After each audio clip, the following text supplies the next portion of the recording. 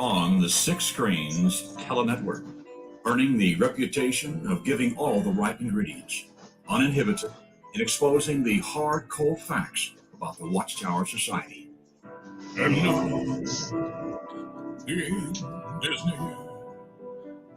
Hello, everyone, and welcome in to our midnight program. It's called Healing After the Watchtower, and we have got your favorite apostate, Linda James, Aposta Babe. And she's coming on here tonight, and she's putting her makeup on here tonight. She figured, well, Yep. why not? Why not? This seems to be the newest Why not?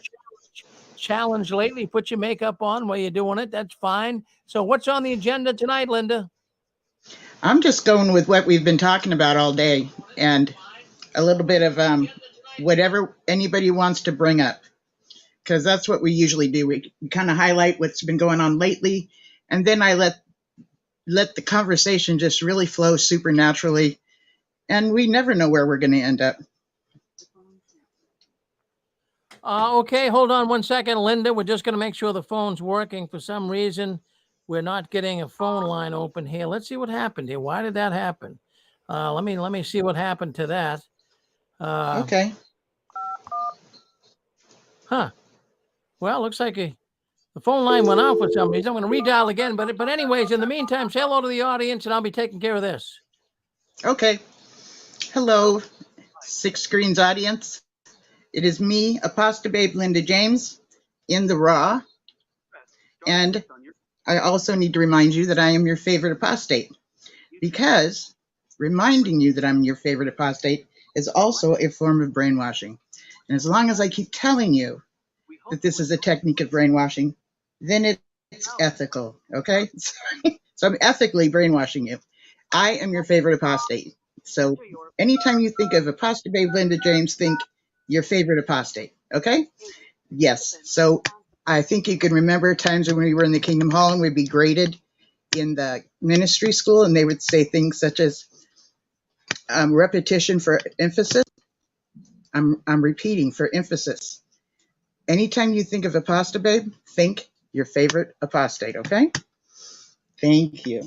So I got the call when I was listening to the show of Rick saying what time I was going to come on. And instead of just making myself go into a diva dilemma and go crazy, I just decided I'm going to be with you here in this phone call, and I'm just going to put my makeup on, and you'll see the before and after. You have probably seen many crime shows where people come on and they put their makeup on as they're talking about a certain thing. It's not new, but it is fun. And as you know or don't know, I am a licensed cosmetologist, so I've been in the beauty industry my whole life. My grandmother was a beautician. I grew up knowing I was going to be a beautician.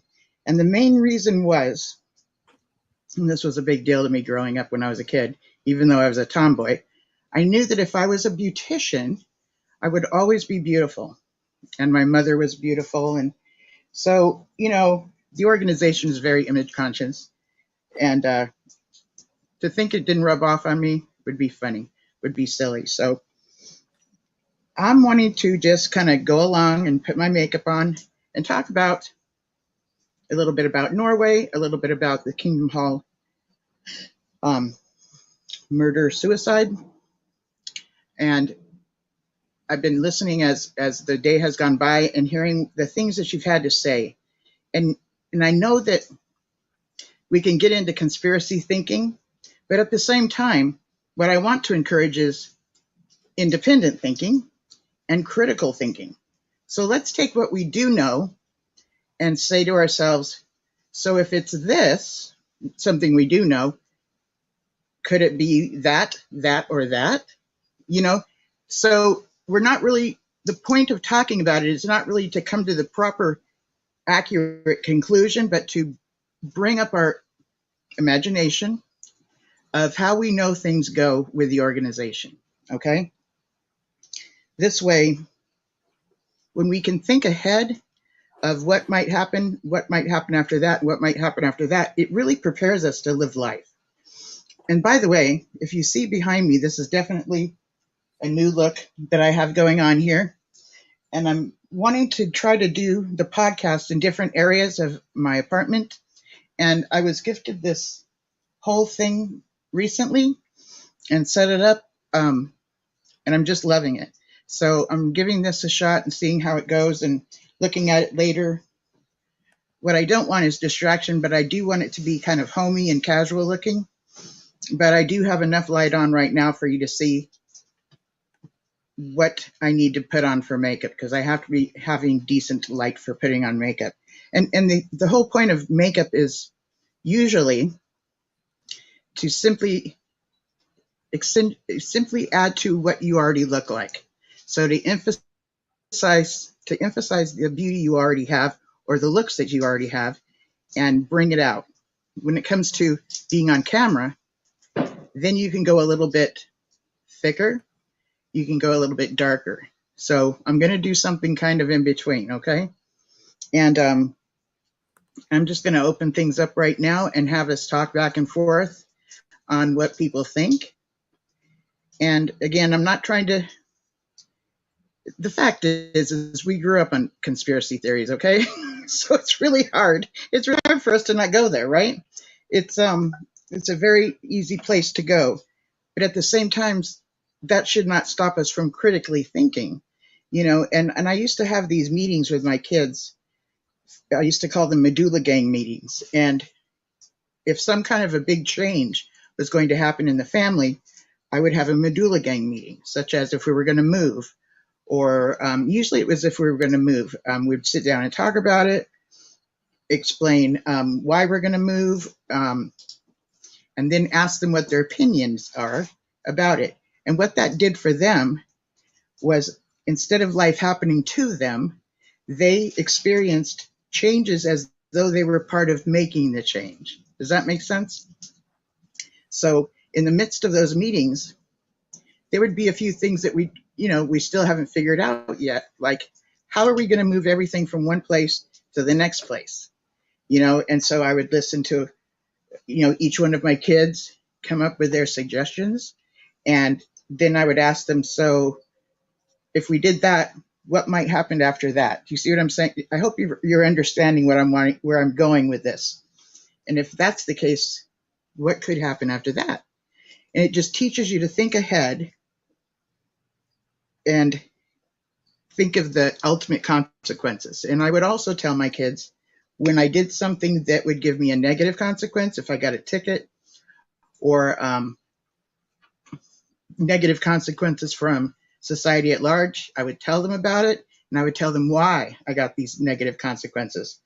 So if I got a ticket for driving too fast, I told them that's why I got this ticket. But then I would also tell them things that I would get out of positive consequences for positive actions. So negative actions give you negative results, they can, and positive can give you positive results. So I'm showing them the wisdom I'm getting to gain, which is pretty much something we weren't allowed to get when we were involved in the organization.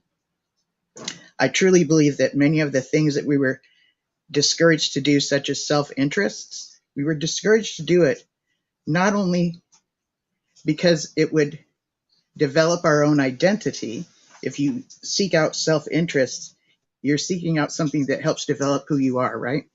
But it also takes away from the opportunity for you to gain your own wisdom. Okay, the organization talked a lot about accurate knowledge and how awesome that is. Me personally, I see knowledge as what we read from books and learn from school and such.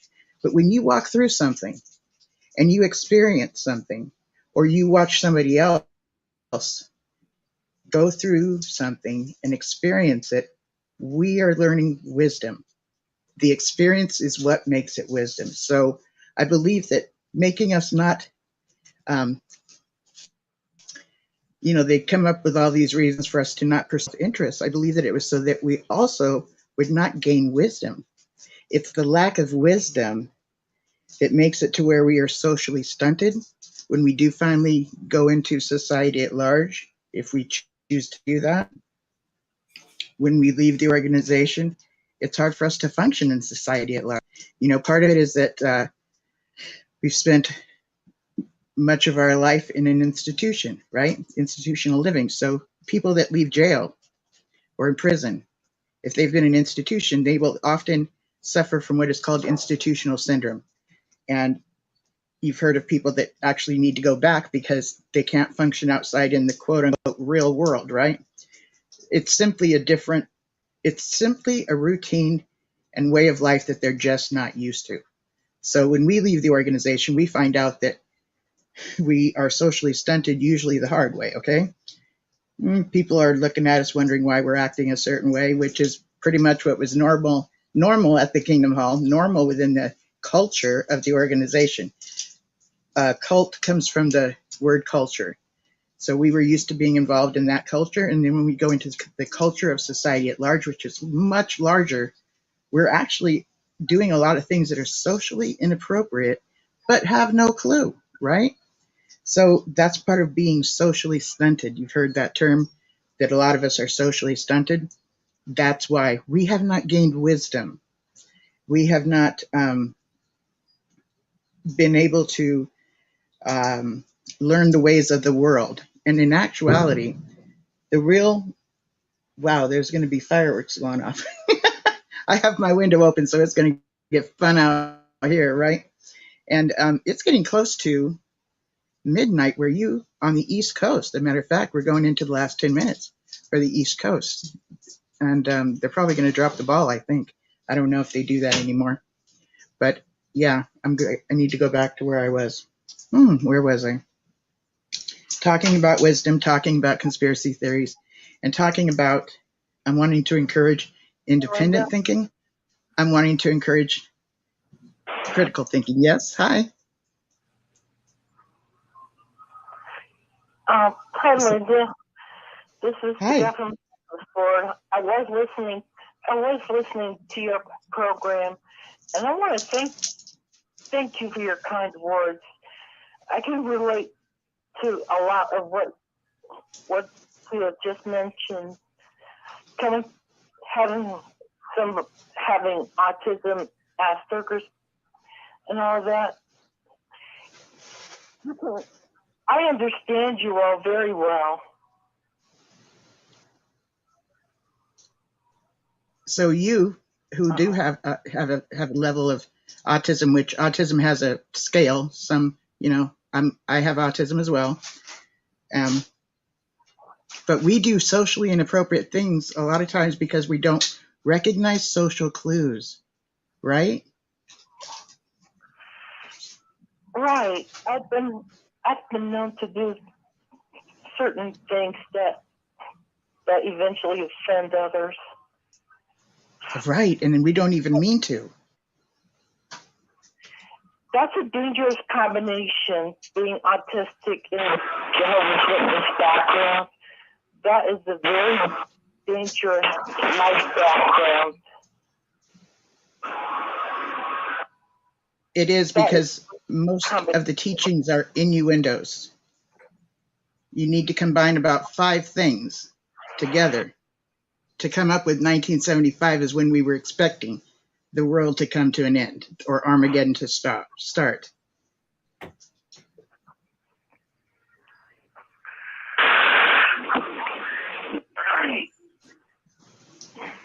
Were you around during the time of 1975? Do you have any memory of it? Oh, me? No. I was born March 8th, 1986. But I have read about in the Paul Kramer's book. Okay. About 1935 being the beginning of the great crowd of other sheep calling. He had that teaching, the anointed 144,000 class, and the other distinctions, that drives people very, very mad. It drove past witnesses crazy too, in the past too. The doctrine. Which doctrine is this? The doctrine. Are you talking about 75? Yeah, that's right. Okay. Yeah, It was very discouraging.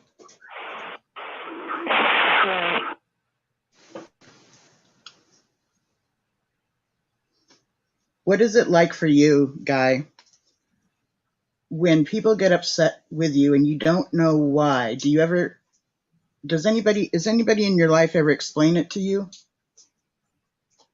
Or do you have to figure it out later on in life when it finally clicks or makes sense?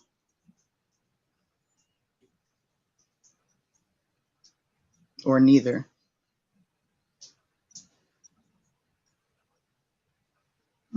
Guy, are you still there? Maybe not. Okay. So what I'm doing, audience, is I'm putting on a little bit of lighter concealer makeup. Not concealer. Concealer is usually thicker, but I'm using a pretty thick makeup. And then I'm going to contour my face with this foundation.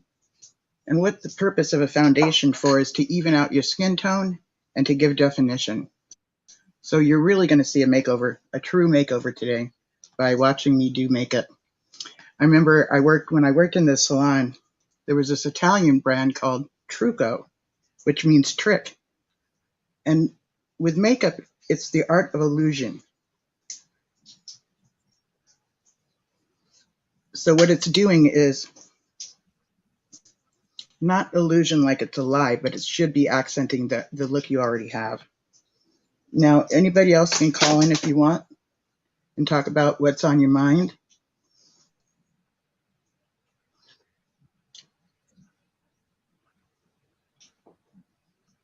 If you're on the line already, you can push *6 and join the conversation.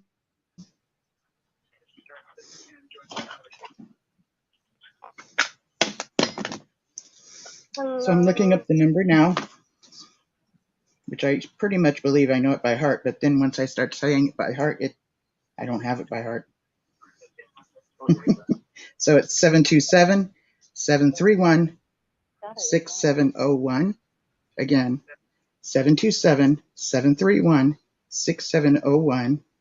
And when you call in, you push *6, and then you can join what is called a conference call, and we can talk about what's on your mind. Has these things affected you this week, hearing about this Kingdom Hall, murder-suicide situation? Has the Norway thing affected you? What are your thoughts about that? I'm very curious. I'd like to know. And again, I'm going to go from there to asking questions and just to just help us think a little further from where we're at. Hello, Hi, Hello? who's this? Hi, who's this? Hello. Can you Hi, hear I me? hear you. Yes. Auntie Fran and Uncle Joe. Oh, hi, Auntie Fran and Uncle Joe. I don't know if you can see it, but I'm putting on my makeup today. I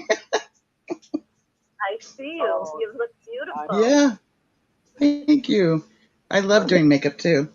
What's on your mind? That's perfect. Hey, Fran. Hey. Yes. This is Angela, the friend. Oh, hi, Angela. I wanted to talk to both of y'all actually, so this is perfect. Do you mind if I talk to both of you right now? Thank you.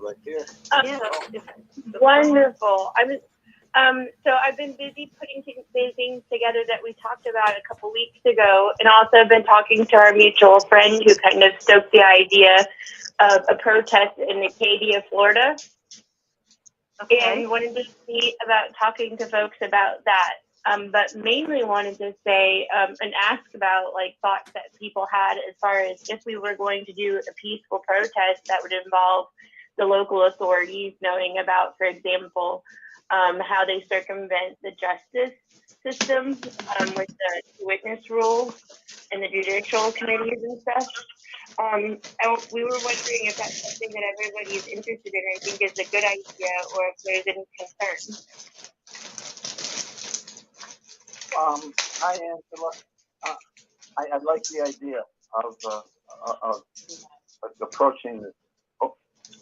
We like the idea of approaching the authorities. We really do. Exactly how? What we're starting to do is contacting them and just making them aware of the what's going on with the shunning problem. Shunning is a big deal. Yes. Oh, do you think that it would be useful to have a map? I've been working on a map, and someone's going to be talking about that later. But if we had a map, basically a worldwide map of shame of the Watchtower, for example, like the murder-suicide and separate suicide and shunning, and for what reasons when they're the wrong reason, or shunning in general without having to expose your reason. And that Angela? Angela? Yes. Hold that thought. I just want to interrupt and wish everybody a happy New Year. It's 12 o'clock. Happy New Year. Oh, Woo-hoo. Happy New Year! Woo-hoo-hoo. Yes. Oh, now if you have anybody to kiss them. Tell them you love them. Happy New Year. Happy New Woo-hoo. Year. Happy New Year. We haven't said that in 36 years. I haven't either. Oh, that's so beautiful. Thank you, y'all. Good for you. Well, happy escape. Happy Thank first. you. We're having some sparkling cider. Oh, I love it. I love sparkling cider. Celebrating later tonight too. I'm in California, so I'm going to be celebrating at midnight California time. But I'm celebrating now with y'all in spirit. Thank you. Yeah. So I'm sorry. What were you saying, Angela? You're saying having a mix. Yeah, just wanted to make sure no one had any, immediate knee-jerk reaction that says no. And if not, then what are the main topics that people would want to have focused on? Yeah, no, I was focused on shunning and the danger of shunning and the consequences of, the depression, suicide. I like what Dan said. It's called abandonment.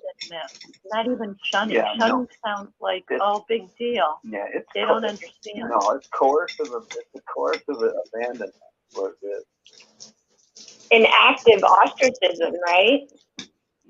Yeah. No, it's nasty. Nasty.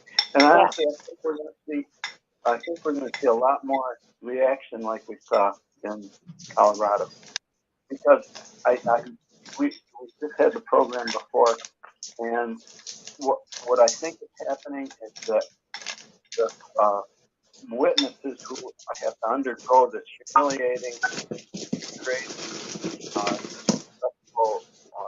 sham of a court ruling in the city that they go through. It's going to result in retaliation more and more. Witnesses, I think more and more witnesses are fed up, and they're not going to be sheep-like anymore. Like I said, they're going to grow teeth and start biting back. I agree. I like that statement about that they're growing teeth, because it reminds me of baby lambs that are, cutting teeth basically, and it keeps it in a spiritual metaphor, and that's actually perfect, because the website, it already has the map with all of the Royal Australian pins and all of those that have been added since, but it's actually at the Silence of the Lambs and .me instead of .com. So the Silence of the Lambs and .me/map, and there's links that'll start to open up. You can already report murder and suicide. So the gentleman who murdered his wife in Colorado is listed as no murder, but the suicide is not listed yet. But the witness rule for pedophiles or child molesters, that form is already ready and has been out there. The map was somewhere else on a different website, but now it's on the Silence of the Lambs and .me/map. It used to be on Frederick.com, or it still is actually. It's the same map. But yeah, so you support that. What other topics do you think are good besides spending and circumventing the justice? I was thinking about, from my own personal lived experience, even though I care very much with the activism of the two witness rule, I was a victim of domestic violence, and the congregation elders didn't do anything. You know, I repeatedly went, and I would untwine my spiritual demise until I found my faith by looking backwards at how different life would be if I would have found loving shepherds who would have cared for me and done the right thing there. So do you guys know, like, do y'all folks, I'm trying to stop saying you guys, do you folks know about a lot of instances of that where women tried to get help for domestic violence, but really nothing was done, or maybe something was done more to the sister than the brother, the so-called brother? Not in domestic violence, but I know a sister that her husband was cheating on her, and she went to the elders repeatedly. Her father was an elder. They would not do anything. She was like going crazy trying to get some support, and she ended up just disassociating. And her husband, I don't know what he did. He was crazy. So basically, cheating that wasn't handled properly. No, not at all. No, she was reported. Hi, y'all. Hi, welcome. This is the guy from South Florida. Before Oh, you're protest guy. Hi, guy. Huh? Are you protest guy? I'm already calling it. You know, I'm starting to feel a bit confused right now, but what are your thoughts on the Nobel Peace Prize? Dixie wants to. I'm willing to go for the prize. Hey, Pixie. Guy, I think we should have the apostate Peace Prize. Sorry. Well, I told you I'm into history myself, so I think you have to do something notable that changes the world. So when we destroy the Watchtower, maybe we get a collective Nobel Prize. I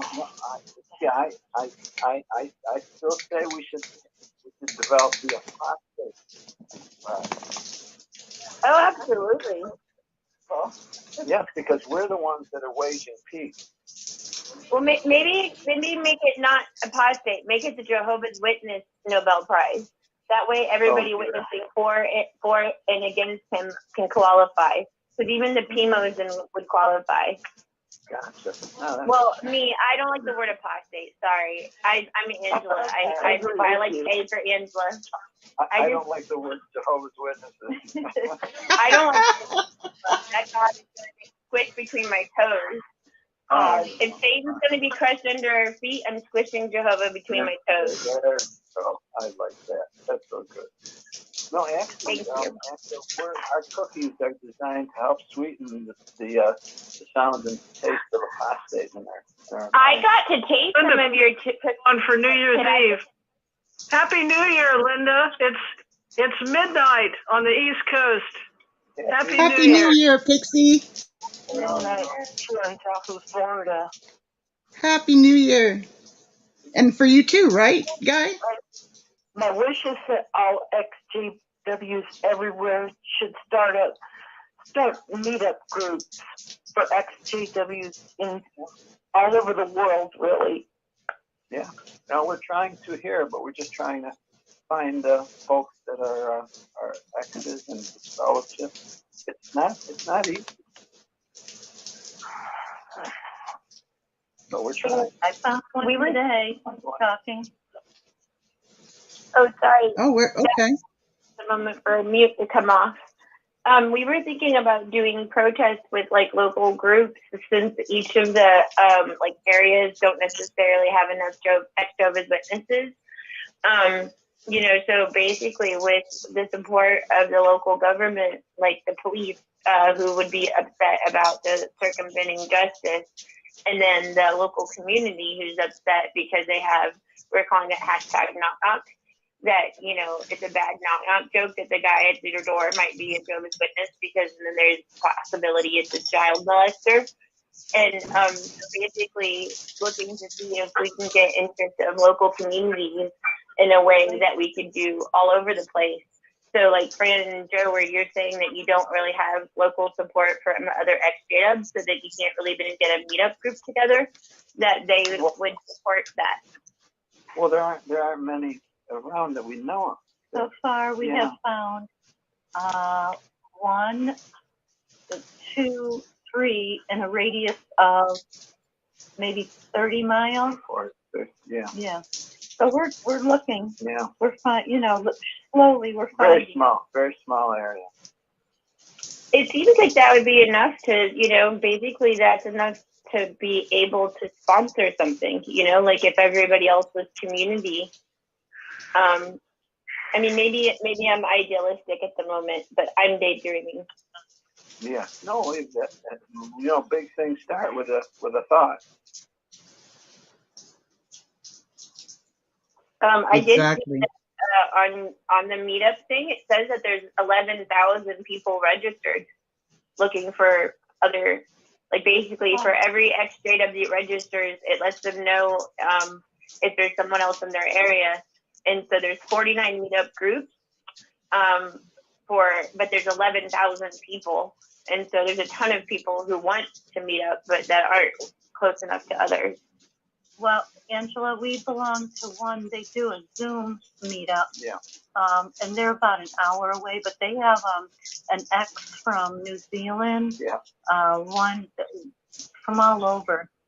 So they heard about this meetup, so you don't have to be just in this area. But Joe and I actually started one ourselves, and we just haven't had an in-person meetup yet, but we will very soon. That's really cool. Yeah, doing online meetups are great ideas. I mean, if one thing COVID has taught us is how wonderful that possibility is. Mm-hmm. Yeah.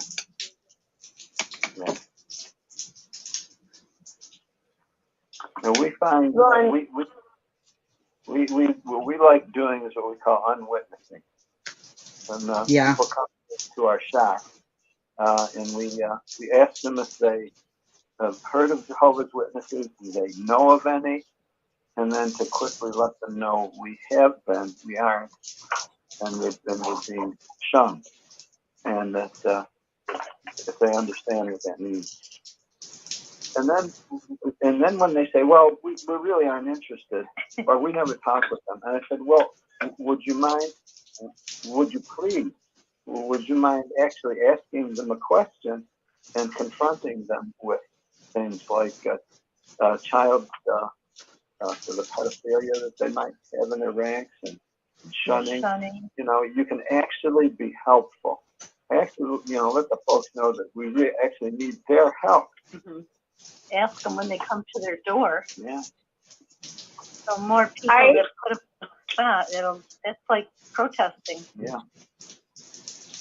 Yeah. And what you're doing is a public service announcement by asking them if they'd be willing to listen to it. Yeah. You're really helping. You're really doing a service for the public, right? Exactly. Yeah. I totally agree. I like the peaceful nature of it too, and the way that it's non-confrontational. I kind of get a little triggered. So I have a kingdom. I don't know why. I just hate the kingdom halls. I guess it's because of that whole thing of mocking Christendom. And Christendom just literally means kingdom on earth. And so it's ironic that our kingdom halls are called kingdom halls. But I have a kingdom hall on this route that I have to go on regularly. But anytime that I have a regular Kingdom Hall route that happens, I get triggered, and I just use it for positive. So there's a bus stop right there, and it happens like the majority of the time I drive by. It also happens like Jehovah's Witnesses are there, like working on something, so it works out quite well. But so I'll holler at the bus stop person and I say, "Did you know that the Jehovah's Witnesses don't report child molesters to the police as a general practice? It's in the news." And so the Jehovah's Witness hears, but then the person that's sitting there at the bus stop is interested because it's a community-oriented thing. And so it feels a little aggressive to the Jehovah's Witness, but you know, it gives them a little bit of a startle, and maybe they'll be like secretively looking it up later. That's right. They need That's that. right. They need that. That's it. I believe that the ordinary rank and file has no clue about that. That's exactly what we tell everybody. They say they're clueless. They're blind. Of course. And then I tell the person, you can actually help them to wake up. Yes. Yes, I agree. Because otherwise, in most cases, the household or person, they feel like they're a victim. They have no control. What this does is actually puts them in the driver's seat. Well, what other issues do you think that would come up and be useful at a protest? Because I kind of have this idea of like squeezing them with a warm hug of news. Because, you know, basically we all believe in this tidal wave, or like if we're talking politics, people talk about the wave, you know, blue wave or red wave or whatever. There could be a purple wave. But so when it comes to issues, what are the other issues that you think that are kind of universal for the Watchtower that would be involved? We have shunning, and we have cheating, like handling cases wrong effectively, like wrong Christian handling. And we have, sorry, when I say shunning, I mean the entire blanket, ostracism, disfellowshipping, abandonment. We have the 2 witness rule. People can handle like 5 things at most. What are our top 5, I guess? Yeah, I think one is you're talking about is access to education. So basically, how it is that it's a let me ask. There's a method called the 5 whys. Let me say why. Why is that important? Access to education. Well, for the future. Yeah. Yeah. Why is that important for the future? For the future. Because people commit suicide if they feel they have no future. Yeah. And then, sorry, but I'm going to ask the 3rd why. Why do they commit suicide when they think they have no future? Because human beings see ahead with their eyes. If they see nothing, they have no future. They have nothing. And why is that a big deal? Thank you. Sorry to be annoying. Yeah, it's just a method. No, it's good. It's good because we can't be happy and productive people for others around us if we don't have a future to help others have a future as well. So, like, no sense of personal identity? Yeah. At least. And future, like, not even being able to pay for yourself. Yeah, these are just basic human rights and human needs that basically have got suppressed. And it's almost, how do I want to say this? I think for most people, it's hard for them to understand how alienated witnesses have been made in the world that they're in. The isolation, yes. I'm sorry, was that a possibility? I said the isolation, I agree with you. Yeah, a big one. Terrible. Now, see, Fran and I came in when we were 30-something, 33. So we were not isolated. We had a culture. Mm-hmm. We had an education. We had everything. Whereas we understand, we're really deeply understanding how born-ins are so very cheated at that. Well, so tell me more about what they're cheated. Yeah, thank you. I was just going to say, to add to Joe's thought about education, both Joe and I have a college education. Joe went for almost 6 years, and I went for 4 years. I was a teacher. Joe has different degrees, and he ended up with counseling and student personnel. But when we were witnesses, I was almost, this is how they play on your mind, I was almost ashamed to say that I went to college. Oh yeah. I mean, I really downplayed it. That. I didn't want people to think that I was better than them. And so very little, Yeah. very little that I went to college and that I had a teaching degree. And same with Joe. Oh yeah. No, they didn't want to know that. Mm-hmm. How did you feel about the subject of women having a college education, and how you basically would have been educated by women and stuff? Were you aware? It took me a long time to wake up to realize that they were so patriarchal, I guess, about it, with like the fact that the sisters would have to be on stage looking at each other and never address the congregation directly and stuff. Were you aware because you were college educated? I thought that was really weird. It's like, it's just things that you accept. Like, okay, well, if this is the truth and if this is the Bible, I guess this is the way you do it. And women are supposed to be in subjection, and, the men are more superior. So you play these mind games. Well, and the problem with the fact that, it's biblical and patriarchal was biblical, but that really isn't the whole story, because there were prophetesses. Right. I agree. And there are other circumstances where, look at what's her name? Abigail. Deborah. Abigail straightened out that wacko David. Yeah. When he wanted to go killing everybody. Yeah.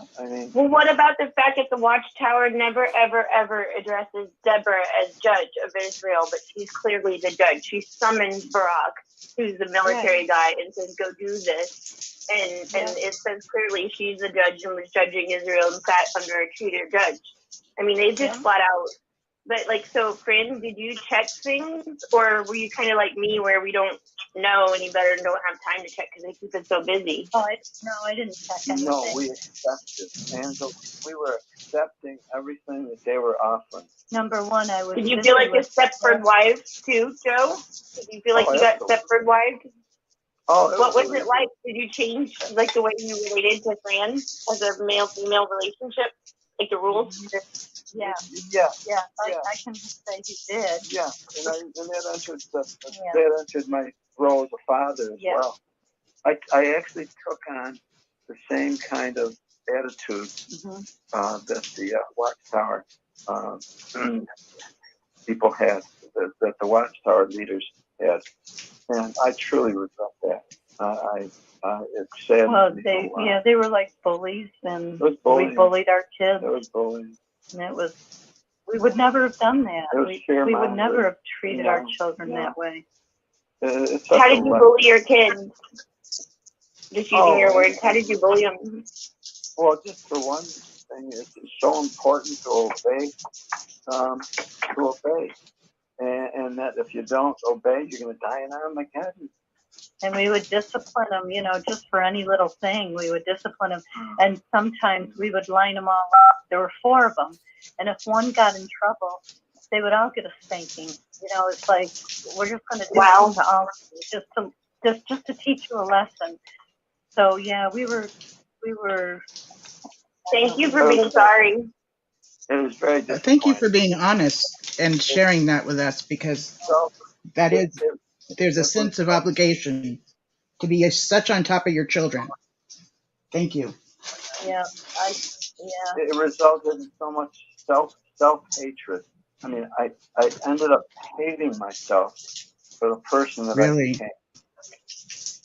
Oh, wow. Okay. What's up with your kids? Are they stuck in? Oh, yeah. Oh, yeah, very much so. Yeah, very much. That's the point that we know of.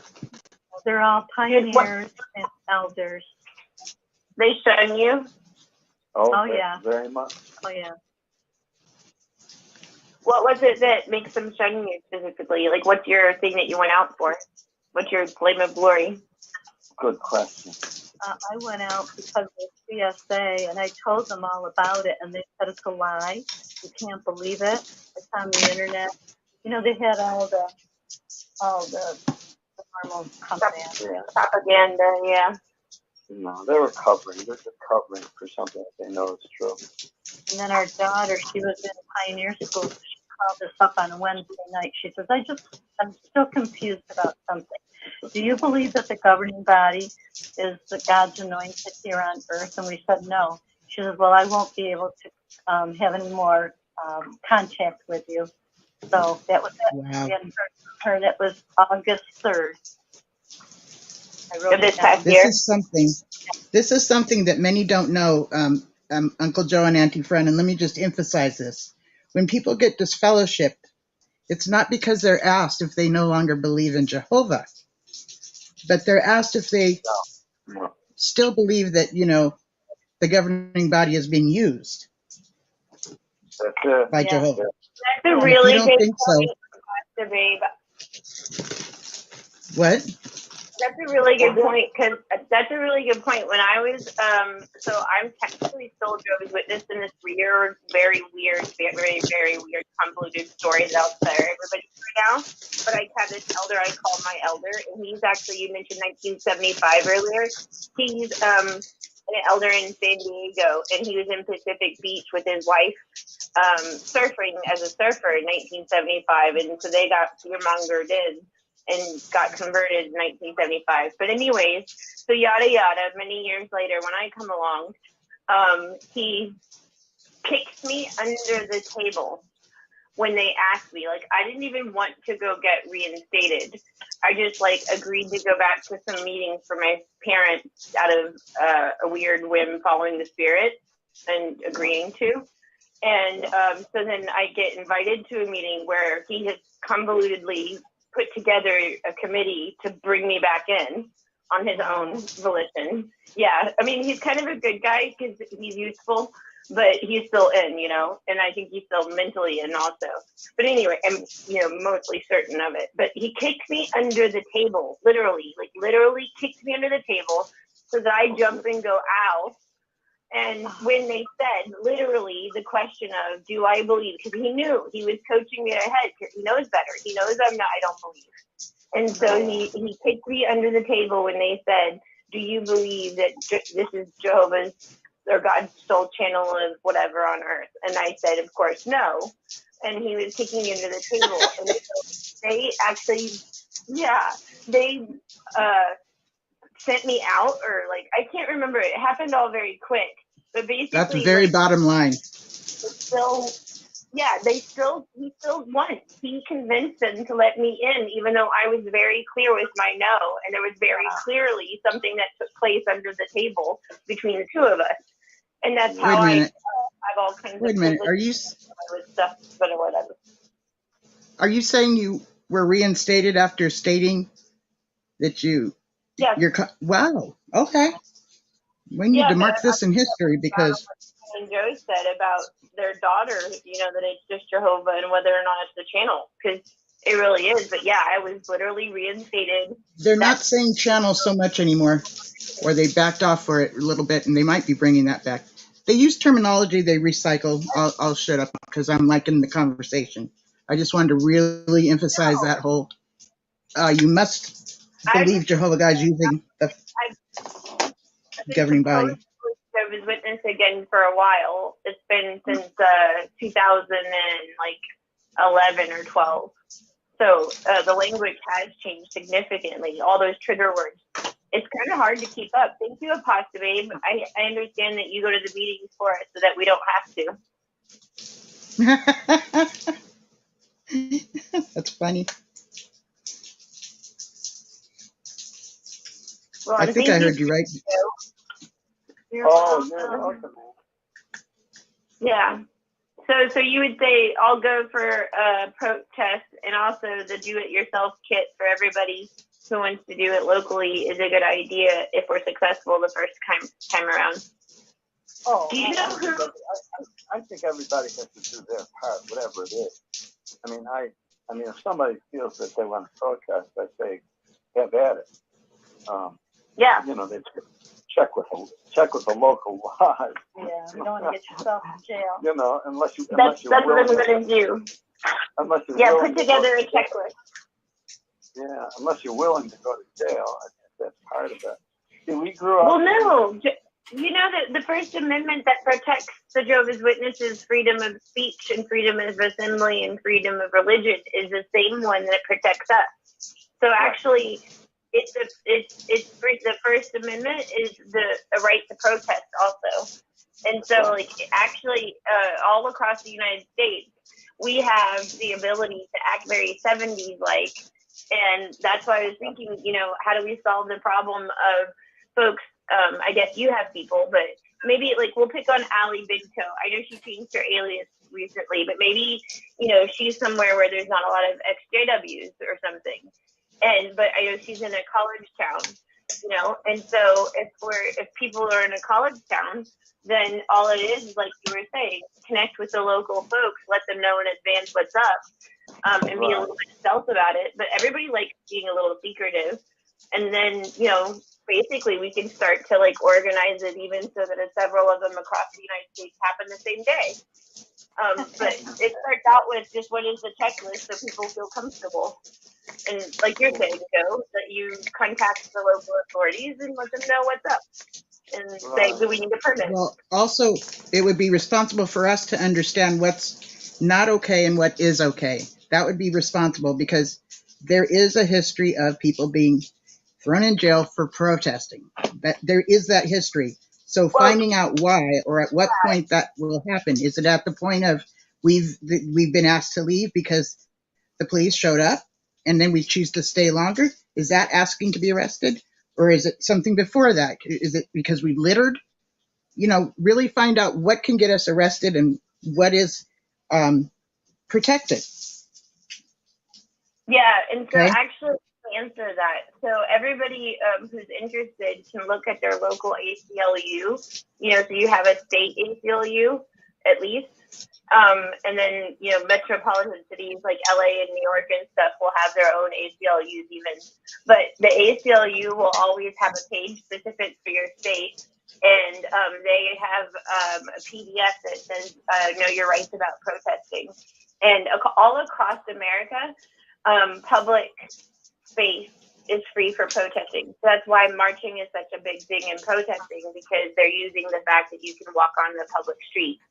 And so we can have our opinions, and we can, and it's not, they can't say, whoever the they is, but there's no they really. But, you know, the First Amendment says it doesn't even matter what our opinion is. It's protected to be able to have that opinion. And so, like you were saying, Pastor Babe, that you check with your local ACLU, and some places have like a permit or a KFE. But all of it that we would be doing would be peaceful protests and such. So there should be absolutely no instances of people being arrested in this kind of concept across the United States. Hello, Angela. Angela, this is Rick Farron, Angela. Yep. I hear you guys talking about protesting. You know, I've been protesting for actually 16 years. And I've done a number of protests right here locally at my Kingdom Hall. I've been out to conventions protesting.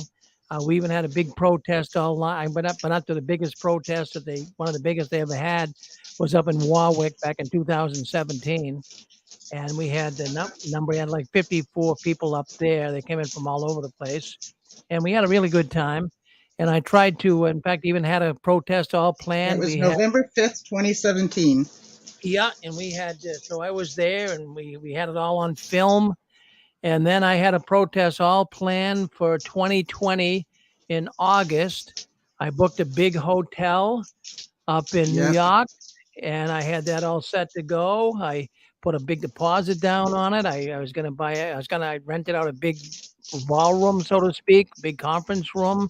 We were going to have a number of people. They were coming in from all over the world. We had upwards of 200 people that were really going to come. And then what happened is COVID came and put a kibosh on the whole thing. But as far as getting permits, it's always good to at least let them know that you're going to be there. And, you know, sometimes they'll cut you slack, but they will, in most cases, they want a little permit of some type. I have to get it even here in Wilmington, the small town here in Massachusetts. And I have to go to the police department every year. I do it every year. I've been down to Kingdom Hall on Memorial Night. And, you know, we've had as many as 23 people show up. Sometimes we've only had 2 show up. And, you know, just a lot of people, they chicken out at the end. They don't like doing it. It's not for everybody. Not everybody. No, it's not. It's not for everybody. A lot of people. Yeah. Rick, can I ask you, let you know what we observed when we were going to conventions? And this was in the maybe the early '90s, late '80s, early '90s. This was specifically in Canada. It was Canada. Maybe it was Rochester somewhere. I'm not sure. Convention. There were activists there, apostates, whatever they were. Well, they carried signs, and in all honesty, it was almost like, at the time, it seemed like they were raving lunatics. I don't know how to say it any other way.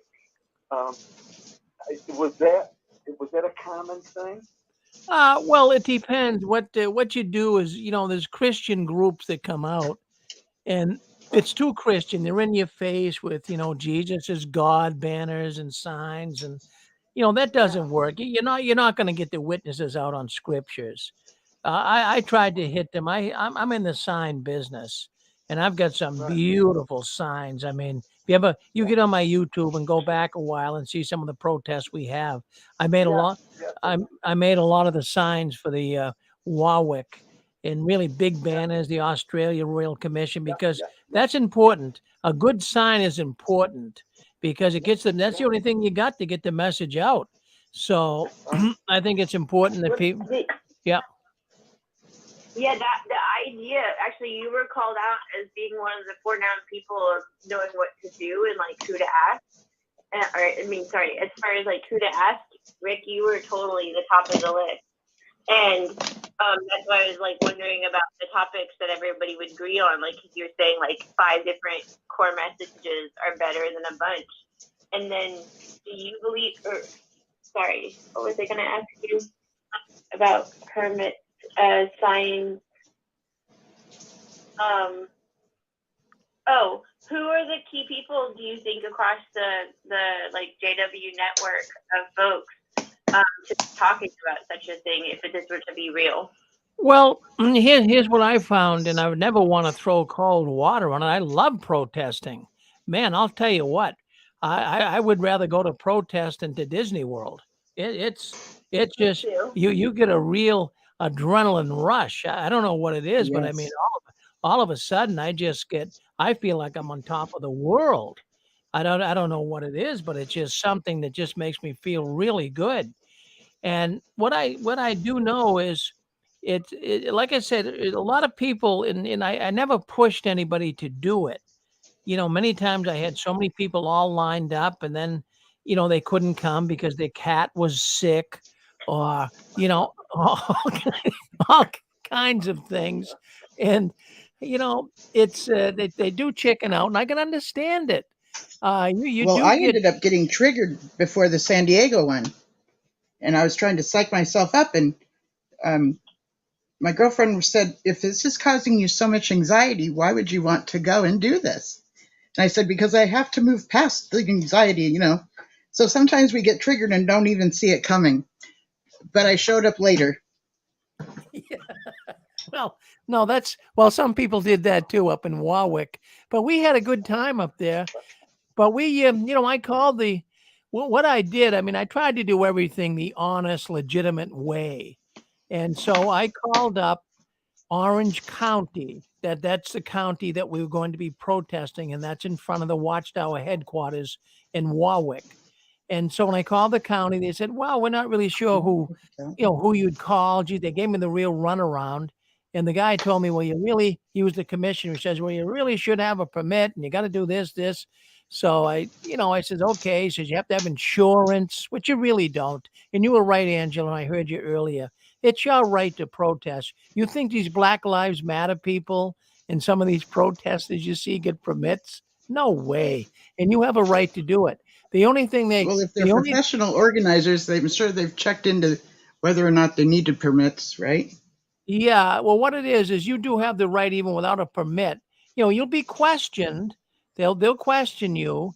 But the thing is, you do have, as long as you stay on the sidewalk, stay off the street, and don't go on their land. That's the one thing they told us. Do not go on the land. They told me even here in Wilmington, the local Kingdom Hall I protest at, they said, yeah, Mr. Ferrin, when I went down the first year, I can remember when I went down the police station, I waited about a half hour to talk to the chief of police. So he brought me up to his room with a big conference table. It was just me and him. And I sat there. He says, Mr. Ferrin, he says, do you know what happens when you protest against a big religion or against government? He says, you know what happens to people? I says, what? He says, well, they make names up for you. They're going to call you mentally sick. I says, well, they call you an apostate. But see, that's what they do. So he knew that. He said, but you have the right to do it. Just don't go on their land. He says, if you go on their land, he says, we'll have to arrest you. So I said, okay, I won't. So we didn't go on their land. And I've been going down there now. You're talking the smear campaign. Yeah, well, they'll smear you. They'll smear you because you're speaking up against them. So then I went out to the McMullen Center. It's at the University of Massachusetts out in Springfield, Western Mass. And I called the college because it's on college ground. So I thought it would be a little more difficult. But I called the people in charge at the college, and I told them we're going to protest because they rent the building out. There's like a civic center they rent out to the witnesses every summer. So I says, I'm a former witness and I want to protest, but I thought they'd give me trouble because, they're renting it to the witnesses. But they said, no, just don't go near the building. Just stay across the street. So we did that. And boy, there were 6,000 people at the convention, and they all came out. And what the elders did is before the convention ended, the elders came out and blocked people from crossing the street to see us. 11 elders came out and held their hands together so nobody could cross the street where we were. Yeah. Wow. And so, you were making a good point earlier. I remember what I had forgotten. Like you were saying, Jehovah's Witness, or maybe it was the other person speaking, maybe it was Joe, but someone was kind of pointing out that it's like really disconcerting, and you think of those people protesting as wackos when you're a Jehovah's Witness.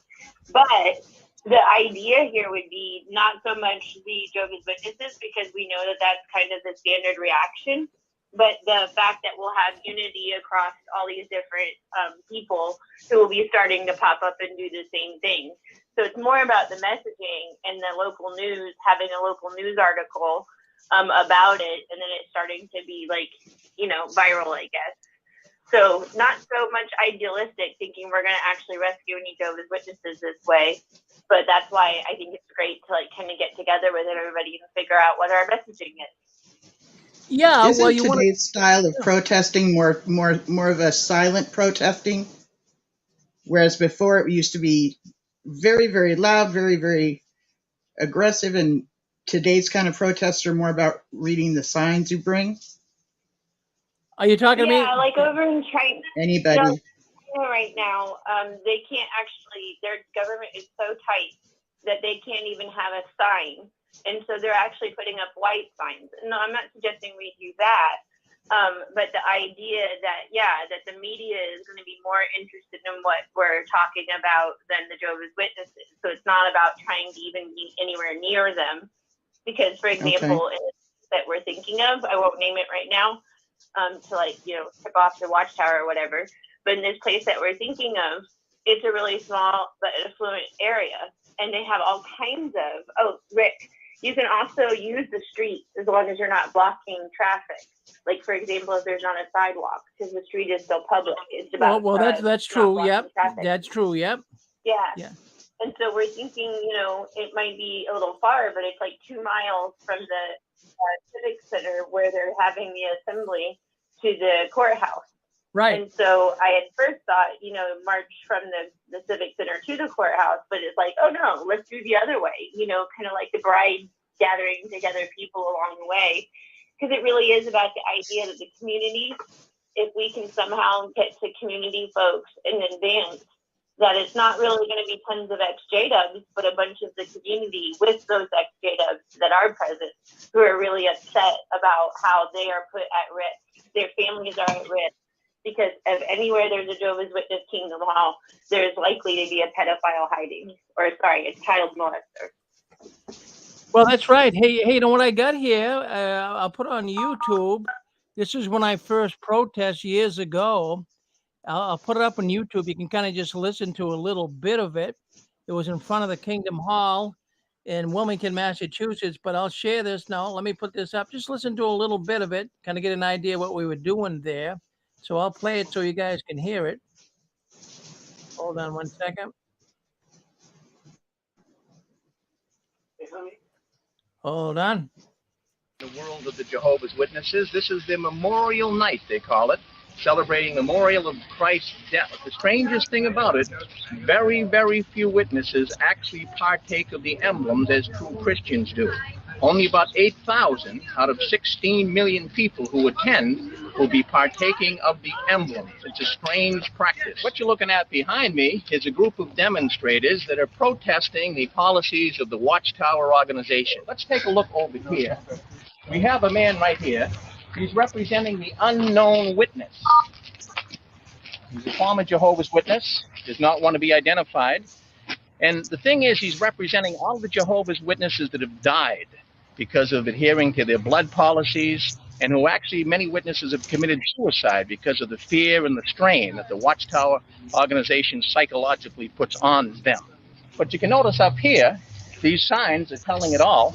The Watchtower organization breaks up families. Jehovah's Witnesses are a dangerous cult. And if we come over here, we have a young lady who is standing here with a real Christian sign. So that gives you a little idea of what we do, you know.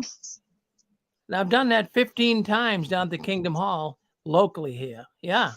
That was. I love it. I love it, Rick. It's so true that you're like the person to talk about this. So is there anything that you would say don't do, or do you have a list of tips of do? For example, I'm like you. I'm excited by activism and protest, and then very well informed of my rights. But I understand a lot of other people are kind of scared and don't know about their rights. So, like, you have a simple to do and don't do list? Yeah, what I would do is, have a good sign, have a nice sign. If you have to go to a sign shop and even pay, 50, 60, 80 bucks, get a good banner made. That makes a difference. And when you're out there, smile. Put a smile on your face, because that really ticks the witnesses off. They see apostates smiling. We're supposed to be having a miserable life. So I try to tell the people that are protesting with me to smile a little bit and be congenial. And I'm going to tell you something I've noticed after, 16 years of doing this. I noticed the last couple of years, including last year at the memorial, and we'll be there this year as well. But I noticed last year and the year before that the young ones, the cars would come in with the mom and dad, in the front seat, and the kids would be in the back. And, like the young kids being, young teenagers, and they'd be giving us the thumbs up. They'd be, giving the thumbs up to the protesters. My neighbors are making sound. Sorry. Yeah, so they would be giving us a thumbs up, and even some adults would come by. And even one woman, she came down the street, she saw us there, and she thought that we were Jehovah's Witnesses. She'd never been to the Kingdom Hall. She was invited there from a Bible study. They said, come to the Kingdom Hall for memorial. So she comes down the street, and she sees all of us protesters, and we usually dress up. I don't tell everyone to do that, but I usually dress up with a suit jacket on or a sport jacket and a tie, and it just looks better than a bunch of, mad, irate apostates out there with pirate hats on and shots and what have you. So I usually look halfway decent. And so this woman, she's coming down the street and she thought we were Jehovah's Witnesses because we're all dressed up. So she says, "Oh, you guys are welcoming me here tonight?" I said, "We're not witnesses." I says, "We're protesting against them." She said, "What are you protesting against?" I said, "They're covering up child molesters." And I had a bunch of signs. And she says, "That's it for me. I'm leaving." She never even went in. Yeah. Hello. Hello. Can I break in? I'm so sorry to change the subject. May I for just a second? Yeah, go ahead. Welcome, Zach. Good to see you. Hear you. I see Linda, apostate Linda James. Linda James, what is the date? What is today's date? No, what is the date? What is the date? Just simple question. Okay, so where I'm at, it's still December 31st. December 31st, what year? 2022. And where Rick's at, it's already... Please, I'm just asking, work with me, please. Here, Yes, dear.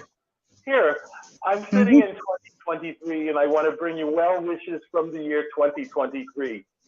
There's several of us there. I think Carrie's there, Rick is there, and also Shirley's there.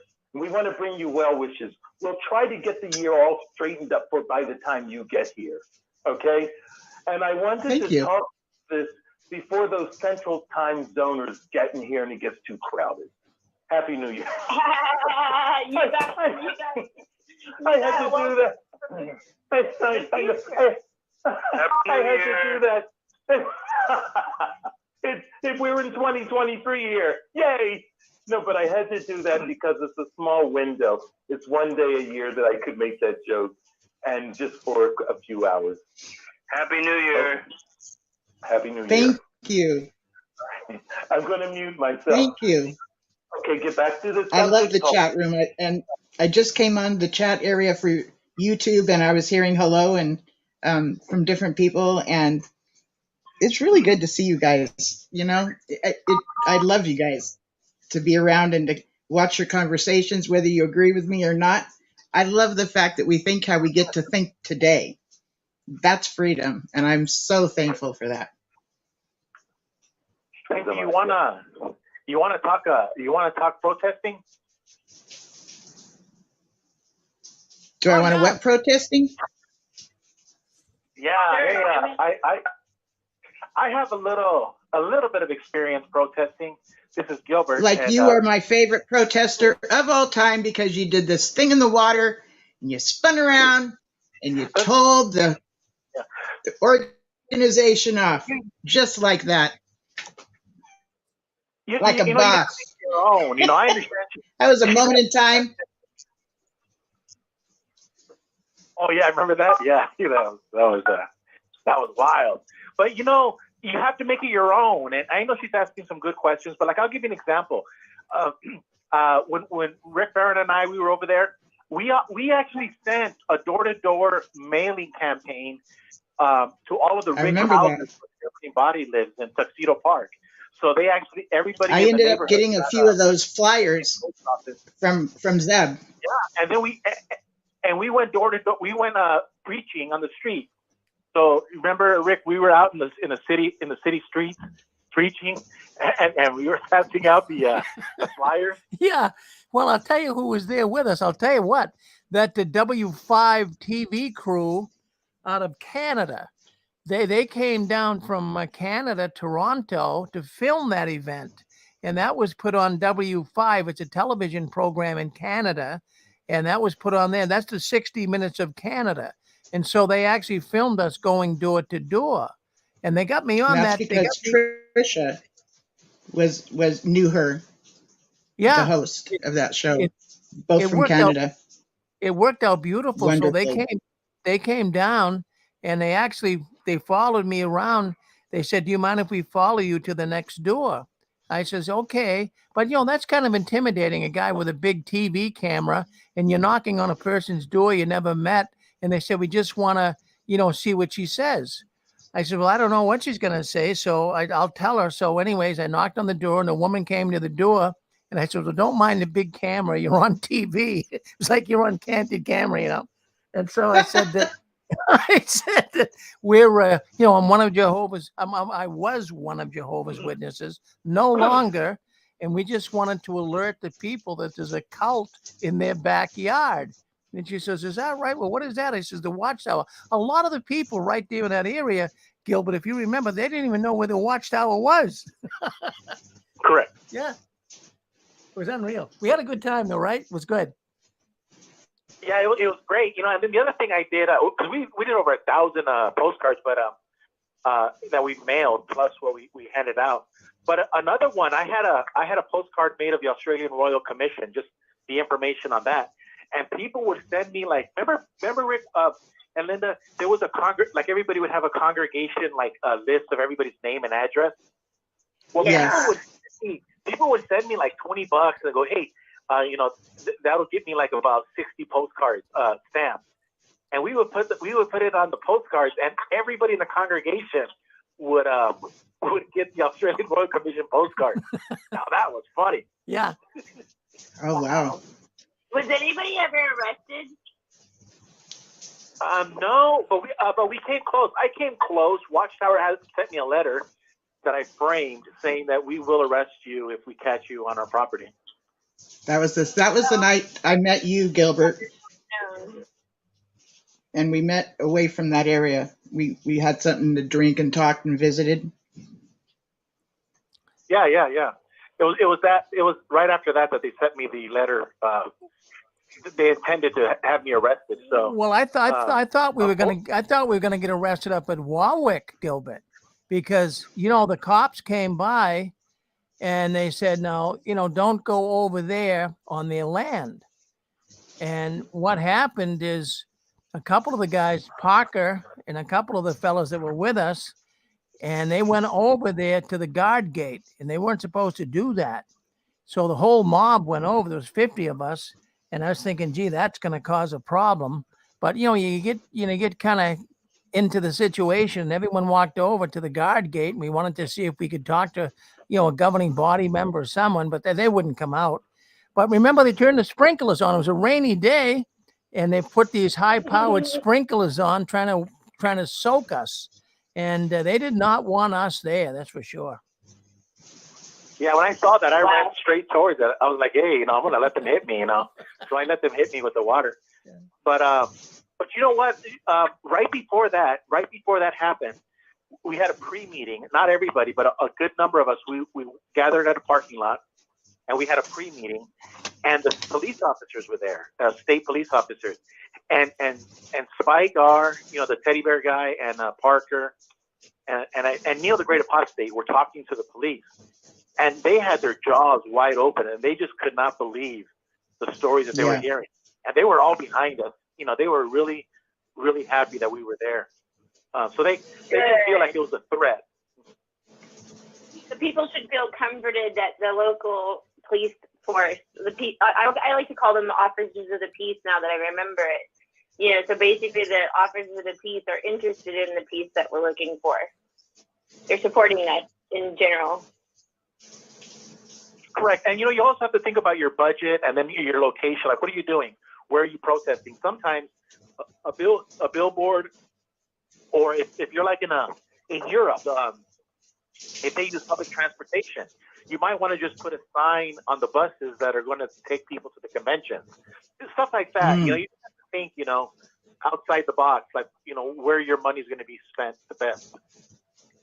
Kind of thinking, so basically the idea would be grassroots. And I know that you've got a sibling or a sister-in-law or something like that in government soon, born in, and so congrats on that. And so this would be like a grassroots idea where, I don't know if you were hearing earlier, but giving kind of a checklist to folks. So just like the ACLU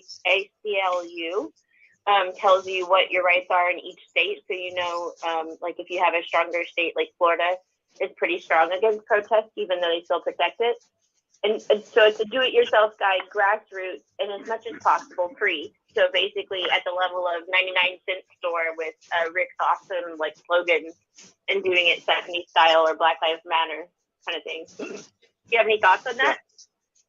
Oh, I mean, remember the saying, go big or go home. So I'll give you an example. When I spent about $1,000 and we got the airplane to fly over the open stadium in San Diego, Qualcomm. And on this show, the Rick Barron show, a lady calls in and she's like, or she was talking to Linda. She's like, that was you at the convention? And she goes, I remember seeing that airplane. And she read jwfacts.com. And she said that she learned the truth about the truth. So you have to find happiness in like when the Bible says that you planted and the other person waters and God makes it grow. You just got to be happy that you do it. You don't know who's going to respond. But all you know is that we're apostates are seed planters. That's all we are. We plant seeds. And other people water it. But, we don't know what the outcome is going to be. But do you believe in the grassroots? Yeah, so you're not really saying, like, if you have money, go big or go home. But if not, then it's still an active. That's just me. Form. That's just me. And I don't like big groups. I really think that the bigger it gets, the more problems you're going to have. Keeping it small, like less than 10 people, I think you're going to have more success and you're going to be happier. Things can get out of control when you have like 100 people. So I just think that you have more success and more fun if you keep it to a small group of people. That's just my opinion. Yeah, well, that actually works out well, because the one thing we have is a worry is that in each place that someone wants to do it, that they'll feel like they don't have enough people. And you're saying, don't worry about enough people, worry about capping it when it becomes a popular thing to like be involved. Correct. And also you want to hit a congregation that you used to be a part of, because Jehovah's Witnesses love gossip. And so when they see your face, everyone is going to be talking about you. So that adds fuel to the fire. That makes it even better, I think. So like if Rick Barron were to go to San Diego, it wouldn't have the effect as if he goes to his hometown. You understand what I'm saying? Totally, I agree. That's so if everyone just hits, their hometown, you have a huge effect because they're gossipers. So it's kind of like that country song. Let's give them something to talk about. How about love? Yeah, well, J.W. Fairytale said it the best on that great video he did, and he goes, that'll change the topic of conversation at Pizza Hut. Yeah. Exactly. When they go to Starbucks, we should start a routine that after each one of these peaceful protests that we meet for pizza and karaoke. Kind of like when you used to go out to eat after the convention, but cooler. You don't sing, Correct, Gilbert? correct. What's your go-to karaoke song? What's your go-to karaoke song? Oh, no, I'm a Sinatra guy, so I'm sorry. So you're going to sing like Full Blue Eyes? Yeah, I love Sinatra. But the moon and then take you over the stars. Yeah, but you know what? It's like Rick said. If you're not, and I say it too, if you're not having fun, you really need to get out of this business and don't come back until you have fun. Apostasy. Do you think? Apostasy. Do you think that we should come? My friend that asked about doing this, you were the other name that was mentioned. You're a celebrity to this guy. Do you think that you'd make it to Florida in a good timing? Any chance? I'm going to be there. Maybe if it's close to where Son of Thunder lives. Where does the Son of Thunder live? West Palm Beach, Florida. But don't be like him. He got upset and he threw eggs at the Kingdom Hall, and they got him. Oh, I love it. I know people that have gotten upset and urinated on the side of the wall. No, we don't do that. But I understand the anger. No. Well, hey, the answer to your question, Gilbert, is yes. So if there's a way through Rick Stern, that we can connect, I'll connect to you. And I'm sure that JW Watch News. Oh wait, I haven't gotten the email right yet, but thank you. Now, okay, back to that. I need to interrupt, and as soon as you're done with this statement, I need to interrupt you, okay? Yeah, absolutely. I'm done. I'm too excited. This is super cool. The two people that my person said were experts, and there's another person who is a woman, and I've spoken to both of them, and Fran and Joe and you were the other people I wanted to talk to. I'm like in heaven.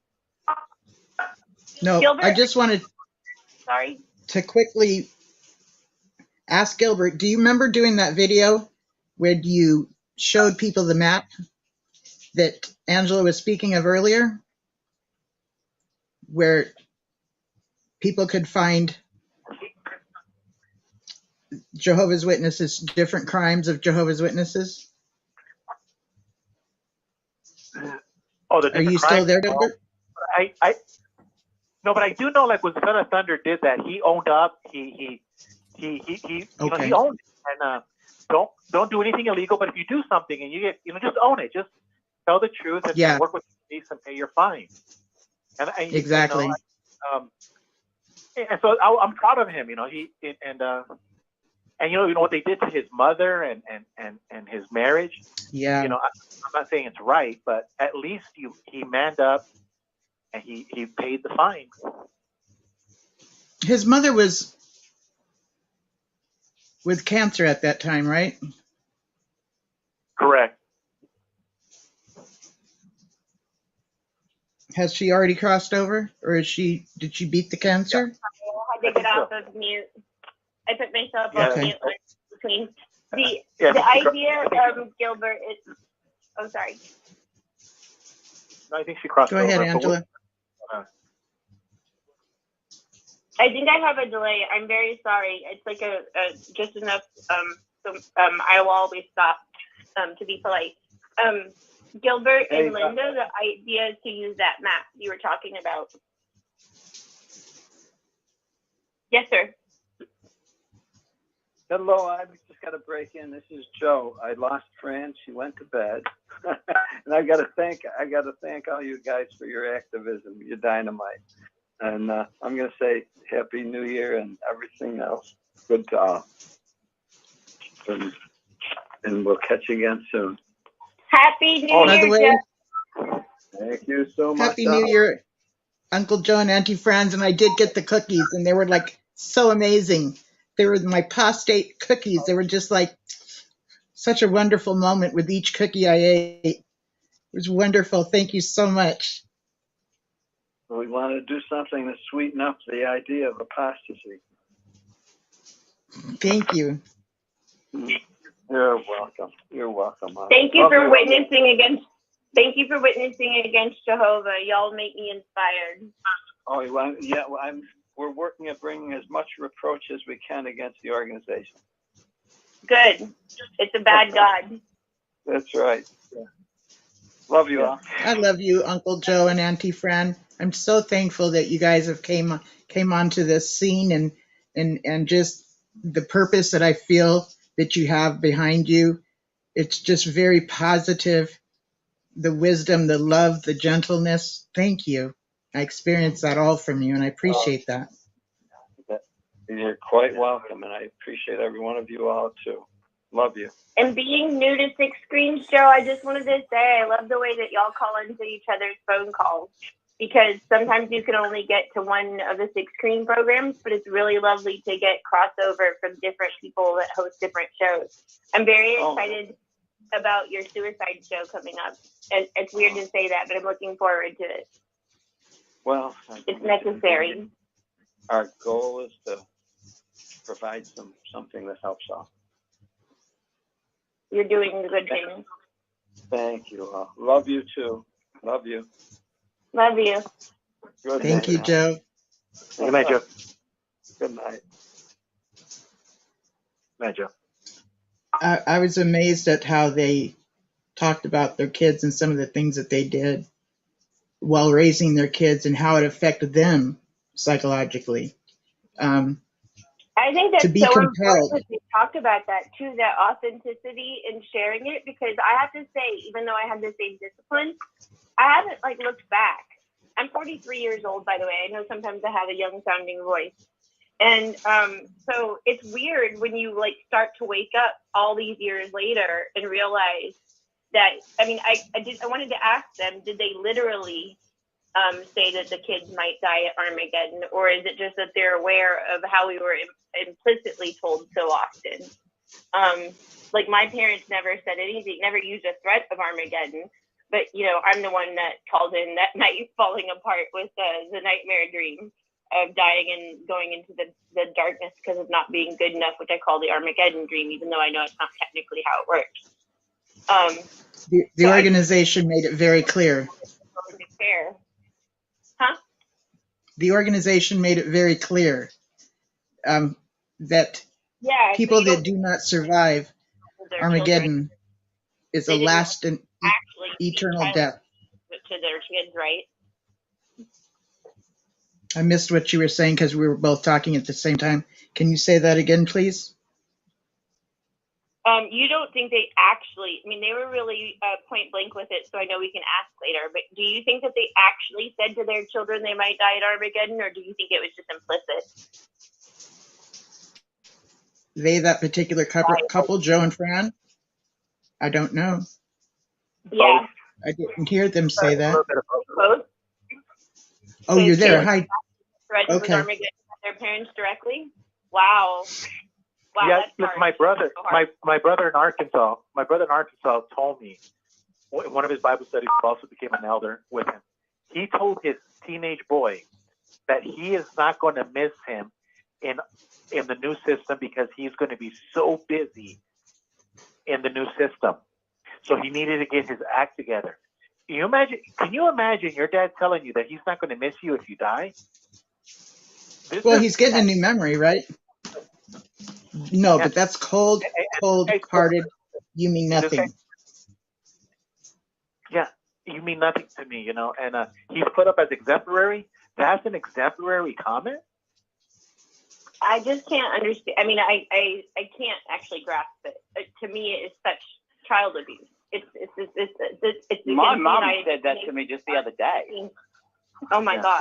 You know why that is? It's real just at a simple. dinner. At a dinner. Said that exact thing. You see, what was the context? Like this is what I tell people. Hi, my name is Gilbert Gonzalez, and I was an idolater. I was a worshiper of men. This is why I want to talk about that. Because the moment you start idolizing men, you do things like that. Jehovah's Witnesses don't realize that they were idolaters. And when I learned, and I told myself, Gilbert, you're an idolater, it all made sense. Everything makes sense. This is why, as a Jehovah's Witness, you're over here talking about sex crimes and all these other things. And those are rules number 247 of the 700 rules of the Jewish law. But you're ignoring rule number 1. Rule number 1, I was guilty of being an idolater. And once you tell yourself that you're an idolater, you're because of Jehovah. It's like Alcoholics Anonymous. You come clean. So you're saying because you basically were idolizing Jehovah, and we have a replacement Jehovah, the governing body. So you were guilty of idolizing the Watchtower.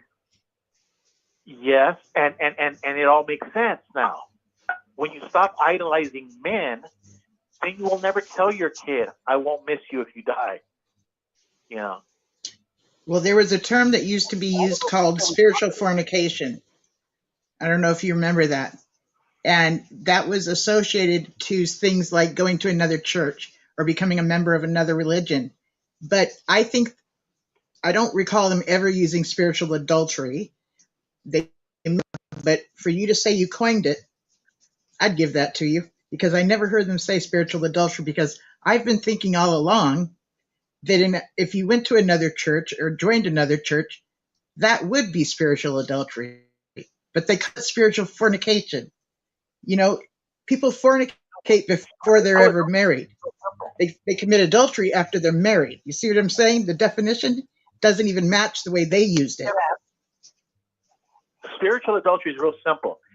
If Eve would have listened to her husband, we would not have the problems according to the Bible. But the same thing could have been in reverse. Adam could have failed too. It could have been anyone. So any time in a couple, you have a couple relationship, when one of the two couples is not faithful to each other, because a third party gets in, that's always the cause of problems. Look at Samson and Delilah. He lets Delilah get into his life, and everything goes to hell. Well, and let me just add to this, because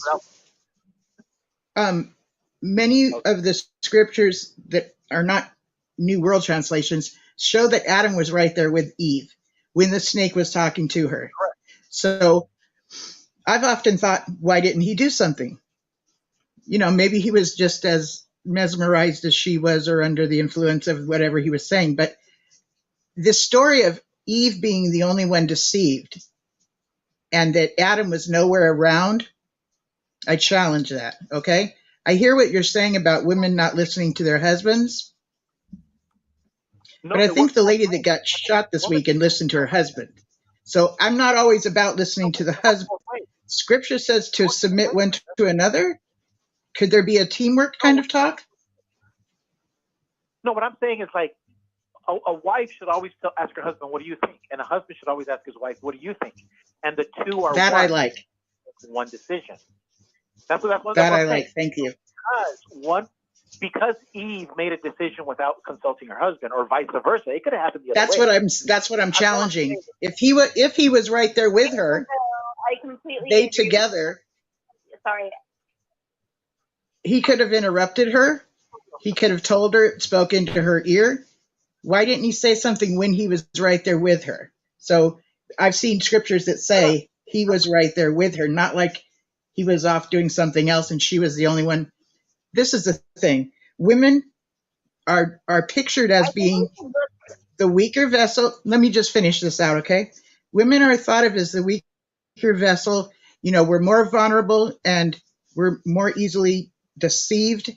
And that could be true. But what associates with all of that is why this hierarchy and this misogynistic, don't worry your pretty little head, lady, we got this, we make the better decisions. So, you know, and then they add scripture about the ladies are supposed to be over there on that side of the church and to shut up, you know, with a combination of scripture and misinformation it backs up the misogyny. And anytime I've dealt with you or you've talked to me, you have not come across misogynistic, Gilbert. You've always been very kind to me and talked to me with respect, and like you've honored me. And I've been very thankful for our friendship. But I just want to mention that when there's so much of this talk, it usually amounts to women are not to be trusted, because let's add this other thing. When women show up with our curves, when women show up with our smile, then we're temptress, aren't we? So the men don't have to be responsible I think that's for what they religion. do. Let me finish this out, okay? Because there's a combination of things that goes together that I've seen that makes it to where women are not trustworthy. Okay, the idea of us being temptress and you know that we allure men to want to desire us. It's there's that, and then there's the women aren't equipped to make good decisions, which of course Brother Hurd, right? Let the Jehovah's Witnesses know that women have 10% less brain mass, right, in our brains, and that's why we are not in a position to do any kind of leadership. That's why we should not lead. And then he goes on, never mind, I don't even want to go there, but he goes on to just ridiculousness. It's no mistake that back in the day, it's no mistake that they had him do this, because back in the day, that's the way they spoke of the Negro. That's the way they spoke of the Negro man, okay? That they didn't have a good enough brain, or 10% less. Their brains were smaller. The white man's brain was larger and smarter or whatever. Something to demean somebody else, discredit somebody else. And I don't think that's your goal when you said what you said about Adam and Eve. But I've thought about this for a long time and have noticed that these combination of things get put together, and it's just like women are inferior as a result of it. But not only inferior, we women are the cause of the misconduct of you gentlemen who pursue us. You see what I'm saying? Yeah. So Linda, I would say I agree with Gilbert. If that was Gilbert speaking, I agree with Gilbert in that, you know, just because someone can twist together fibers doesn't call it a blanket. You know, it's not a finely woven blanket. And scripture is something that can be understood only if you can like weave it together, the finely woven blanket, because it's not all chronological. But instead, I would say that we really largely don't have Christianity today, because that's following Christ and what he actually said, or the whole scripture, because he said he's the word in the Torah. But in any case, that basically the things that you just said are understood by mainstream Christianity. That's the storyline. And it's understood by all the agnostics and atheists. And they say, hey, that's why I'm not participating in Christianity, because slaves, because he condones rape or this or that, if I use the right word there. But I believe all of that is people who have twisted scripture. I think of religion as a bad word. Religion in scripture is only used twice is it in the New Covenant. and it just says it's supposed to be a pure religion is to look after widows and orphans and to remain unspotted. And so while I totally hear you and totally understand you 100%, I would just say that's the work of religion and twisting scripture to use it to the domination of women and children. Let me see if I can simplify it. Everybody agrees that when people get married, the two are one. And that's all I'm saying about spiritual adultery. There's only two. And that whenever Watchtower is the third person, whenever anybody else gets involved in a where there's two, that's not right. It's two are one. That's all I was trying to bring out in that point. And okay. When two people become one, the problems are always because a third person is trying to get in. I agree. I agree with you 100%. So I might be misogynistically sensitive, and give me some grace on that. But in my opinion, when I begin to hear that talk, it just... And can I say something? Hold on, it's so different than your children. And so you're not one with all of your children. You're one with an individual child. If you have 2, 3 kids, you're one with this person, you're one with this one, and you're one with that one. That's the point I'm trying to make. If the mom is one with her daughter, the mom is one with her son. And that is a relationship that nobody should get involved in. I agree. It sure does. I totally agree. And that goes back to but I also totally agree what with I've said as well.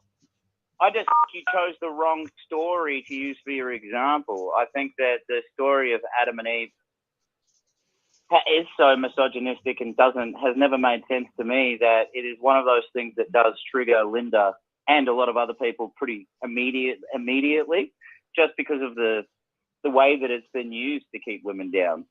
Does that make sense?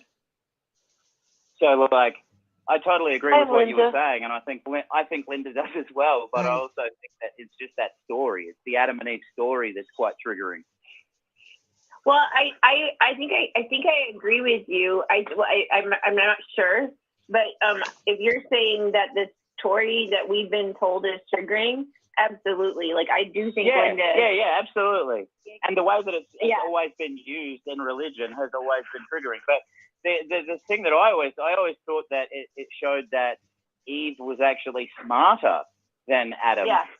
Because all she had to do was go, hey, Adam, eat this fruit.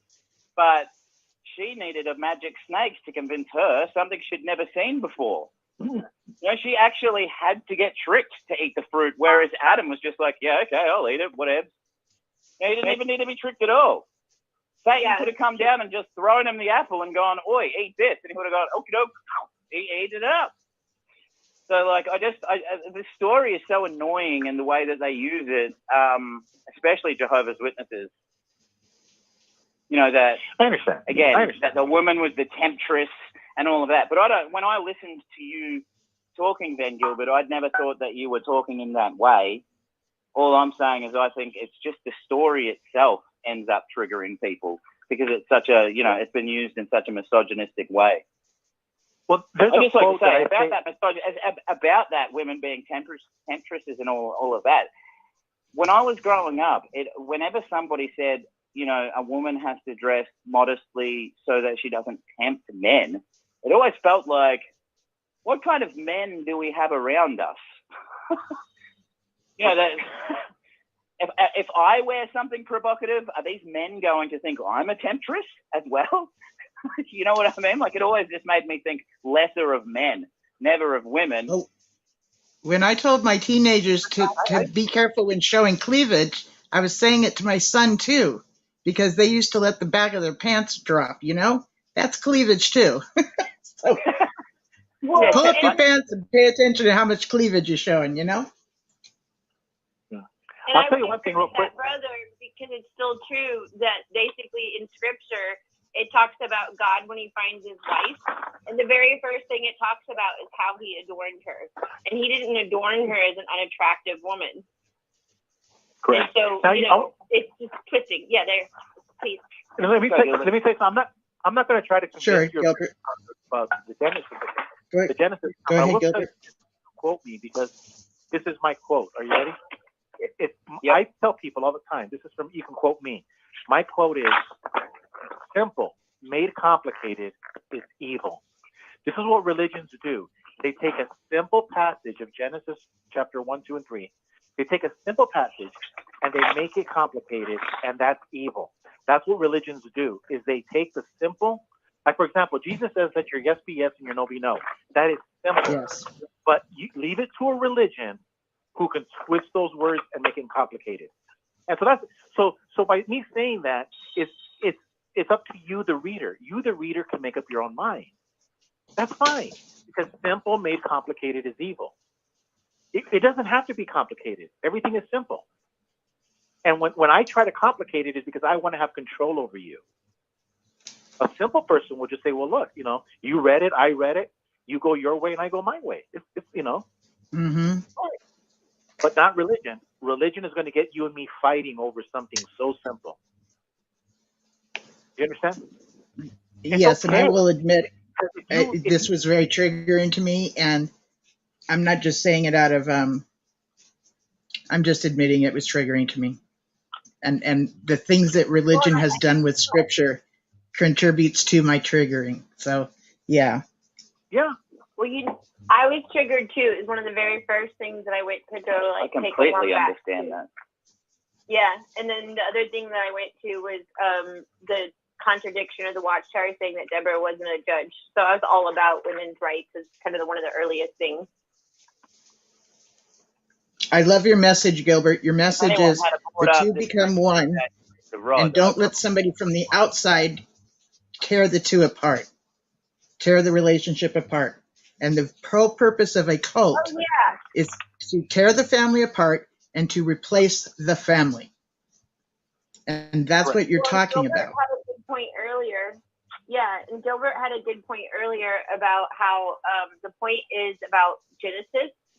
It's brought out in the New Covenant somewhere, but he said, about that you're supposed to be making decisions together.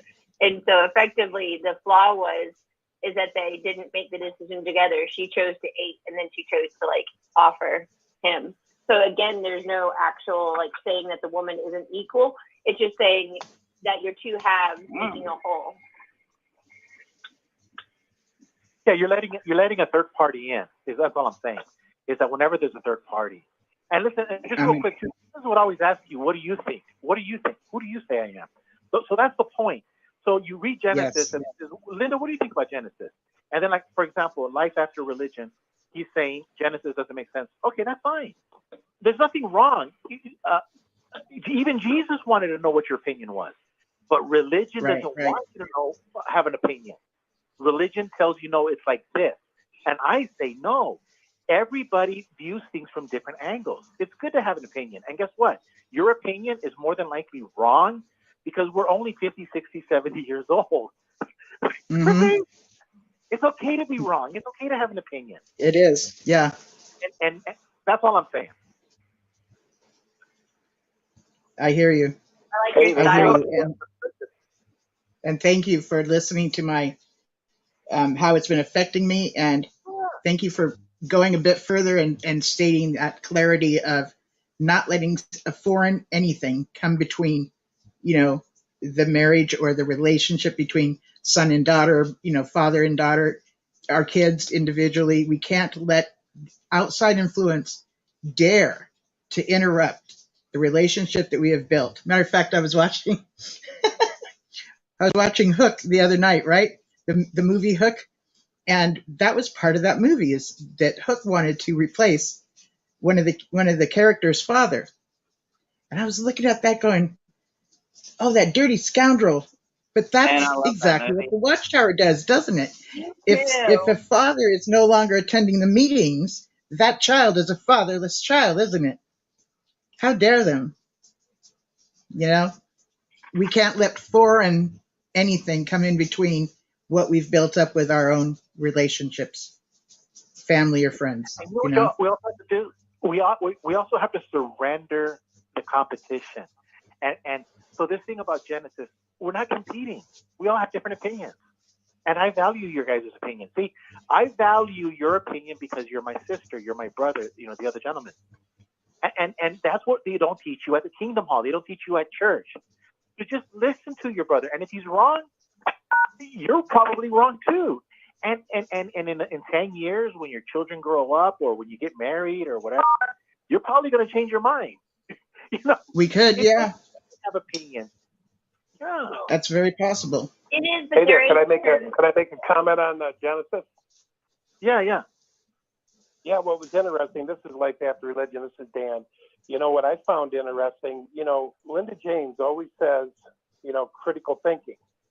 And what I realized was when I went into a lot of the churches, I visited about 200 churches.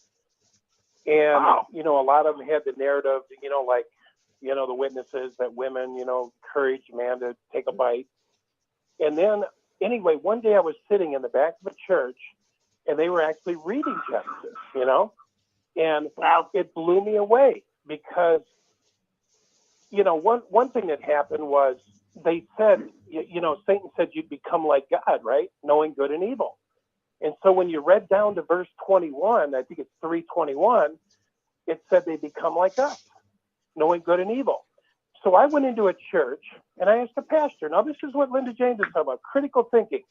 I said, Satan said they become like God, knowing good and evil. And I said, and they did become like God, knowing good and evil. It says it in the scriptures. It says they became like us. What should we do?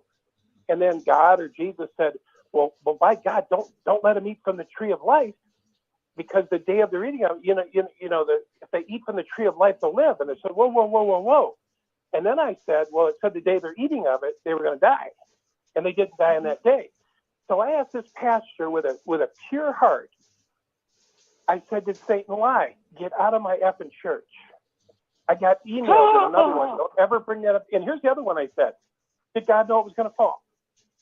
I went into the back room of a Seventh-day Adventist church, and I said, how come I can't ask that? We're in a Bible study. Can't we have like a free, open discussion? And so I asked the big question, which nobody wants to answer. Did God know it was going to fall? Did he create something that he knew was going to fall? And I said, no, I had learned that God was Alpha and Omega. He knows the beginning from the end. So I said, it seems to me that he created it knowing it was going to fall. And then I said, why? Get out of my church. Don't come back. And all I was doing was finally, for the first time, looking at the Bible through eyes of reason, through intelligent, trying to reason on this thing. And so I said, my question is more so, I wonder what God had intended, knowing it was going to fall, knowing they were going to be like him, knowing good and evil. What was his intention? And so I was thinking like free will, he didn't want us to be robots, but they only wanted to stick to the narrative that man made a mistake, man effed up the whole thing, and I gave this analogy. I said, if you had a brand new automobile company like Ford Motor Company, and you cranked up the line and you're all excited, you got all the people on the line, and the union stewards were at the back door, they kicked the door in, they came in and said, you guys are all being screwed. You guys aren't making the money. This company's making the money. I said, would you let these union people in, or would you call the police and get them out? And I said, you'd call the police, round them up, have them arrested, and you'd lock the door and you'd bolt it and you make sure nobody got in. God did not do that. God allowed Satan to come down the tree, and then we get to blame. Now, and then the question for, go ahead. Do you want the answer by that? I mean, Gilmer might say it's just my opinion and that we can all have our own beliefs. Yeah, share your opinion. Share your opinion. Yeah, go ahead. Yeah, I have my own answer, but you could share your opinion. Yeah. Well, yeah, I can gather where you ended up there. But as far as this story goes, he did know about the fall. So it's interesting, I think, for us only as Jehovah's Witnesses, that if you go read Psalms 82 and 83, they were both written by the same guy, Asaph. It's the famous Psalms 83:18, right? And it reads like Shakespeare. And so the point is, yes, he did know about the fall because his plan was knowing about everything. he knew not only about the fall of humans, but before that there was the fall of Satan, or the fall of Satan and his angels that followed him, right?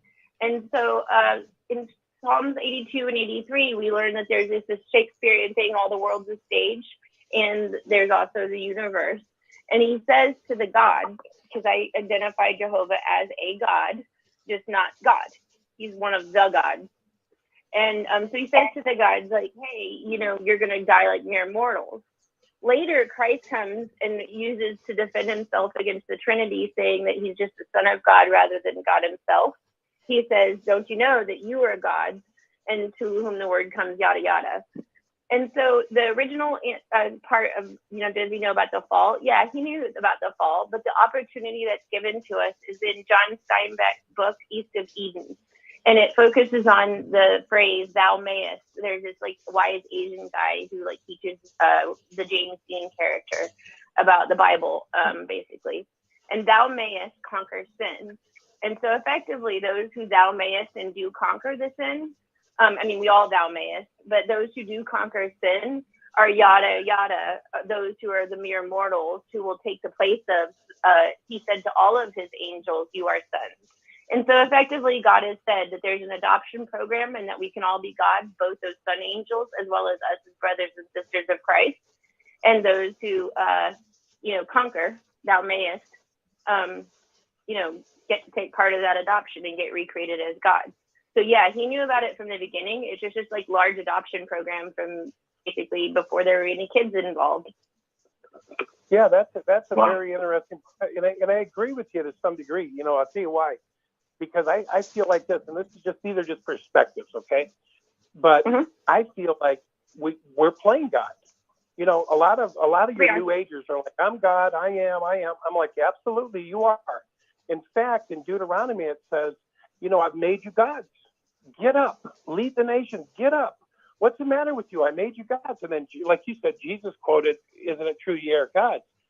So I really believe that we have been playing God. But and you don't have to agree, but I believe, in what I've found in my own life was that I've had to throw my crown, my God self, at the feet and become nothing, and say, you know what, I'm not God, but I want to empty myself out so that God fills me. I want to become less so the Spirit becomes more.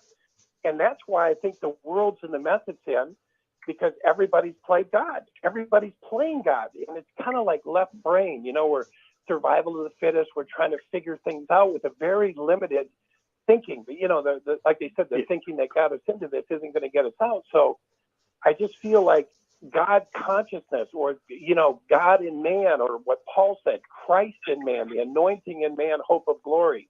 That's what my prayer is. And I think God has allowed us, he said, play God. And so, I think it's the same. If you think of it, if you think of the Genesis, also think of the prodigal son. He said, go. He didn't try to stop him. He didn't chase him down. He said, go, get to the end of yourself. Do all the things you want to do. Actually, here's some money for those women. Go out, do your thing. He said, my father is like this. So I see the prodigal son, and I see the Genesis account being the same. So I think we're kind of in agreement somewhat. Yep. I would say yep. I would also answer all your other questions earlier, but we should move on, and I would love to talk more. Thank you. You're encouraging to me. Hey, Dan, way back in the day, like 2016, 2015, when I was making videos, I was telling people that I'm the Jehovah's Witness elder you wish you had when you were going to the Kingdom Hall. Now, I'm going to help you understand this Genesis and all this other stuff that you're talking about. Because I'm going to live up to my name. I'm the Jehovah's Witness elder you wish you had. I'm not going to throw F-bombs at you and tell you to get out of my church. But I always laugh at the Christians, because they think that when they die, they're going to go to heaven and all this stuff. And this is why I laugh, because it's like saying, when I get out of kindergarten, I'm going to go straight to Harvard and MIT. That's not how it works. Now, wait a minute. I might disagree with you, though, but I'm listening. I'm holding. Let him finish it out. Let him finish out his point. So God told, this is the point. God told Job in Job 40, verse 8. Will you invalidate my justice? Will you pronounce me wicked so you could be in the right? And we as human beings do that. We always blame God, and then God's wrong and we're right. But here's the point I'm trying to say. It's good and it's healthy to say, God, why does Genesis say this? And you tell him. And the answer is, you're not going to get the answer today, and you're not going to get the answer tomorrow, because you still have to go to first grade. Hold on. It'll come to you. One of the problems that a lot of Christians have is they want the answers today, and it's not going to come today. It's like a little kid asking you, Mom, where do babies come from? It's going to take time. And little by little, Mom tells the kids how it works. And then the time comes where they're able to. And that's all I'm saying. A son of God, like Jesus tells us to be sons of God, we're patient, and we have a lot of questions. We show respect, we show appreciation, we show gratitude, and we know that all of these questions will be answered with time. That's all I'm saying. So I applaud everybody to have questions. I do agree with you on the that it takes time, and it's also something that we each individually have to do. But I would encourage you with two things. One, totally believe in the fact that it says that the Holy Spirit will come. The Spirit of Truth will come and teach you all the truth and the future. And the second thing, it takes a bit to get there. But the second thing, also, it turns out that it's totally true that when we die, we go to heaven. Check out, remember, Paul went to third heaven, or we assume it's Paul, but Paul talks about a guy he knows that goes to third heaven, to paradise.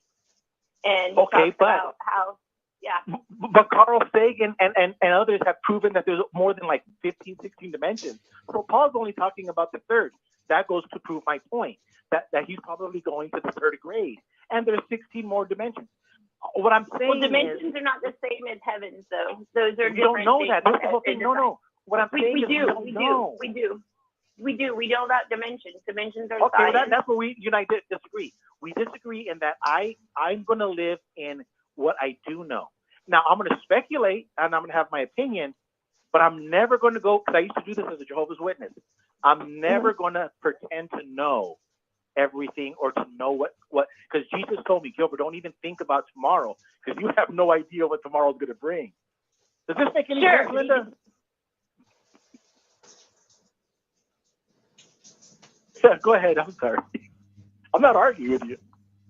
Oh, I can't see anything, so I can't get any nonverbals. I just would say, I'm just a person that loves the story, even though I also think the story is true. And so, complete faith, complete believer. And so, just be encouraged. You can know all the truth because it says so. And so, we can't be, just a true, strict believer if we don't believe the truth that it says. That the Spirit of truth will come and teach you all the truth. Yeah. As a Jehovah's Witness, I put words in Jesus' mouth.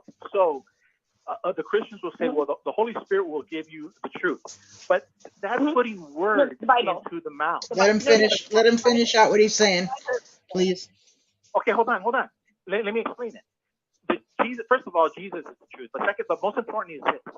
Nowhere in the Scripture does it say that the Holy Spirit is going to give us all of the information about everything. It doesn't say that. It does. It does, sir, brother. No. It does. The Jehovah's Witnesses are the religion of Saran wrap. We stretch the words, and we stretch it. And Angela, please let him finish things out, and then add what you want to say, honey. That's all we're saying. That's all I'm saying. Is that I'm not gonna go and put anything other than that. So when the Bible says that I'm gonna receive the truth through the Holy Spirit, that's it. I'm not gonna add to it, and I'm not gonna subtract from it. I'm not gonna say that means I'm gonna understand how to travel in 16 dimensions of space. I'm not gonna say that. I'm just gonna say, okay. That's all I'm not gonna add. I don't know what's gonna happen to me when I die, but I do know one thing. I'm going to go home. And where's home? Well, home is with my Father. I'm his son. Well, yeah. I keep it as simple as possible. Yeah. That's all I'm saying.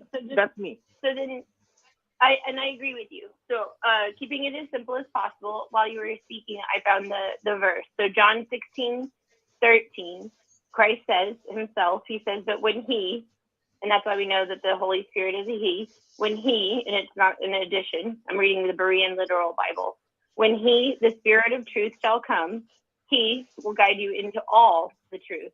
For he will not speak from himself, but whatever he may hear, he will speak. He will declare to you the things coming.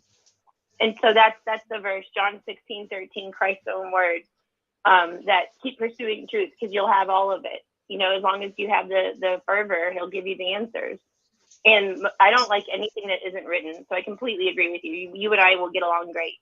Nice to meet you. Well, that's one of the Jehovah's Witness elder you wish you had when you were going to the Kingdom Hall. Oh, what's your alias? Yeah. What's your alias? I've heard that before. You know what else? Here's another one, too, to go along with what you said. Jesus said, things in greater you would do. And he also said, you would be the light of the world. So to me, he was trying to pass off a baton to us. And he said, as I am in union with the Father, that you would be union with me as I'm in union with him, that you would be in union with us. And I think that's the Godhead. And I think we've been invited into the Godhead. And I think that we're constantly surrendering disillusion, veils, and it's painful. It's painful to let go of things. I've had to let go of 40 years of Jehovah's Witness religiosity. I've had to let go another 20 years of Christianity, another 10 years of spiritualism and all these different things. But as I let go, it's like something else becomes greater. And I have experienced some of those powers that Jesus talks about. It's amazing. It's powerful. And I would say it is not me, but the Father in me. And here's what Paul said. He said, no, Dan, do you know what it is? Dan, do you know what you're describing? Go ahead. You're describing a little boy who would never shut up and dad couldn't teach him anything. Now you're describing a boy who says, okay, dad, I'll shut up and I'm going to listen to you. And that's the whole thing. When you realize that God is your father and you're his son, and you walk with Jesus, right? You walk with God. You're quiet and you're alone and you're quiet, alone in the wilderness, like John the Baptist. Yeah. And you're just alone, and you're happy being alone, and you're happy not talking. You're happy not being a know-it-all, and you just say, you're happy in the mystery. But the thing is that it's not a menage a trois that we're becoming the fourth partner in an orgy. And so, sorry, using the adultery and fornication language here. And so the idea of unity versus Trinity is not in scripture, but unity is. So the same verses you're using right now, we become one with God. And Christ is God. You know, a donkey doesn't get to procreate, but, you know, a monkey makes a monkey, an ape makes an ape, a human makes a human. And when God begot his son, he made another God, you know, before he came down and became human. Yeah, I leave all the details to the individual. But we become one, not three. Is Linda there? You know what else is something to consider? Yes, I am here. Go ahead, Dan. I was going to say this is big time shit we're talking about here. We're talking about deep stuff. Did God know it was going to fall, right? Here's another big one. Who knitted you together in the womb? That's a good question. Where were you before you were in the womb? Okay. Yeah. Now here's the next one. That's wonderful. Yeah. Yeah. Here's the next one. Who knitted the Muslim together in the womb, and who knitted the Buddha together in the womb? If they were all throwaways, trash, then why would God call them in from somewhere else, knit them together in the womb, immaculately conceive them, and then we say they're junk because we don't understand them. We don't know. See, there you go with Christianity. Jehovah's Witnesses, every one of those religions, what do they say? Seventh-day Adventists, Mormon, everyone's got to die but us. Every knee's going to bend to Jesus, or head's going to come off. Everyone's going to yell out to Jehovah. Only those who call the name of Jehovah will be saved. So we sit there. Now think about this. If you were born in Israel, there's 4 different religions there. Now, what if you grew up in a great religion, a Hasidic religion that didn't believe in Jesus, that you went to the Wailing Wall, whatever you did, but you didn't believe in him, but you were a good person. You were worshiping. You were praising God in your own way. You weren't calling him Jehovah. You're calling him Yeshua or whatever. do you think he's worse off than you?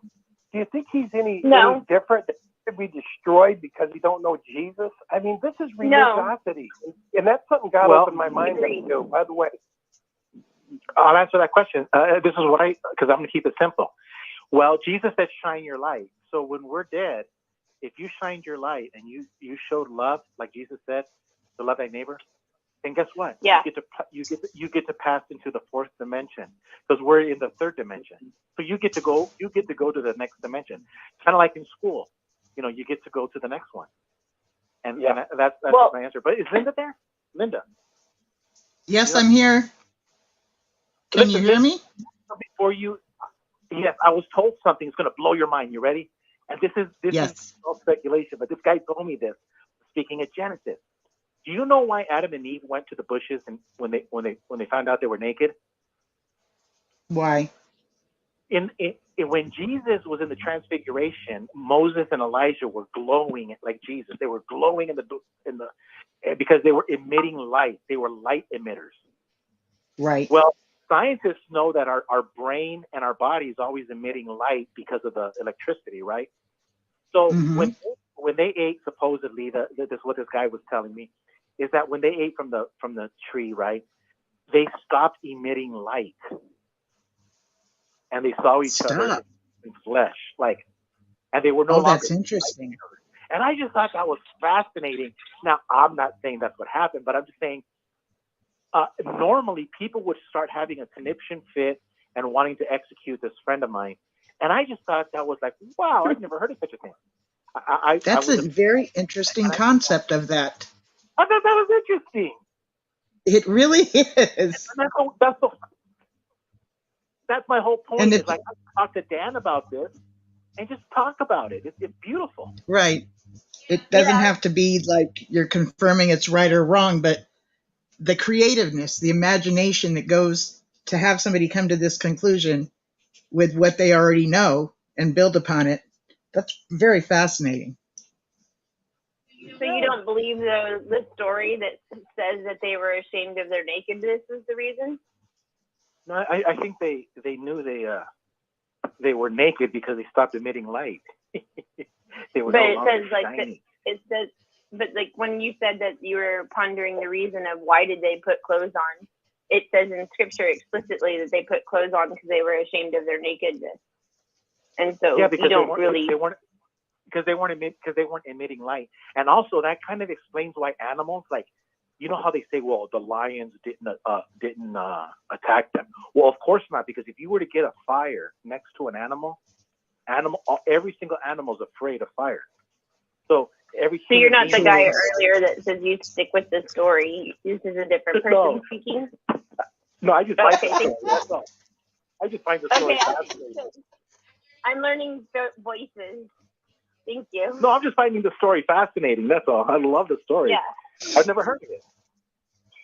And that's why I love Genesis, because I don't have a knee-jerk reaction. Learning the truth about the truth, this is the best thing you can learn from the apostates is when you have a knee-jerk reaction to Bible verses, the problem is not the Bible. The problem is you. You have to learn to stop having knee-jerk reactions and just digest. Just digest. And if you don't like it, spit it out. Okay, can I ask you a question? That's why I'm the Jehovah's Witness elder you wish you had. Go ahead. That's right. I'm just kidding.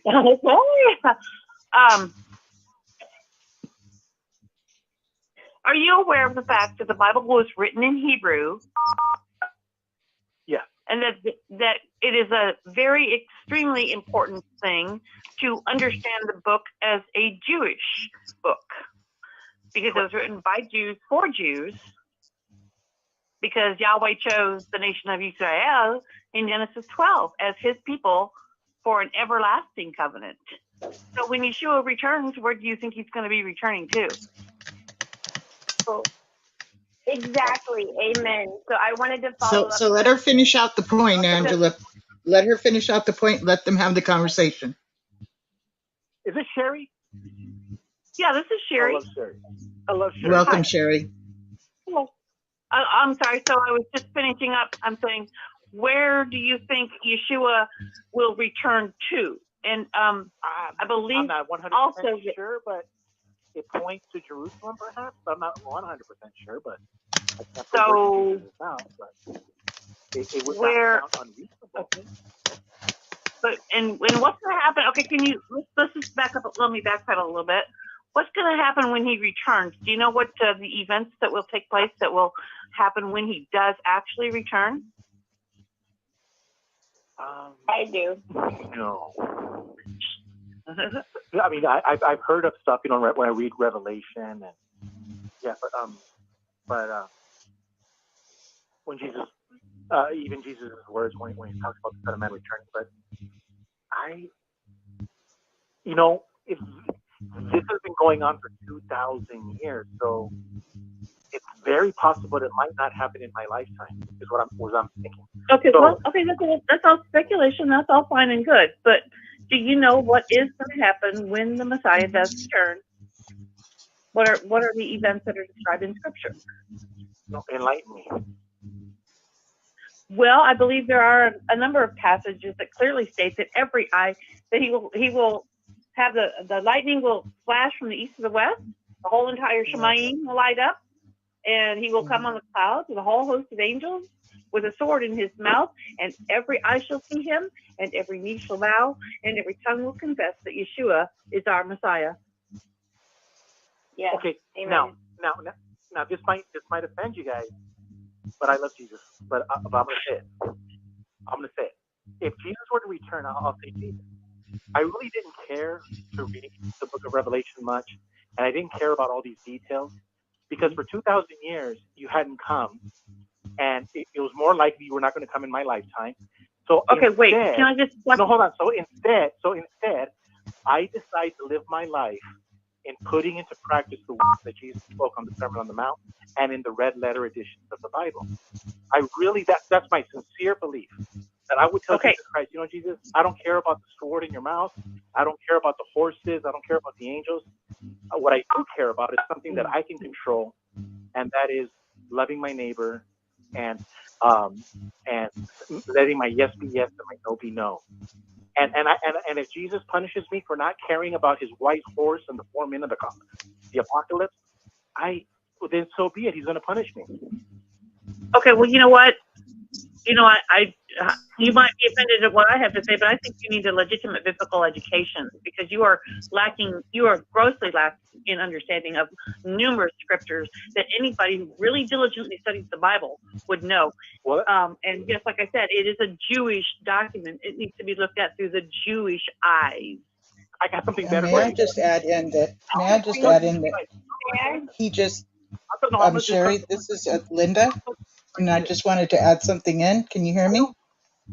No, let me just throw this one thing. This is me, and sure. I'll tell Jesus, I put everything aside. Your Bible, I put it away. But I just kept the 3 chapters of the Sermon on the Mount, and I found that the 3 chapters of the Sermon on the Mount are more than enough. I don't need anything else. That's all you need are 3 chapters. Wow. But there's more than 66 books. No. I only need in the Torah scroll. Brother and sister. But that's me. That's it.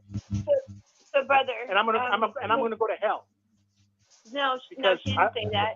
And the sister is right though. So the Revelation is a Jewish book, and so it's understandable if you don't understand it, and that's perfectly okay. No, I have something better. Okay, I'm pulling rank, people. This is Apostle Babe Linda James, and this is the show I'm honored to host. And what I'd like to share is that we do get to have different opinions, and the way that you look at Scripture in the Bible, Sherry, is really what works for you. What Gilbert just talked about really works for him. For him to not be up to date on every single prophecy and everything else, he has. Sherry, wait. Excuse me? Who is this saying wait? I just asked Sherry to wait. She was going to interrupt.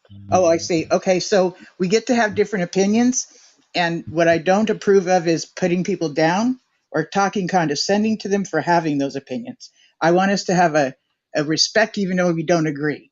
Like, okay, that's what works for you, and because that's what Gilbert's saying. He's saying, I do this, and that's his way of being prepared when the Lord comes, if the Lord even shows up around his time. That's what works for him. spiritually, mentally, gives him peace. Other people, I do know that when they think all the time of prophecy and think about God showing up any day now, which he could, that's too much anxiety for their lives. So some people look at things differently than others. For instance, you, Sherry, you're like, I'm just from these few comments under the YouTube page, under the YouTube chat, like you are into the whole prophecy thing and the whole 10 Commandments. And I can appreciate that. And I definitely welcome you sharing your opinion. But I just wanted to set those little limits, those boundaries on each other. Okay. Okay. Am I making sense? Okay.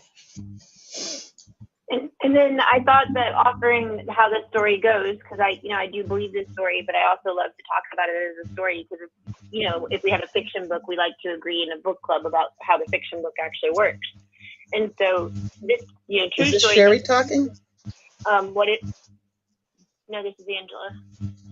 Okay, so I'm wanting Gilbert and Sherry to get back to their conversation.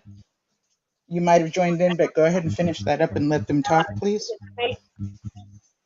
Go ahead. Am I not allowed to participate? No, I'm just saying that go ahead and finish up the point that you want to make and let them continue with something I just got done interrupting. Yeah. So I don't want them to feel I interrupted their conversation and then you're going in and helping and assisting and then they never get back to it. So I'm doing this whole pulling rank and giving instructions, which I don't like to do usually, but I'm directing the orchestra of all of us right now. You thought I was Sherry speaking a moment ago, and I wasn't Sherry, it's Angela. And so I'm continuing to speak because I was the last person speaking before you said that Sherry should have to respect others. And so thank you, but this is Angela speaking, not Sherry now. And so I'm going to go back to what I was saying before we took a break for making sure that we have the rules covered for our community. Thank you. So I believe that we could have peace in the story. And so I completely understand how you feel. I guess it was Gilbert speaking. But I agree with the sister Sherry as far as understanding the complete story because I have Jewish blood in me. And so the story of Revelation was written for the Jewish congregation, the chosen nation, and focuses on them, which is why we really don't see ourselves in there. And a lot of people don't find interest in it because, they're missing from most of the story. When you look at being caught away. But the thing is that it's very important because the new covenant was given to the nation of Israel, the house specifically of Israel and the house specifically of Joseph.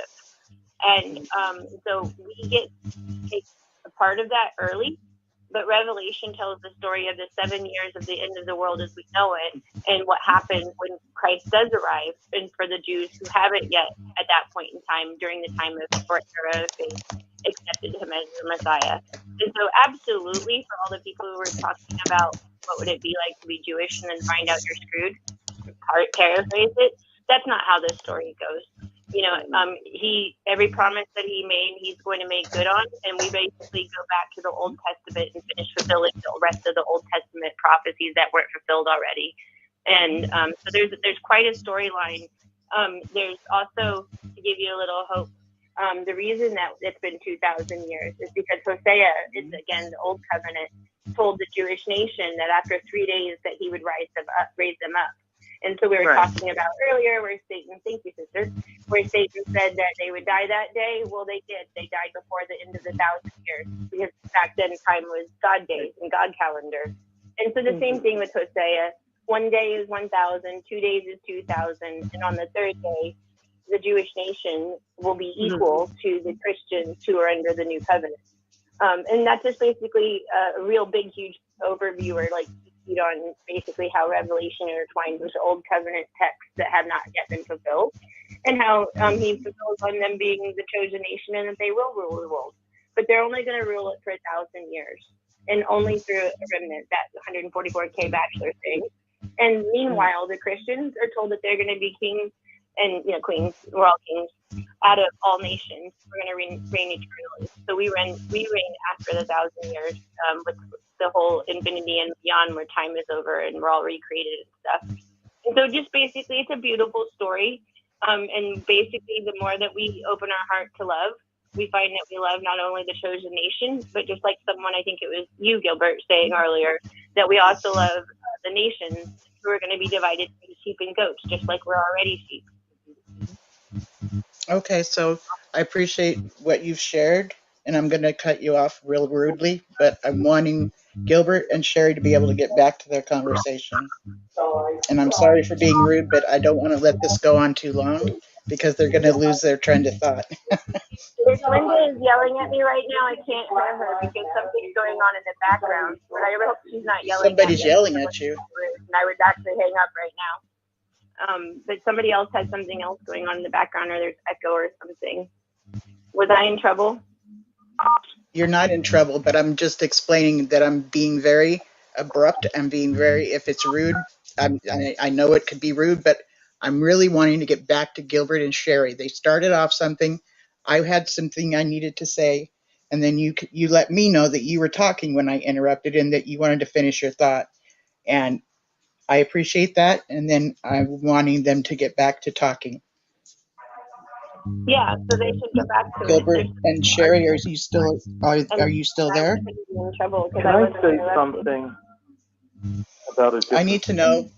I really need to know if Gilbert and Sherry are still there, because I pulled rank and set some boundaries, and I'm outside. just wanted them to be able to talk. It's like a war zone with all the firecrackers. Yeah. Oh, wow. So now Gilbert's got background noise. Yeah. Yeah, I'm going to talk to Gilbert. Go ahead, Sherry. Oh, good. You're both there. Okay, thank you.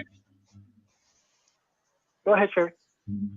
But I just wanted to, I didn't mean, that's why I prefaced it with a bit of an apology saying that I didn't mean to sound rude or condescending or anything like that.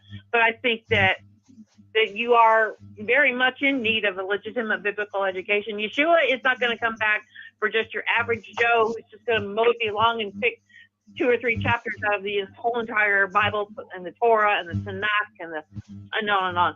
Okay, when he returns, what he's going to do is he's going to judge us. Okay, so you can't sit there and reason with him when you know you have a choice. And you said, well, I'm only going to choose 3 chapters out of the whole entire Word of God that includes the Torah. As far as, I don't know if that's what the JW, because it's been so long for me, it's been like over 40 years, because they were really nice people when I was in. And so I don't know if that's what they're teaching nowadays or what they're teaching, but I just don't think that you can have an armchair sort of remote control pushing dude and then think you're going to be all good when Yeshua returns. So, and that's what I was trying to get across, that we are to be zealous. We're not to be this passive sort of sit on the sidelines kind of. That's why I zealously witness to like my friends on Facebook. I don't condemn them. I don't hate them because they have different beliefs than what I believe in. Correct. But I try to show them from Scripture. The Bible does say this, the Bible doesn't say that, and stuff like that. I think you like this quote. You like this quote because you'll understand where I come from. They asked Gandhi, who was a Christian, and then Gandhi was a very, very educated man in London. He knew everything about the Christian faith. He studied the Christian ways in England. That was part of his job because he was also a lawyer. But also, here's the point. Gandhi, if you look at his dress, the way he dressed, he did it. It was a classic John the Baptist move. He wanted to completely disassociate himself from anything English and wanted to be 100% distinguished. Like, I have nothing to do with you people. Now, when they asked him about Christianity, Gandhi says, and I quote, "If then I had to face only the Sermon on the Mount and my own interpretation of it, I would not hesitate to say, oh yes, I am a Christian." What I'm trying to tell you is that the words of Jesus Christ are so powerful that you do not need Moses, you do not need King David. Although I love to read King Solomon and the Ecclesiastes, you do not need anything because you have Jesus Christ. And that's what he's trying to say. And that's where I'm coming from. I don't need the Apostle Paul because I have Jesus Christ. And that's what Gandhi was saying. Oh yes. Okay, I'm sorry, I don't mean to interrupt you. I'm sorry. Go ahead. That's it. Okay. Doesn't Scripture say that all Scripture is inspired and is beneficial And what did Yeshua teach that was not from Moses? What did that was Yeshua the teach? Apostle Paul. That was the Apostle Paul that said that. Okay, but what did Yeshua teach that was new? Did he teach anything new, or was everything he taught that found he was the way, that Jesus is the truth and Jesus is the way. He says he is the truth and he is the way. So if Jesus is the truth and he is the way, then why do I need the Apostle Paul? Why don't you?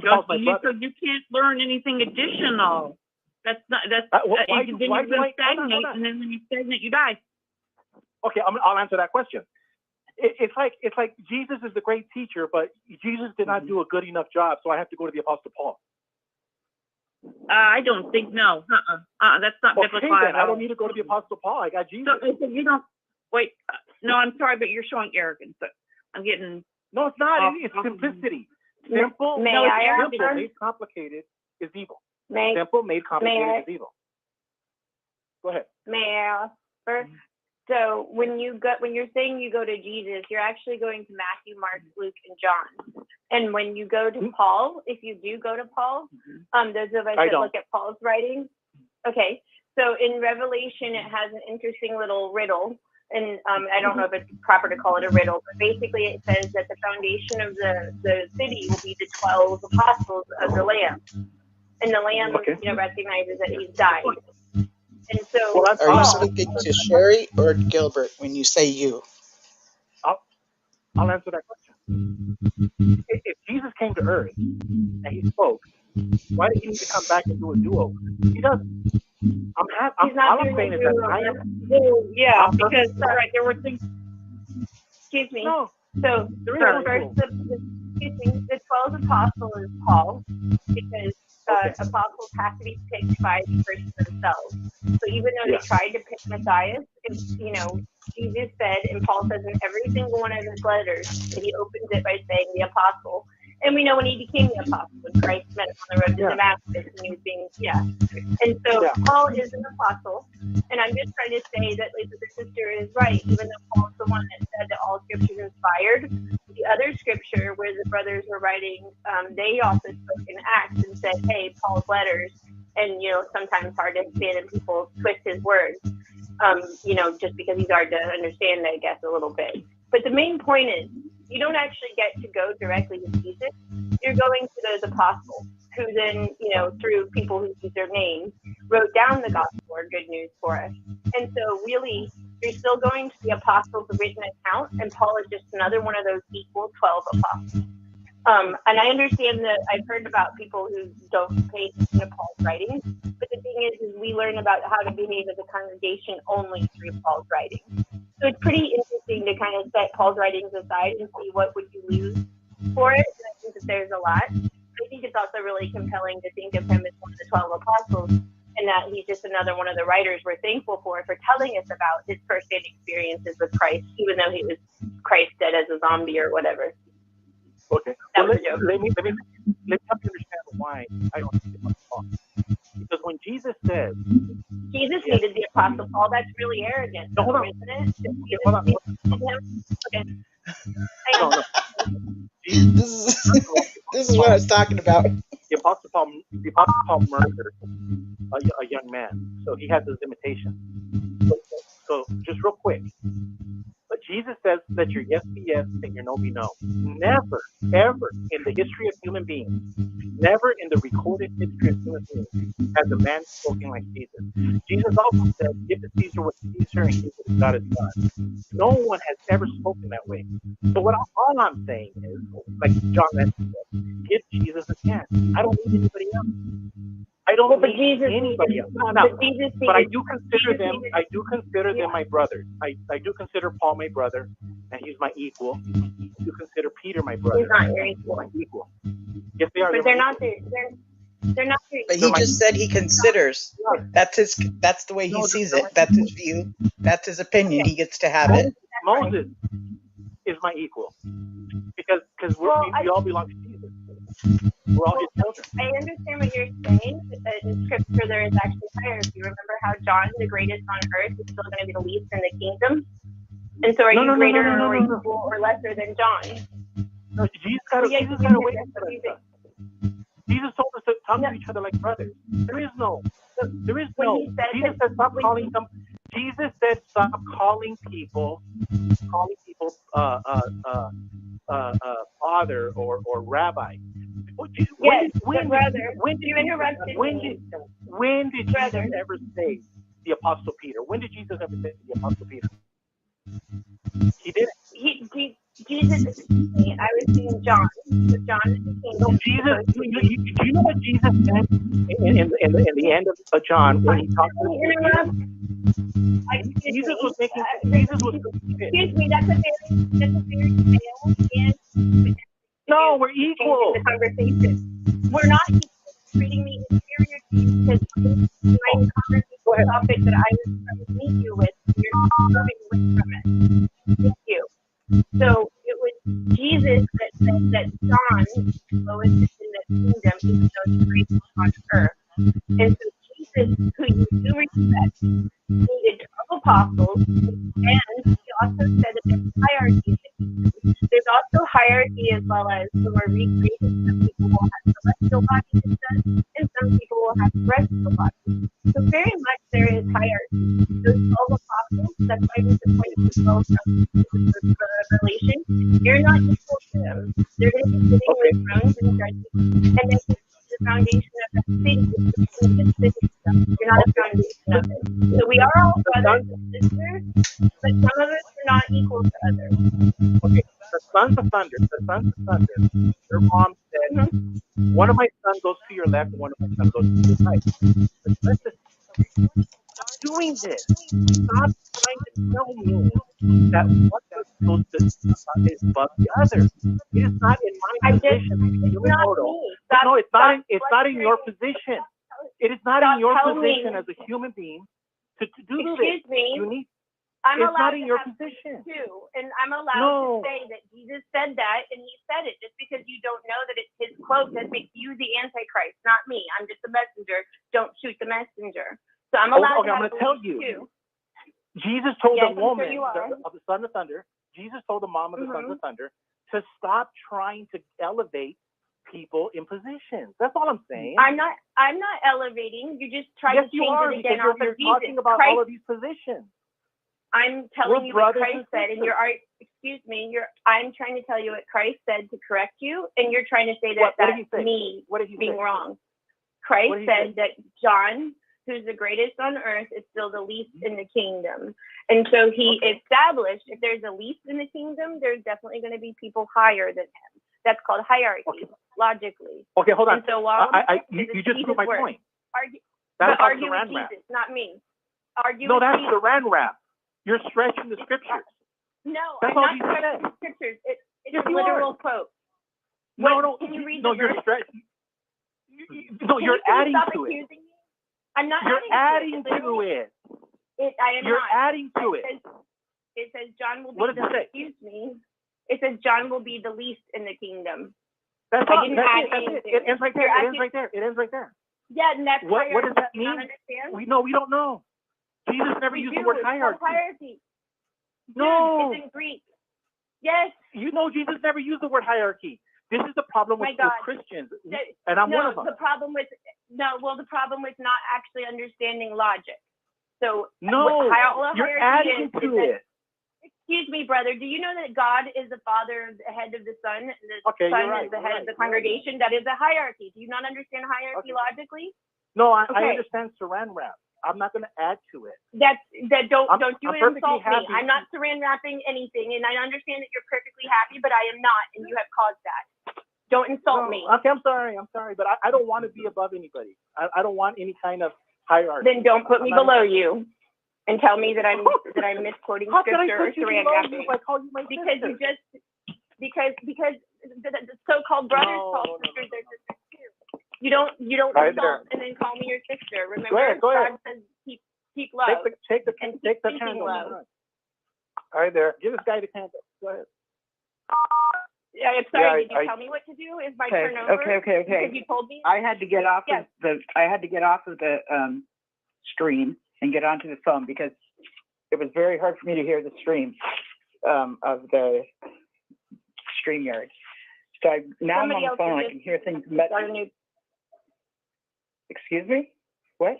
Somebody, there's still a huge delay. Someone was just speaking up to change the conversation.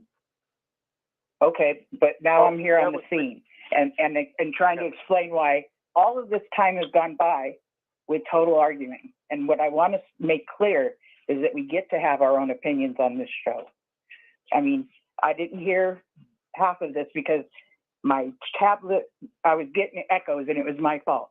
I was trying to get rid of the echoes. I couldn't get rid of the echoes. What I want to make clear is that Sherry can show up and say her opinion and how she sees scriptures. Angela, you get to show up and say how you see scriptures. Gilbert and whoever else. And what I would like, or what I would hope, is that we can have conversations with each other, even though we think differently or see scriptures differently or the same. That's my hope. Is it real? Like, is that unrealistic? I'm really wanting. I'm not being facetious. I'm not being facetious, like asking a rhetorical question and like bawling you guys all out, yelling at you. I'm like that's my hope. But I'm asking if is that, am I hoping something that's just not realistic? Can I share a thought? I think it's possible, Linda. I think it's Angela. I don't know if it was coming off of mute, and there's like a brief moment that it mutes the whole thing, so you can't hear anything. So I think it's possible. I think that the majority of us here are believers, and so we're already bound by one person at a time speaks in the congregation. It's in Paul's writings. And so, anybody who doesn't agree with Paul's writings, we could just agree that it's also good community practice. And I know I'm trying to do that myself because I get very angry with men interrupting me. I have been interrupted by men and been dismissed from conversations and told when the conversation can change topic. Basically, so I get very triggered. Yeah, I was creating space for myself. And so even if we have to take a moment to pause after each break, after the person takes a moment to breathe, just so we have better space than we did in the Jehovah's Witnesses, because it's triggering for me. It's really hard to do these calls because I get into remembering what it's like to be shut down by our patterns. Me too, darling. I'm going to put myself on mute now. Okay, but I'm just, say this again. You were the one that just. Could I share a point? Okay, you're the one that just you're the latest join in. Yes, come on, go ahead, Dan. Are you the one that started to answer my question of is this a realistic or is it too idealistic? Yeah. I think here's a good way of doing just a suggestion. Like when I say something, I say, this is my perspective. You don't have to agree with me. But what I'm hearing happening here is let me fix you. Let me correct you. Let me teach you. And you don't do that. That's Jehovah's Witnesses. That's religiosity. So here, in order for it to be peaceful, hear me out, we've got to keep it like a 12-step. You throw your junk in the middle, because remember what I said in the beginning? I visited 200 religions, and none of them could agree on a damn thing. There was one Bible, and everyone was saying, we believe in the gifts. We don't believe in the gifts. They had all this dogma. Every church has their own dogma. And that's okay. And if you want to believe it, that's okay. But I think it's rude to say to somebody, let me correct you. Let me give you the answer. Let me get you right. Let's fix you. I think that's wrong language. It's like, I'll tell you what it is. It's called a one-up. And nobody likes a one-up. Nobody likes to be fixed. Nobody likes to be told, you're a child, Dan. Now, you know what I was called when I went into a lot of churches? They called me a baby Christian. And I said, I'm a baby Christian. And I was like, just because I had different beliefs, different ideas, but like you said, Linda, we're all entitled. We all, listen to what I'm saying. I've got a mother-in-law that doesn't like me and can't stand me. And do you know why? Because I eat shellfish and I work on Saturday. Can't stand me because I don't keep holy days, throws me away like I'm a piece of trash. My father-in-law, the same thing, Seventh-day Adventist. So I've been in these religious arguments. I've been in the Torah and the New Testament, and it goes on forever. It never ends. I'm going to tell you, these kind of discussions never end. But I think if we could say, just throw it in the middle without an intention just, hey, this is where I'm at. Hey, I ask questions in church. They this is how I see it. Yeah, this is how I see it. Stuff like that. We got to have a new language. If we're going to get along, we don't dare say, like the sister said, don't dare tell me you're going to fix me. Don't tell me you got me wrong. Don't tell me you're stupid. And Let me fix you. a trigger as well. Yeah, that's a trigger that's as well. all I want to say. But other than that, I enjoy all the perspectives. I even enjoy hearing where everybody's at. You know what I mean? I really do. There's things that you've talked about, Dan, and your wife Angela. I'm not on the same page as you guys, and at the same time, I hear you. I'm not here to correct you. That's where you are at in your spiritual journey. I'm at people hear where I'm at in my spiritual journey, or there's people that are not on a spiritual journey and they're just on their journey, and all of it is. I truly, truly believe wherever someone is at is right where they're supposed to be, because we all grow at different stages. Praise God, we are not in the Watchtower and all on the same page. You know what I mean? That's what I told my mother-in-law. I said, I cannot be where you're at. You're messianic. Yeah. I will never be messianic. I'm sorry. That road is not open to me. And you imagine having your mother-in-law look you in the eye and say, you're not accepted in my family. I will never accept that man. That hurts. That hurts. So heartbreaking. Yeah, that is heartbreaking. So may I add though, Dan? So I would say the thing is that I would be clear to people, or I'm speaking of myself. I am a teacher. And so, I do agree with you that no one should correct someone else. And that's why I try to say, do you want to know the answer? And sometimes people mock me, because women can't teach or whatever, which of course is the wrong teaching itself. But I am here for teaching whoever wants to, anywhere. I'm wherever I am, regardless of whether it's spiritual teaching or some other form. I'm constantly teaching and recognize that the Spirit gives us, excuse me, I'm still speaking, then recognize that the Spirit, excuse me, I'm still speaking. I'm going to be using the vice president method from now on. So I lost my thought. Someone interrupted. Oh. Well, I can't. I'm trying to remember my thought for a moment. If no one interrupts again. Well, you said you're a teacher. You're teaching. Yes, I'm a teacher. And so, my role in participation, I absolutely believe everyone deserves their space to believe what they believe. I completely agree that wherever we are is where we're meant to be, and that we're all on our own individual journeys. But I can't be a person. I also am theoretically autistic. So, I very much love this story. I do know it inside and out as if it were true, that it's written on my heart, and do offer when I come into conversation to this, and do get my spirit lit by having conversations that allow us to come, whoever is exploring something, seeking, I'm not here to argue. I hate arguing, and so it's the open-minded. So Dan, I hope there's room for me, and then I also hope never to offend. Nobody lets to know at all. I completely agree with you. Yeah, that's right. But it's and it isn't even being the teacher. I feel I'm a teacher too. I just teach different things, but I'm careful about the way I say it. Like I might throw out a perspective saying, I hope they understand. It's like when you guys were talking about, I don't know who it was saying Jesus is coming back with his sword to cut everybody's head off. I've always hated that too. Oh, I don't remember cutting the head off, but the sword, I remember speaking of the sword. I don't remember. Sorry, there was a big spot I missed. Yeah, and I couldn't stand that. I thought, you're like your father. You're not. Jehovah's crazy. I mean, genocide. Anybody who don't call my name, and now Jesus. Anybody who don't bend the knee. And it's like Revelation. I mean, I hate the book. I mean, we were flushed through. Now, this is just my perspective. I don't expect anybody to believe it. But in a way, I'm saying this stuff is written 200 years after it happened. And people are saying, oh, every word is borne along by Holy Spirit. No, I don't agree. I just, in my opinion, I'm sorry, that Bible, it's been used as a weapon.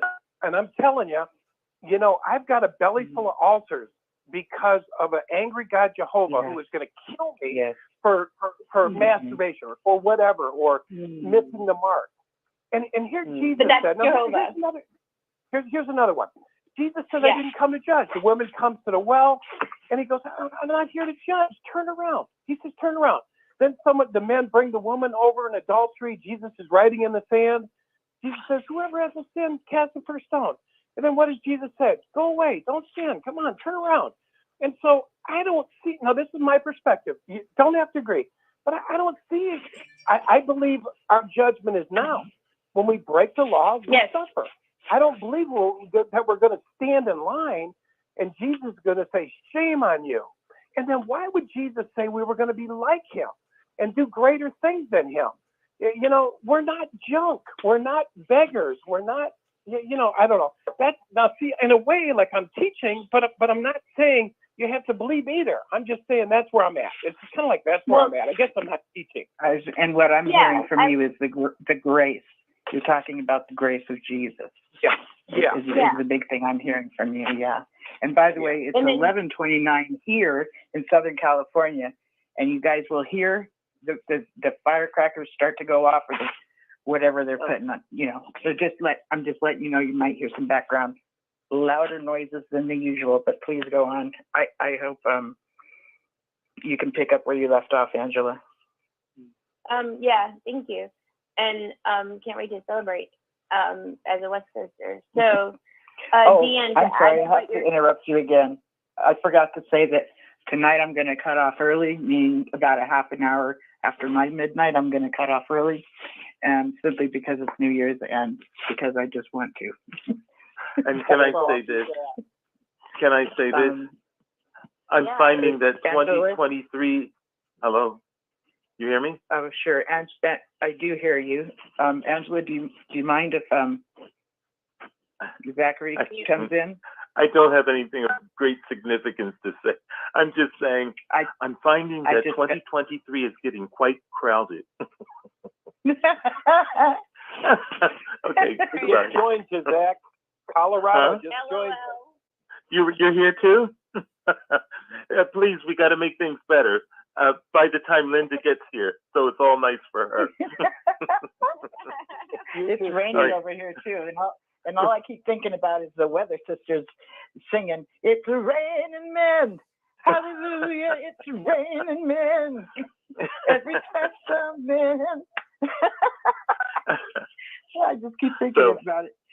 Go on. Okay. Well, Linda, may you enjoy the rest of 2022 and get the most out of it. There are very few people there now from the United States. Thank you. I appreciate you have that. the whole year for yourself. I heard the smile on your face and just the love that you showed up with. Thank you so much. Yeah. Yes. All right. Well, Happy New Year. I'm going to meet you. Happy New Year to you too. 2023. Yeah. Go ahead, Angela. All right, bye-bye. I was just having a yes. Love you. Go ahead, love. I'm kind of a yes and person. It's like an improv method that they teach us in business from LA or whatever. And so yes and to Dan. So kind of also dovetailing off of Sherry's storytelling earlier. It's religion that's really twisted everything up. And that mainly when I'm listening to people at all, just whether atheist friends, agnostic friends, or ex-Jehovah's Witnesses, whoever, the complaints that they have, I usually just find them to be those that are about the religious teachings and doctrines rather than like what the story or the script actually says. I also work in the media industry, so I kind of talk about it like a movie at times. And so in the story, you're completely telling the truth. Christ judges us off of a basic line, which is whether or not we're loving to our neighbors. And that, of course, we're supposed to love our brothers and sisters, you know, as much as or more than our neighbors. But what we're judged off of is how we treat our neighbors. And that you do it to one of the least of these and of our brothers, and, you know, we're doing it to Christ himself, which is why it's really bad when we're treating each other terribly, because we're treating Christ terribly. And so then when he comes back, it is not to cut off people's heads and stuff. There's two separate things that sound contradictory, and I love lists of contradictions. So everybody send me any Bible contradictions you're aware of. I have very few left to be able to resolve. But when it comes down to it, it says that he's going to come in as a thief in the night and steal everybody. But then there's this other story that says that everybody who calls in his name, they're going to get away with safe, which, certainly if you were there and the thief is stealing and there's two in bed, then you would call on him and then there wouldn't be left one in bed. So contradiction. But Sherry might also know this as well. There's two separate times that he comes in Revelation. One, he doesn't touch down at the beginning. It's just the meeting of the Lord in the air and we're caught up to it. And then later, when he comes back. I actually, though, I really didn't. Oh, I'm interrupting you. Yeah. I need a space to add to what you're saying. So please go on and give me some space. Can we have the same rules for you too? Yeah. What rules is that? Unless you need to interrupt me. Well, are you allowed to interrupt me too? I just want to know if I got to suffer interruption all the time. I have very limited patience now. No, interruptions happen on this show all the time. I'm not okay with poo-pooing somebody else's opinion. Can you wait until I'm done then? Because I was trying to finish it up quick, but we just interrupted the flow. Yeah, so Dan, I'm apologizing for it. Thank you. That's so if Dan basically, okay, well I'm gonna go pretty quickly, just so I can try to get my mood back together. I really just tastefully hate hanging out with ex-Jehovah's Witnesses. They seem so rude. I mean, can't figure out how to have unity and can't figure out how to be polite to each other, as if, when we get together like this, then suddenly the rules of general public common sense, suddenly we interrupt. And maybe people actually do this to people in public too. So just, maybe think of me as your Eckerd counter drug person, or whoever it is that you think is lesser than, that you don't even look at the eyes of, that you don't say hello to, that you forget to be loving towards. Because it takes a lot for me to come here and suffer complaints and arguing. And I get kicked out of Bible clubs all the time and things that are non-Jehovah's Witness oriented. But those people don't do personal attacks. And those people do actually still have kindness, where they wait until someone's done speaking to interrupt. And then it isn't an interruption anymore. So even if they say that I'm damned to hell because I don't believe in Trinity, at least they waited until I was done speaking to say so and then kicked me out. So anyways, sorry, when Christ comes, he's not destroying everybody. But if everybody wants to complain about, throwing away scripture because they throw the baby with the bathwater out, you just lost your baby. And so maybe think about that. When we have a complaint for scripture, maybe it's religion that we're really complaining about. There are not really any Christians on earth. And he said, remember the guy, he's like, is there going to be faith on earth? I question if there any love on earth, because we can't figure it out amongst ourselves. And really, atheists are the best Christians I know. Sorry, I'm now going to just say, sorry, I lost my mood and I'm tired of arguing. I'm tired of being in this kind of community right now. So I'm going to have to go because I don't find it conducive to my mood. And I apologize for changing my mood. No, it's not my fault. If it's a nice place, I'll come back. But I got chastised how many times? I gotta go. Thank you so much, y'all. Have a great new year. I hope things are different when it gets there. Okay. So what you're experiencing now, feeling chastised, feeling reprimanded, is definitely not the mood of how I would like the show to go. And I want to apologize for some of that, and kind of give the ground rules every so often. But it's very important to me that we get to share our views, and if we disagree with them, we can kind of just say, I disagree with this or that part because of the way I see it is. So in other words, we still have room at the table. Hey, Linda. And that's important to me and for all of us. And I get the last caller's frustration and anger, and I think it was super wise of her to go, I'm just going to go on mute for a while, and sorry about my mood. I'm not sorry. She's in it. She's totally in it from what she experienced with us and or herself, but I'm just sorry about how it went for someone to experience life that way. But she's also bringing in her own previous experiences in with what happened tonight. So there's the triggering, which she admitted she was in. But yeah, please go on, Dan. Yeah, and these things are going to happen. I mean, because we've all come out of religiosity. Some of us have bounced back in it, and and we want to feel we have strong opinions on what we believe. But Sure. other people, there's people that have studied 20 years, totally different stuff, like myself. So I see maybe a bigger picture, other than just our Bible, our scriptures, and that's okay. And other people have stayed in the Bible, but I forgot what I was going to tell you. Hi, Linda. Hi, Linda and Dan. Giddy. Yeah, go ahead, sir, Giddy. Hi, Hi there, you guys. Hi, it's Hi. Brian. I just wanted to pop in on New Year's Eve. Hi, Brian. Yeah, It's so I so just good to wanted hear to tell from you. Dan, you're a nasty dude. You know it. Wait a minute. I know. You get on the show to say, I just want to talk to Dan. Okay, whatever. Yeah. Go ahead. Just talk to Dan then. Well, no, actually, I just wanted I'm to. I totally was popping joking. in to say Happy New Year to everybody. And Yes. the lovely gal that was just talking, what did you say her name was? She just hung up. Angela. Her name was Angela too. Okay. Because Dan's wife is Angela, so I just wasn't sure if I'd gotten that right. Well, Angela, if you're still listening, yeah, you're if you do come on the 6 screens, I didn't hear any of what was going on earlier. I haven't hardly even been on here for months, but I just thought I'd phone and say Happy New Year to everybody. And Angela, you'll find that there's some really groovy stuff that happens here too. And there's lots of nice people.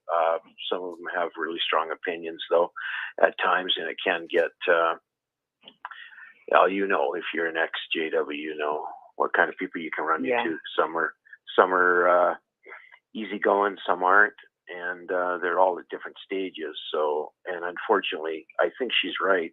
I think you are right, Angela, that some people have lost just common sense and common manners when it comes to religion. But Happy New Year to you too, Angela. You sound like a nice person to me. So anyway, Happy New Year to Dan and Angela. Thank you, Brian, for saying that we've all got, that this is a really cool place to hang out in spite of how she was experiencing things tonight. I appreciate that a lot. And especially because you've been silent. You've been silent since you've lost your wife, and my heart has been wondering how you're doing. I didn't hear what happened earlier, and but I have heard some nights when the knives I went come like out. 5 whole minutes of trying to get just from the stream to the phone, and I missed some of it. And oh my goodness! But I could just tell there was things were getting heated, right? Brian, first of all, thank you for that wonderful, wish. And we wish you a very happy New Year as well. Really, we miss Brian. I hope you're okay and all of that. Oh yeah, everything's fine. You bet. Yeah. And I wanted to say hi to my favorite liberal, favorite Democrat. He knows who he is. He does. In New York I City, think he does know who he is. Okay. And anybody in else New York is listening? City. Yeah. But I'm listening in, I'm listening.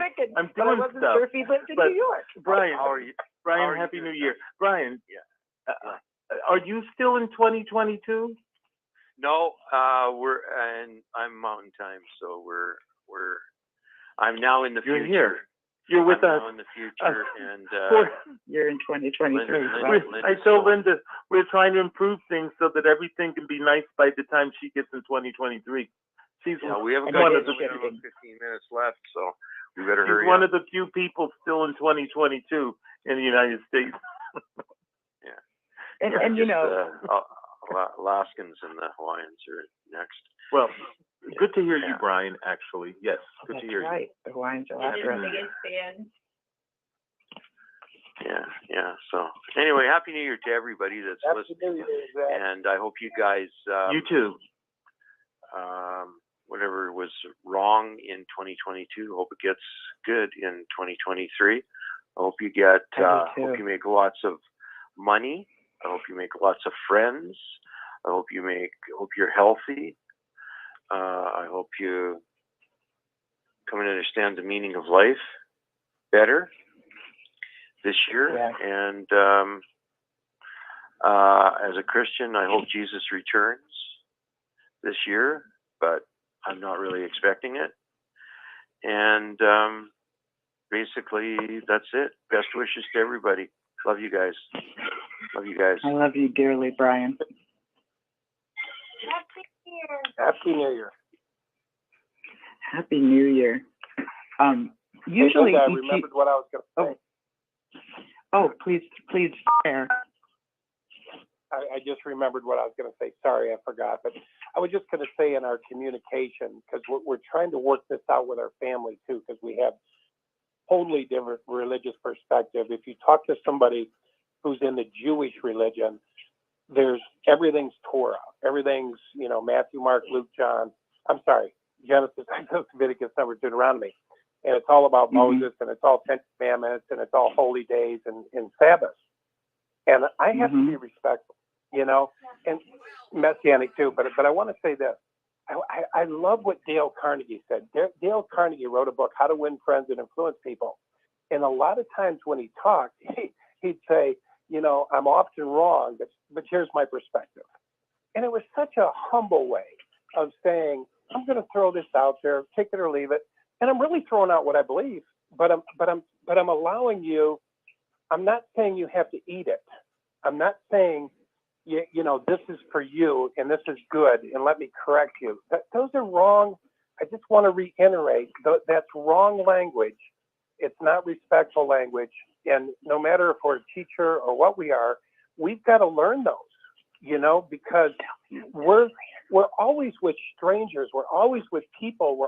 We go on little cruises up in Anacortes, and we meet people from all over the world, religions we've never even heard of, and they're some of the most beautiful people. I said, what religion is that? They said, oh, it's a major religion. I forget the name of it in another country, but I'm like, wow. They said, yeah, we love everybody. I'm like, wow, really? They said, yeah, we truly love everybody. I'm like, cool. And so it's just, I think in spite of their religion, in spite of their views that are different than theirs, they love everybody. Yeah. Wow. They might even have been Buddha, something, I don't know. But you know what? Yeah, I don't care. Okay. In my life, I've gotten to a point where it's like, I don't care what you are. I love you no matter what you are. I don't care if you're Buddhist. I don't care if you're Tibetan monk. I figured they were, I've said it before, they were knitted in the womb and immaculately conceived by God, and I was too. And who am I to say what they are? And, that they can't be in a tradition they were in their whole life and call God what they want. That's just my perspective. But that's kind of where I'm at. My wife, Andrew, wants to say something real quick. And let me just add on to what I was saying. Sure, let me add on what I was saying earlier about how there's some views that yourself, Angela, and Dan has that are not necessarily mine. But at the same time, I've never experienced that you don't love me. There's been so many things that have been said to me from the two of you that have said that you love me and that you accept me. So that is something, an atmosphere I would love for this show to be. Yes, we might think differently, and I don't agree with that, or not even mention it. You can mention it or not, but still, I'm hoping that this, to be honest, I see this show as kind of like a sandbox from when we were younger in school and used to play in the sandbox. That was socializing, and as we got older and older and older, we socialized more, and we were more equipped to be in the society at large. Us as Jehovah's Witnesses or any other cult, they kept us socially stunted. So in my mind, this is supposed to be, I would like this to be a safer place for us to socialize, because I think it's going to help us mature and be ready to face the world tomorrow, Yeah, so there's that. absolutely. Yeah, so I want to say something. If Angela, I hope to God she's still listening on right now. But I hope so too. What did you say, Linda? I hope so too. Yeah. I said I hope so too. Yes. Yeah, too. But what I want to say is I've been an observer of all of this for the last couple hours, and what I kind of witnessed is that she got triggered because when we get kind of solid in what we think we're believing and we feel good about it, and then other people don't accept us. I don't know. coming out of the Jehovah's Witnesses and me, Worldwide Church of God, we really don't like. We're not okay with people not agreeing with us for a while. It's just the way it is. Interruption. And until we get more stated. Yeah, just let me just finish, okay? And so we just kind of we just go down that road, and then once she got triggered, then what I witnessed to happen is that she started feeling like I'm getting a little nervous right now, and that if anybody interrupts me, then I'm going to lose my thought, and then it was even then she triggered even more. And so then what happens, Linda, when you get nervous? Let me tell you what you do when you get nervous. Don't mind. I really don't want to be arm-chaired. When people start to say what I am listening. Okay, that's good. Can I finish talking, please? Thank you so much. And so Linda, what happens is she'll say, I'm feeling like you keep interrupting me, and then what happens is this: you get nervous. This is my opinion of what I saw happening, and you get nervous and you start to say, well, I'm really sorry, and I'll let you start speaking, and then all of a sudden she'll start speaking, and then you say, oh yeah, and also too, I wanted to say that, and then she'll start speaking again, and then you'll start saying a little bit more, and then she kept getting interrupted over and over and over again, like you were doing it on purpose.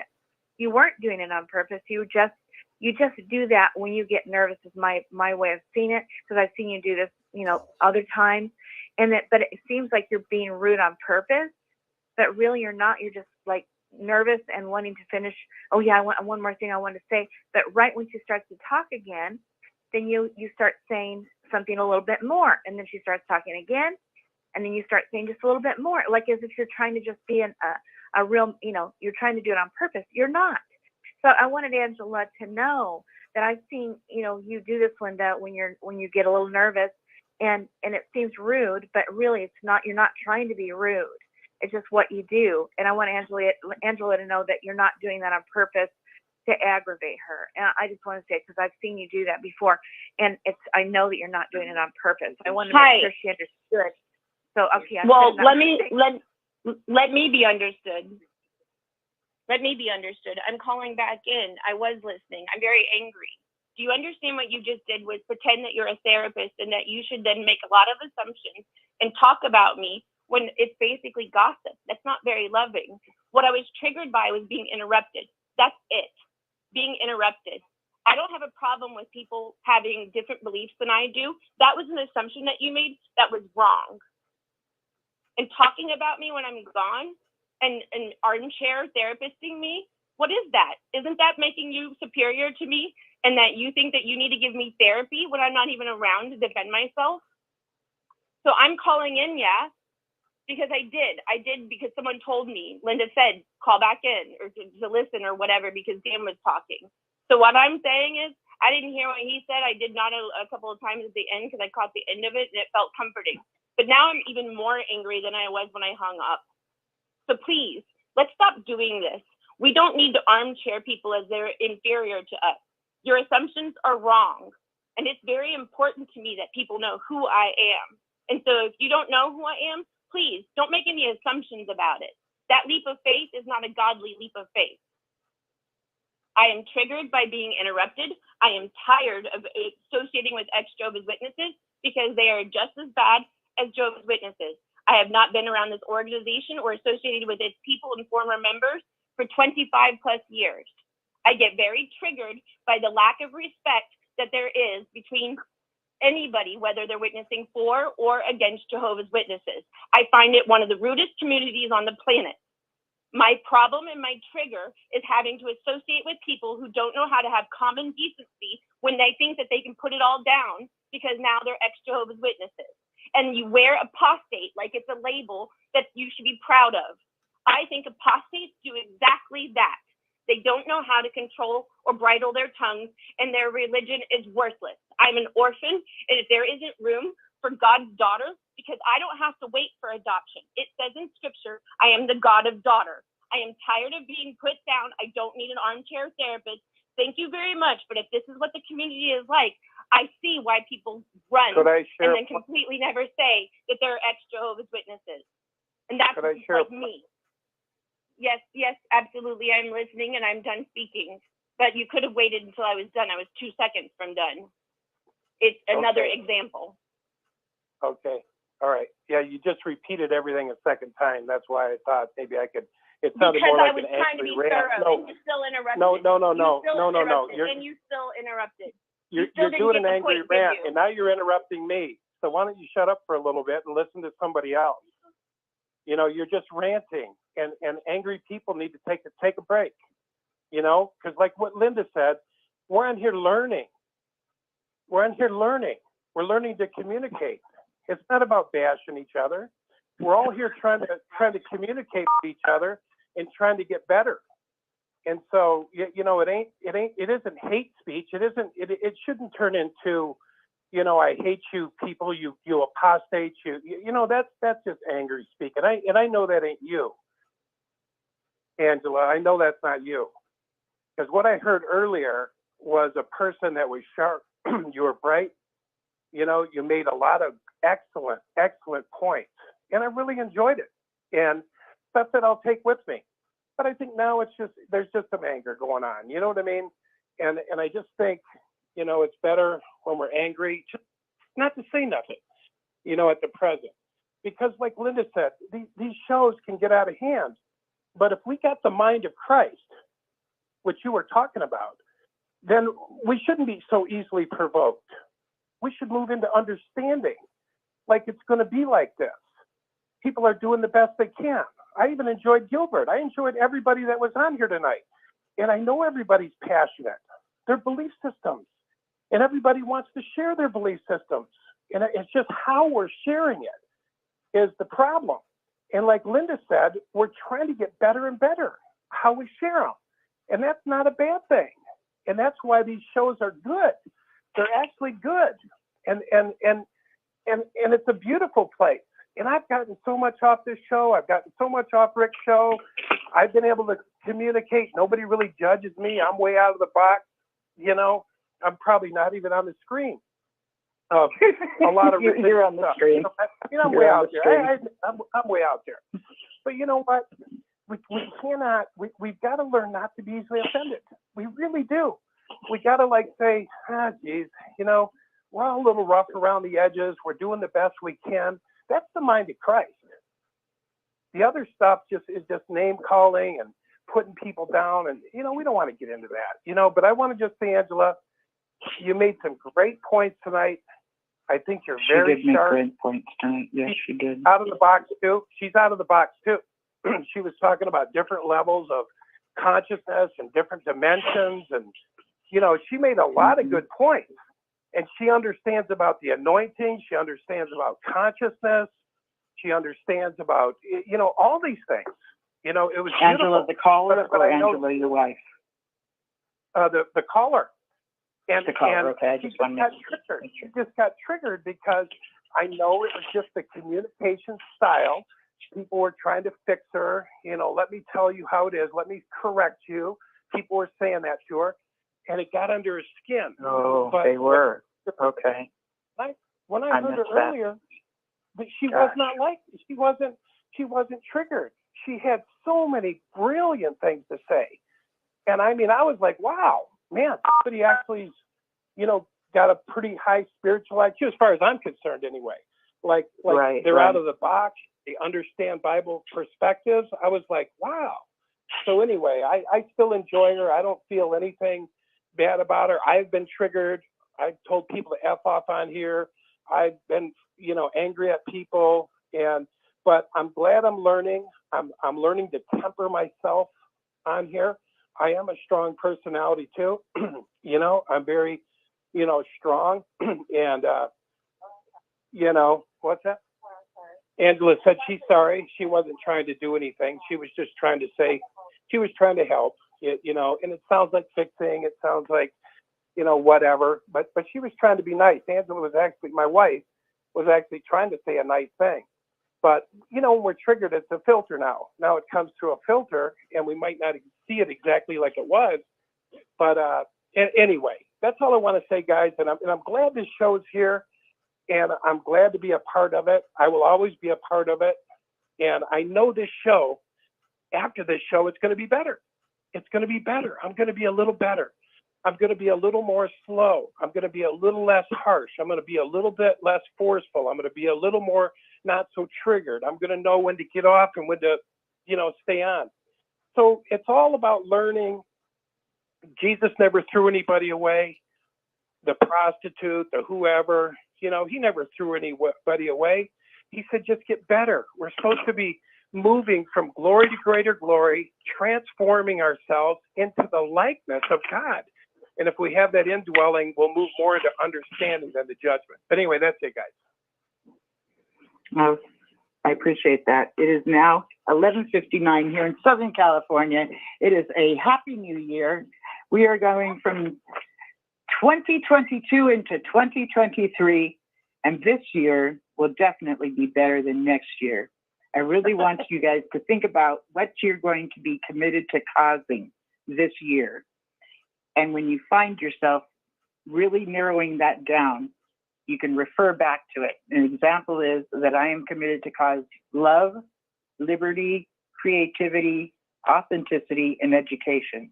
And when I find myself diverting from those and going on to something else that doesn't line up with these things, then I remind myself to get back to them. So think about what you're committing to cause in other people and yourself.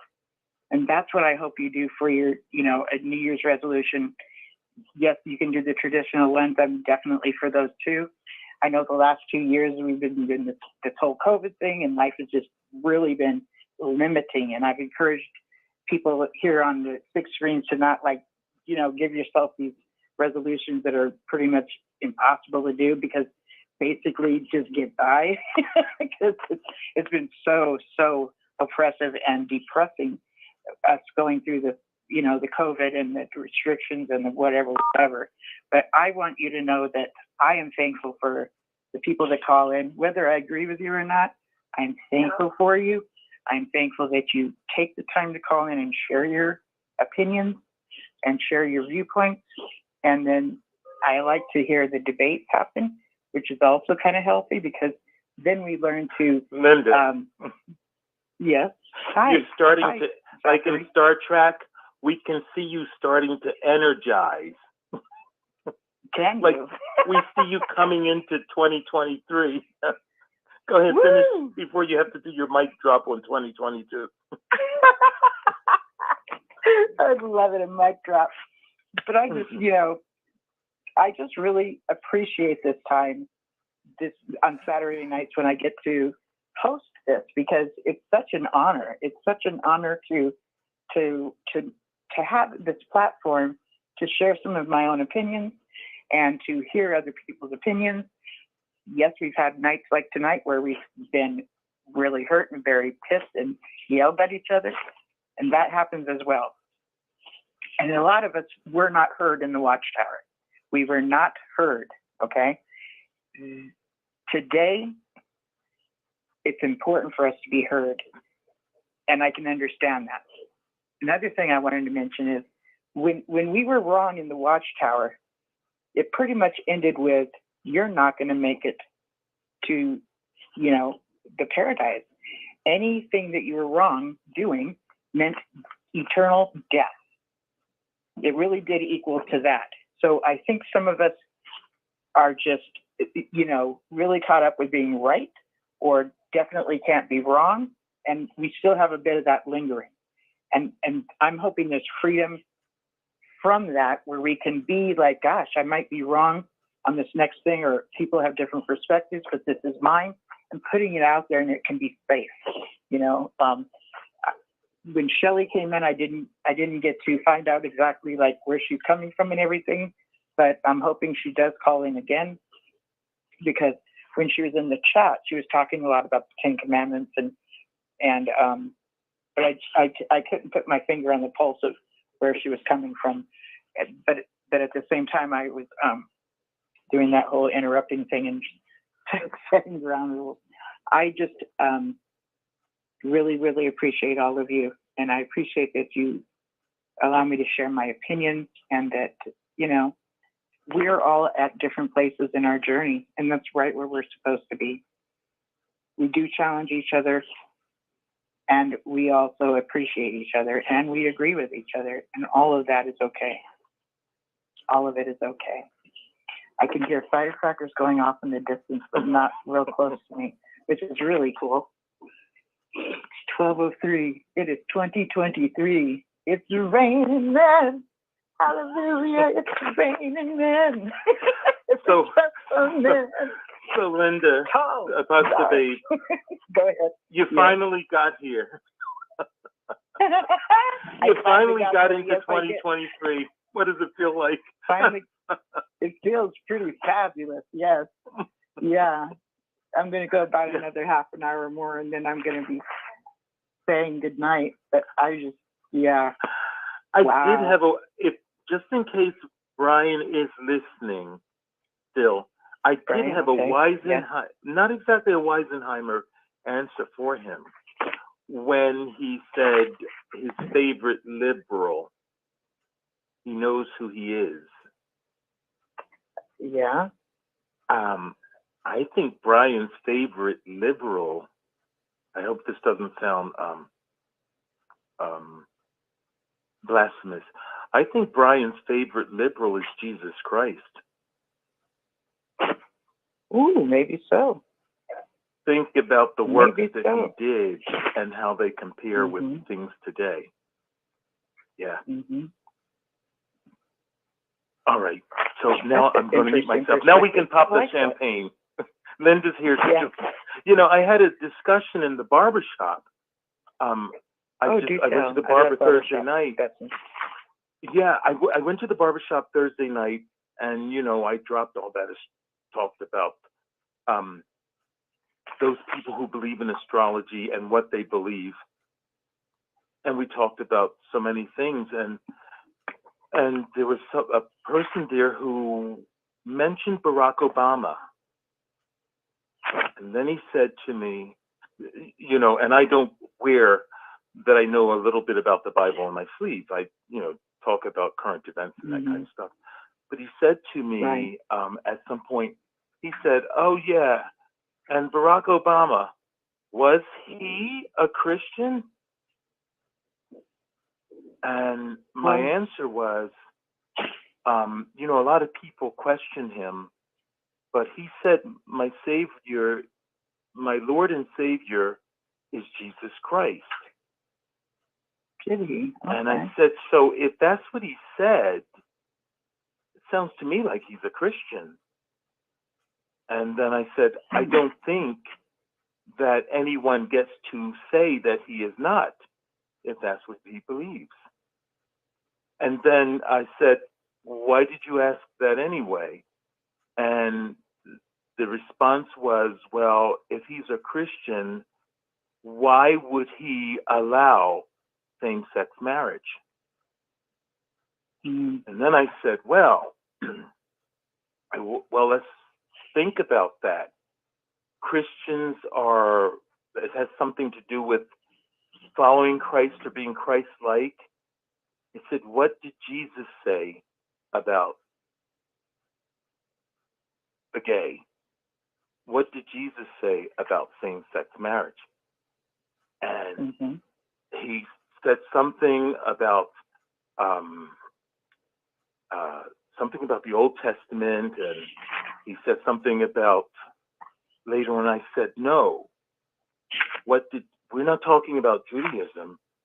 We're talking about Christianity. What did Jesus, the one whose name Christians bear, what did he say? You know, there was like not a lot of stuff to say at that point. And then he started digging in his cell phone. And then he said, I said, are you going to tell me that Jesus said, for this reason, a man will leave his father and his mother, and he will stick to his wife, and the two will become one flesh? And he said, oh yeah, that's what I was going to say. And so I said, so how many same-sex couples did Jesus try to stop? Good question. And he said, none. And I said, why should Barack Obama do anything more than what Jesus did in that area? Why would you say he's not a Christian? And then we went on to moved on. We moved on to the next subject. So wow, we did have an interesting discussion. You know what I mean? And I did say that thing that, you know, when I look at it, Jesus was the liberal and Paul was the conservative. Oh my God! Paul had everything to say about it. I totally agree. I totally agree. And there's a theory that I've heard from different people that the thorn in Paul's side was, you know, different people have thought that people of like notoriety in that you would find in a concordance. Some of them thought that thorn in Paul's side was homosexuality, and that he was fighting it. And I heard this for the first time about 25 years ago from somebody that I was taking a break at the salon where I worked, and this guy who walks all the time, he'll kick it and chat with me for a little bit, older gentleman, you know, so the man is wise. And he mentioned that, and I had never heard this before, never. And looked into it a little bit, but yeah, there's some thought, there's a theory that might have been that thorn in his side, as if he was fighting it, you know, that he was, might have been. That's the theory. There's another thing coming out. It's called 1946. It's a movie, and it's like an independent movie, and it talks about how homosexuality was not put into the Bible until 1946, and how that came about. Very, very interesting. Yeah, very interesting. And just that's saying that it was added to the letters of Paul in 1946? I don't know if it was added to the letters of Paul, but just put into the Bible. Like it wasn't put, the word homosexual was not put into the Bible until 1946 by these translators. And I used to know the name of that specific translation, and I cannot think of it right now. If you Google 1946 movie, that might make a difference. I mean, you might look it up. I mean, you might find it. Yeah. Now, on the Paul thorn in the flesh, I'm trying to think. What did the witnesses taught it was his eyesight, and I think I've seen that in other sources too. He makes a statement about the way he makes his letters. I think Paul makes that statement, but I think I've seen that in some writings. It may not have just been in the Bible. So that's what I always thought his thorn in the flesh was. Yeah. Who's the gentleman speaking? Yeah. Who's the gentleman speaking? This is Zachary. Zachary makes a very good point. Zachary, that was a very good point. I think even Bob Roberts on the chat said that. What you said about the Barack Obama thing, and you know, you reminded me of what my brother said. My brother Jesse says, "Your Honor," in a court of law, you'll say, "Your Honor, my client never said that. You know, he's leading." You know, they'll say that.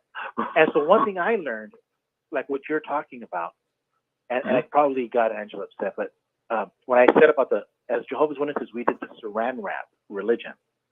And basically what I'm trying to say is that every time I found myself in trouble, it's because I added more to what is actually written. So it's like in a court of law. In a court of law, the lawyer would say, "Your Honor, Gilbert has added 5 words to the," and it's true. In a court of law, the judge would say, "Well, yeah, Gilbert, you know, there's only 10 letters or 10 words here. Why are you saying 15? You know what I'm saying? And so I think that's what you were saying, like with Barack Obama, is like, Your Honor, you know, he's not adding and he's not subtracting from what is said. And I think that in doing so, it was calculating and smart in that he's not going to put words in another person's mouth. And I think it's okay. And I'm not agreeing or disagreeing. I'm just saying it's very smart. It's just like, you know, in that scenario, don't put words in another person's mouth. And that's what my brother would tell me all the time. You know, as Jehovah's Witnesses, we would always put words in other people's mouths. Can I say something, guys? But I'm just saying, that's all I was trying to say. And sure, as soon as he finishes this up, Angela. I found it very interesting what you were trying to say, and I really learned a lot. Thanks, Zachary. Yeah. You're welcome. You guys, I just Go want to ahead, say Angela. something. I just wanted to say something about that Barack Obama thing, because, you know, one of the first things that he did when he came into office was that he had a big, I think it was something on the whole lawn in front of the Capitol, and as well as it took up the street so no one could even drive on it, and massive people bowing down, and clearly the message that he is not Christian, that he is a Muslim. And countless times that he did that, and taking up the streets where no one could even drive right in front of the Capitol. And so just because a politician says what we all want to hear, which is what they're known for, why, I don't know any reason on the earth why I'm going to believe him that he does one thing, but he says another. So I just simply want to say I absolutely do not agree that he's Christian or what he says. The thing is, for me, I don't think it's up to other people to say whether or not he considers Jesus to be his Lord and Savior. If he considers Jesus to be his Lord and Savior, and he believes that Jesus died for our sins, and he feels he should believe on Jesus to benefit from Jesus dying for our sins, I can't tell him he's not a Christian. So guess what? He just I think it's up to him whether he believes. Here's what I'm saying. I think it's up to him whether he believes in Jesus or not, and how he believes in Jesus. I've heard people try to say he's not. I remember when they first said he's Barack Hussein Obama. I told the person I was talking to in the barber shop that Barack Obama is not the person who I questioned. He made it clear what he believes in. He made it clear who he believes in. But he didn't bring those beliefs into the Constitution, which he swore to uphold and to defend. He didn't bring them into that because he swore to uphold and defend the Constitution. And many of the people who are under the Constitution, who believe in it, are not Christians. So you can't, he did not try to force Christianity on American citizens.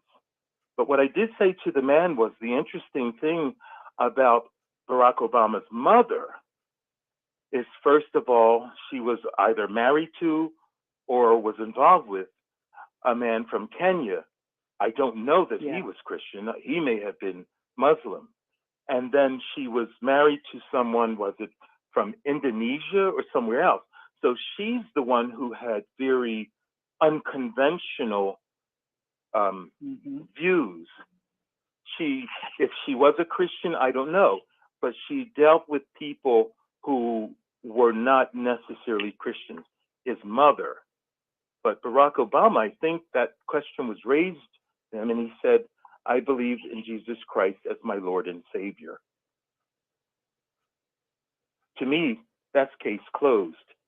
I can't judge every little thing that he does, especially when he said he would uphold and defend the Constitution of the United States. And he didn't say he was going to uphold and defend Bible scriptures as president. Okay, so I saw a posting recently of the Obama family celebrating Kwanzaa. What would that be? Yeah. What would that fall under? Kwanzaa? Yeah. Kwanzaa? Yeah. What would that fall under? Kwanzaa is a celebration that I've had 2 years. 1 year where I read about it last year a lot, and this year where I tried to mimic it. Kwanzaa is a festival or a celebration that was started by an American, I don't remember his name, a PhD, a doctor, somebody, in 1966. The idea was he felt that Americans, Black or African Americans, were separated from the African diaspora, or that they felt separated from the African diaspora. And so this celebration, he started it back then, and it had seemed to grow. It is not a religious celebration. It is a cultural celebration. It's a celebration where you celebrate harvest. And Kwanzaa means first harvest or first fruits. It's spelled Kwanza with only 6 letters, but because of the first celebration of Kwanzaa, there were 7 children that they had in the celebration, and every one of the children wanted to be a letter. They added another A so that there could be 7 letters instead of just 6. And so the Kwanzaa, you have a 7 candles, right? There are 3 red, 3 black, 3 red, let me start over. 1 black one, 3 red candles, and 3 green candles. They're put in a thing that is not called a menorah. It is a kanara. Oh, wow. And you put 3 red candles on the left, the black one in the middle, and the 3 green candles go on the right. And it is a 7-day celebration. It starts on December the 26th, and it ends on January the 1st. That's the last day. And every day you light a candle. The black candle is for the people. The red candle is for struggle. And some people would say blood, but for struggle. And the green candle is for the future. The green 3 candles are with reference to the future. They are, some would say that's land, but struggle and future. And so every day you light 1 candle. I would think you imagine it stays lit, but that's not practical because you have to blow the thing out. Right. And the next, so the first day you light the black candle, and there's a word that goes with it, I think it's umoja, and that word means unity. And so you reflect on that. And the second day you light, the black candle's lit, so you light the first red candle that's near the black candle. And then there's another word, it's a longer word, and it has a meaning. The next day, those 2 candles you light first, and then you light the green candle, the first green candle next to the black candle. And you do that every day. That's the 3rd day. The 4th day, you add the middle red candle. And the 5th day, you add the middle green candle. And the 6th day, you add the last red candle. And the 7th day is the last green candle. It is, you have a kanara, which is the candle holder, and you have a mat, and it should be handmade. You can give gifts, and it's preferred that they are handmade gifts. There's corn to represent children, and fruit, to represent some other thing. And at the very beginning, when you start out, if the oldest person who's in the room, it's an African custom, I guess, you ask the oldest person, may I do this? May I do that? And the activities are borrowed from, I think I read Western Africa and Southeastern Africa. And he pulled those all together to put together this festival in 1966. And it has grown now to, so many people That follow is very interesting. But it is not religious. Anybody can follow it, do it. And that's what I wanted it's not to religious. find out. It is cultural. Okay, so that was exactly what I was wanting to know. Yeah. Wow. So Obama's Love still it when you Christian if he explain does Kwanzaa. Huh? Yeah, could somebody who is Christian do do this tradition? And it sounds like culturally is why it happens more so than what religion. Which again, religion is considered a culture too, but it's also for the African Americans, it's part of their own culture that is, however that was put together. It's a way of honoring. Yeah, and it was to make them feel a part of the. the holidays? Hmm? Hello? Go ahead. I didn't hear. Was that to make them feel a part of the holidays? No, they still, celebrate Christmas and whatever the holidays are. But I think that that's the time of year when you have extra time to do stuff. Children often are off from school. Right. I interrupted you when you said it makes them feel a part of. So I didn't get the answer. I interrupted. What is the answer? I think it helps. Yeah, I think it helps. I think that his idea, the one who started this, his idea was that African Americans are separated from the African diaspora. What is they don't African exactly. diaspora? I think you would think of it as the wherever people of African descent are is like wherever they are. Okay. Instead of just Africa, they're spread out in different places in the world, and that's referred to as the African diaspora. Okay. And so they felt, they would feel separated from Africa or the African diaspora, and so he came up with this. It has it's kind of based on Western Africa and Southeastern Africa. I think it is those areas, celebrations that they had in those areas. And it's just a 7-day thing, January 26th through, December 26th through January the 1st. Could I say something real quick? Being the first. Sure. That word aspera that he was saying. Hi.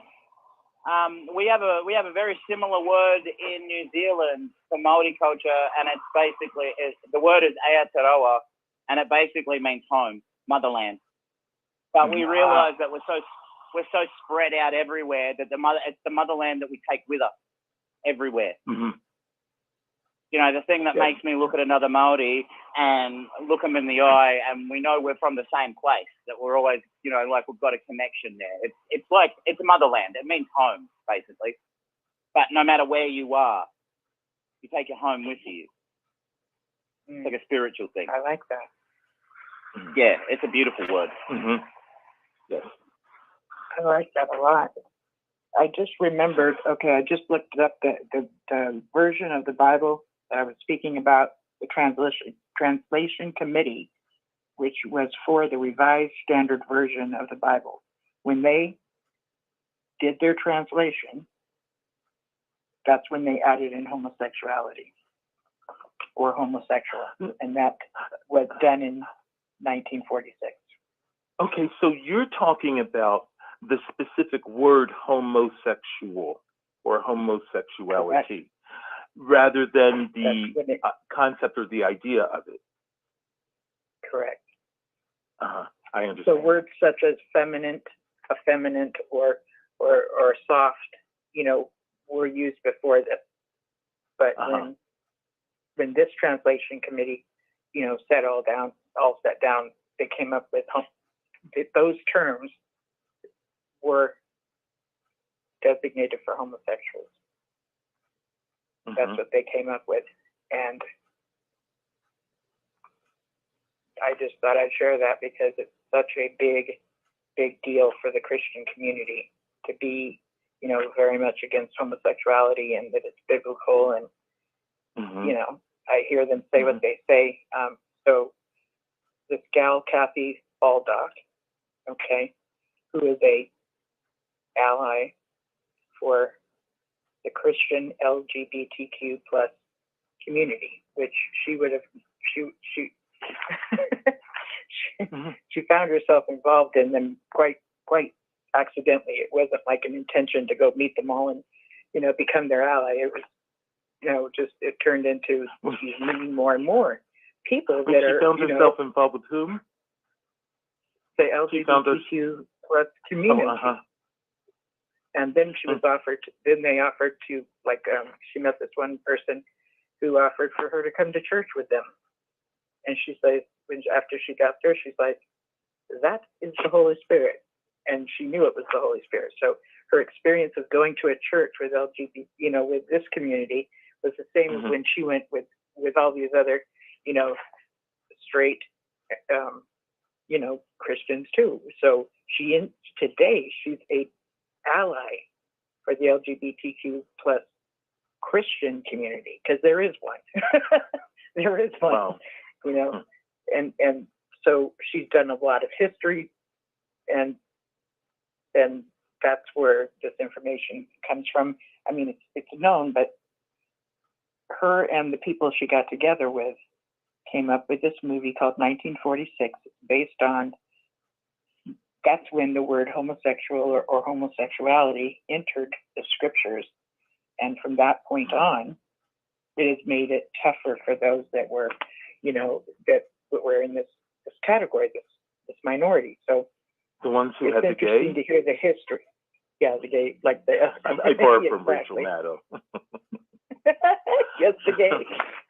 That's too funny. So well, I was saying Linda, earlier, just a certain translation, and so now I dust it off. It's great to have you here in the year 2023 with us. We're so glad you got here finally.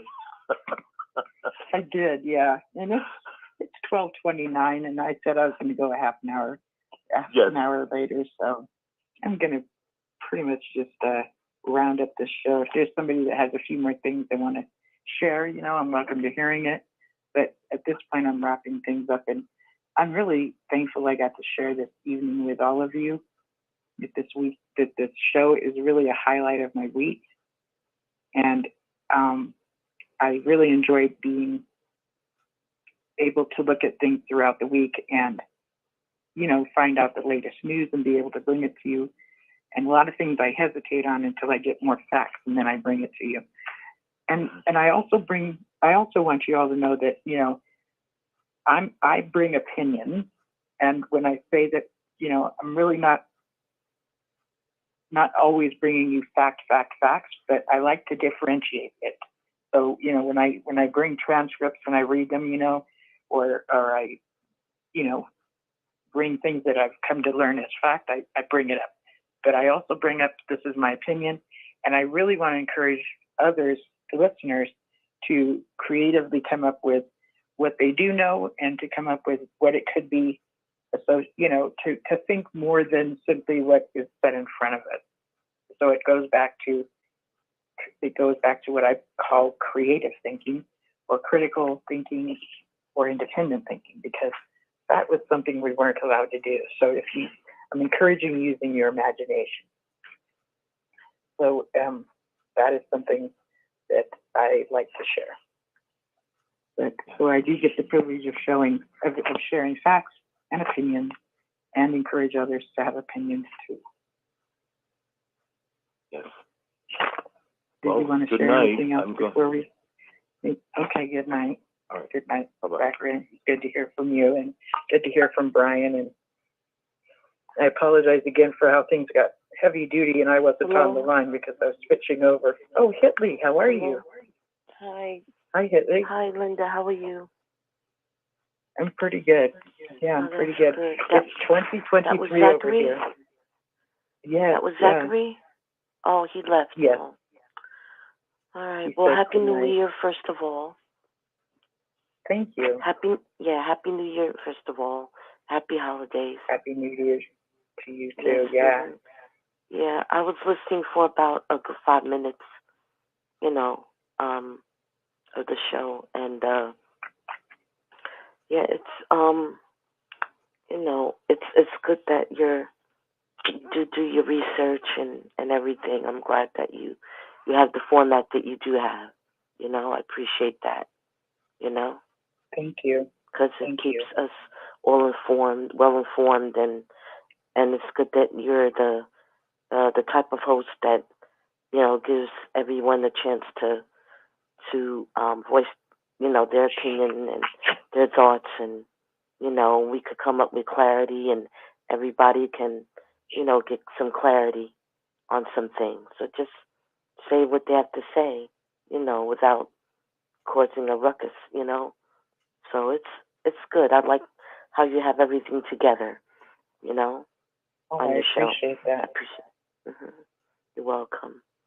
I was telling a friend earlier this week that, you know some of the lingo that's more proper, or proper lingo for like JW talk, and that you were the one that mentioned to me that someone in my status would be considered a visitor because I've never been baptized. And I'm telling my friend, I'm like, I wasn't no visitor. I was held hostage growing up in this organization, being forced to go.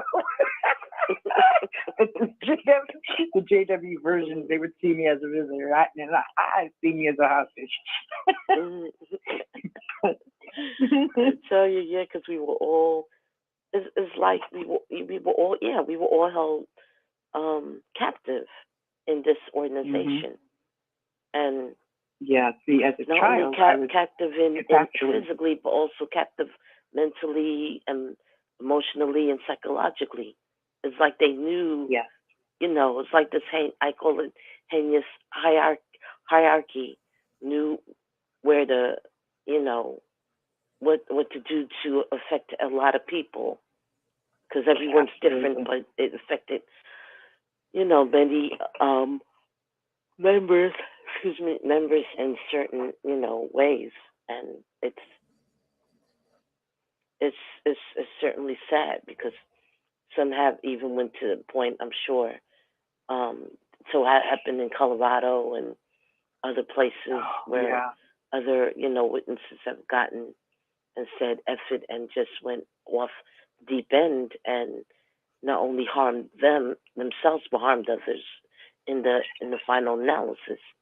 And it's a sad thing. And I said to myself, God, you know, they couldn't just at least, you know, when it comes to the situations, in judicial committees and everything, just have some resource information for the brother or sister, you know, whether they're baptized or not, to go to some help, because, you know, because they're not qualified themselves, the elders are not qualified themselves to give a constructive what they call diagnosis, like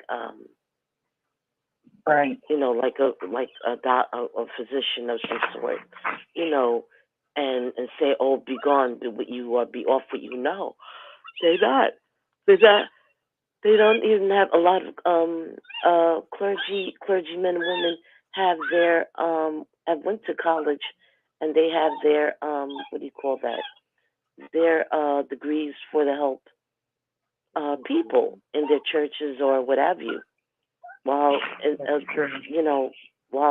you know, meanwhile back at the ranch, Jehovah's Witnesses don't have anything.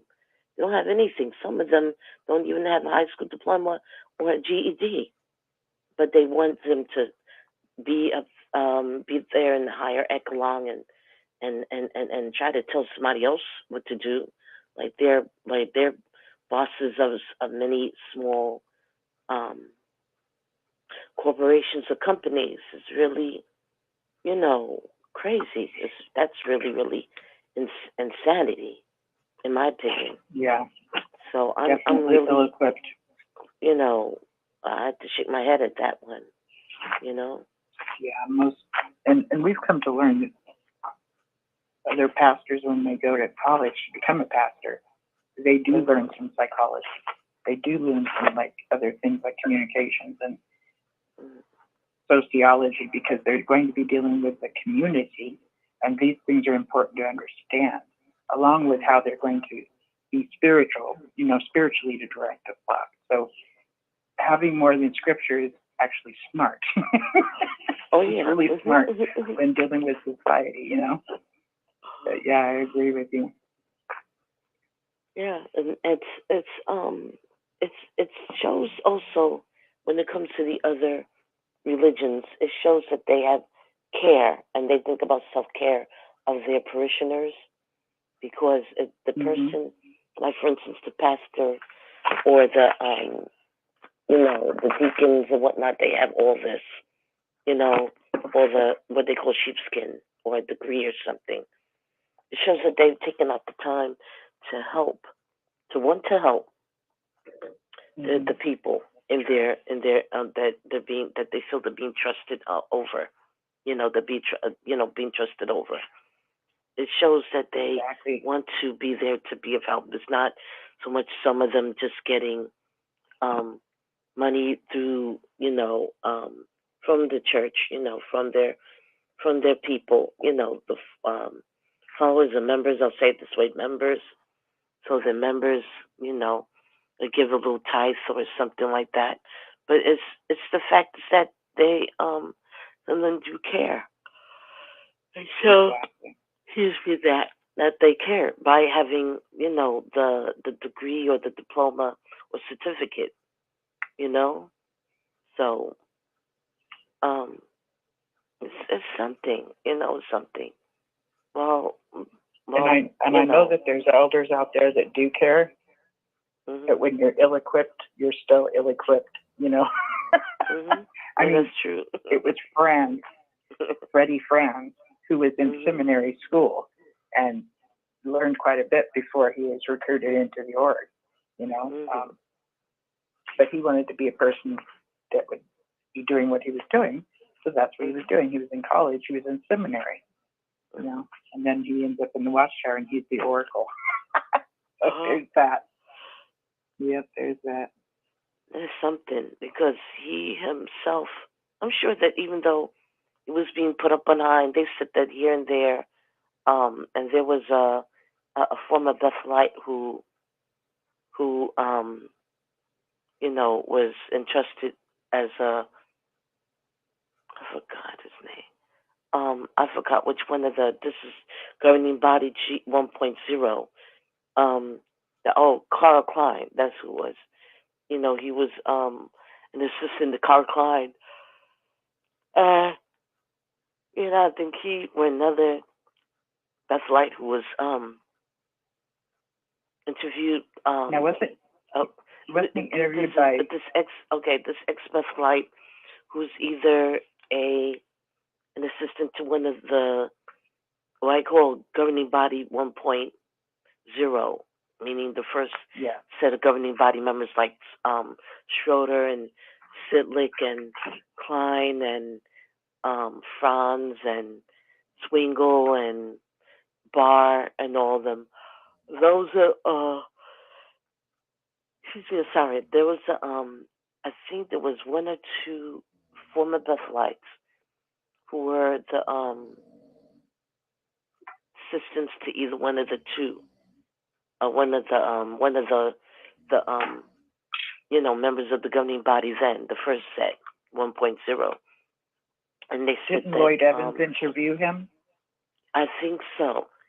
The guy's name, but he said something about how the governing body does a lot of things, and I think it was Freddie Franz he mentioned was pretty was kind of here and there on, some people could perceive on a little bit of here and there knowledgeable and a little arrogant and everything, but he was more approachable than anyone in 2.0.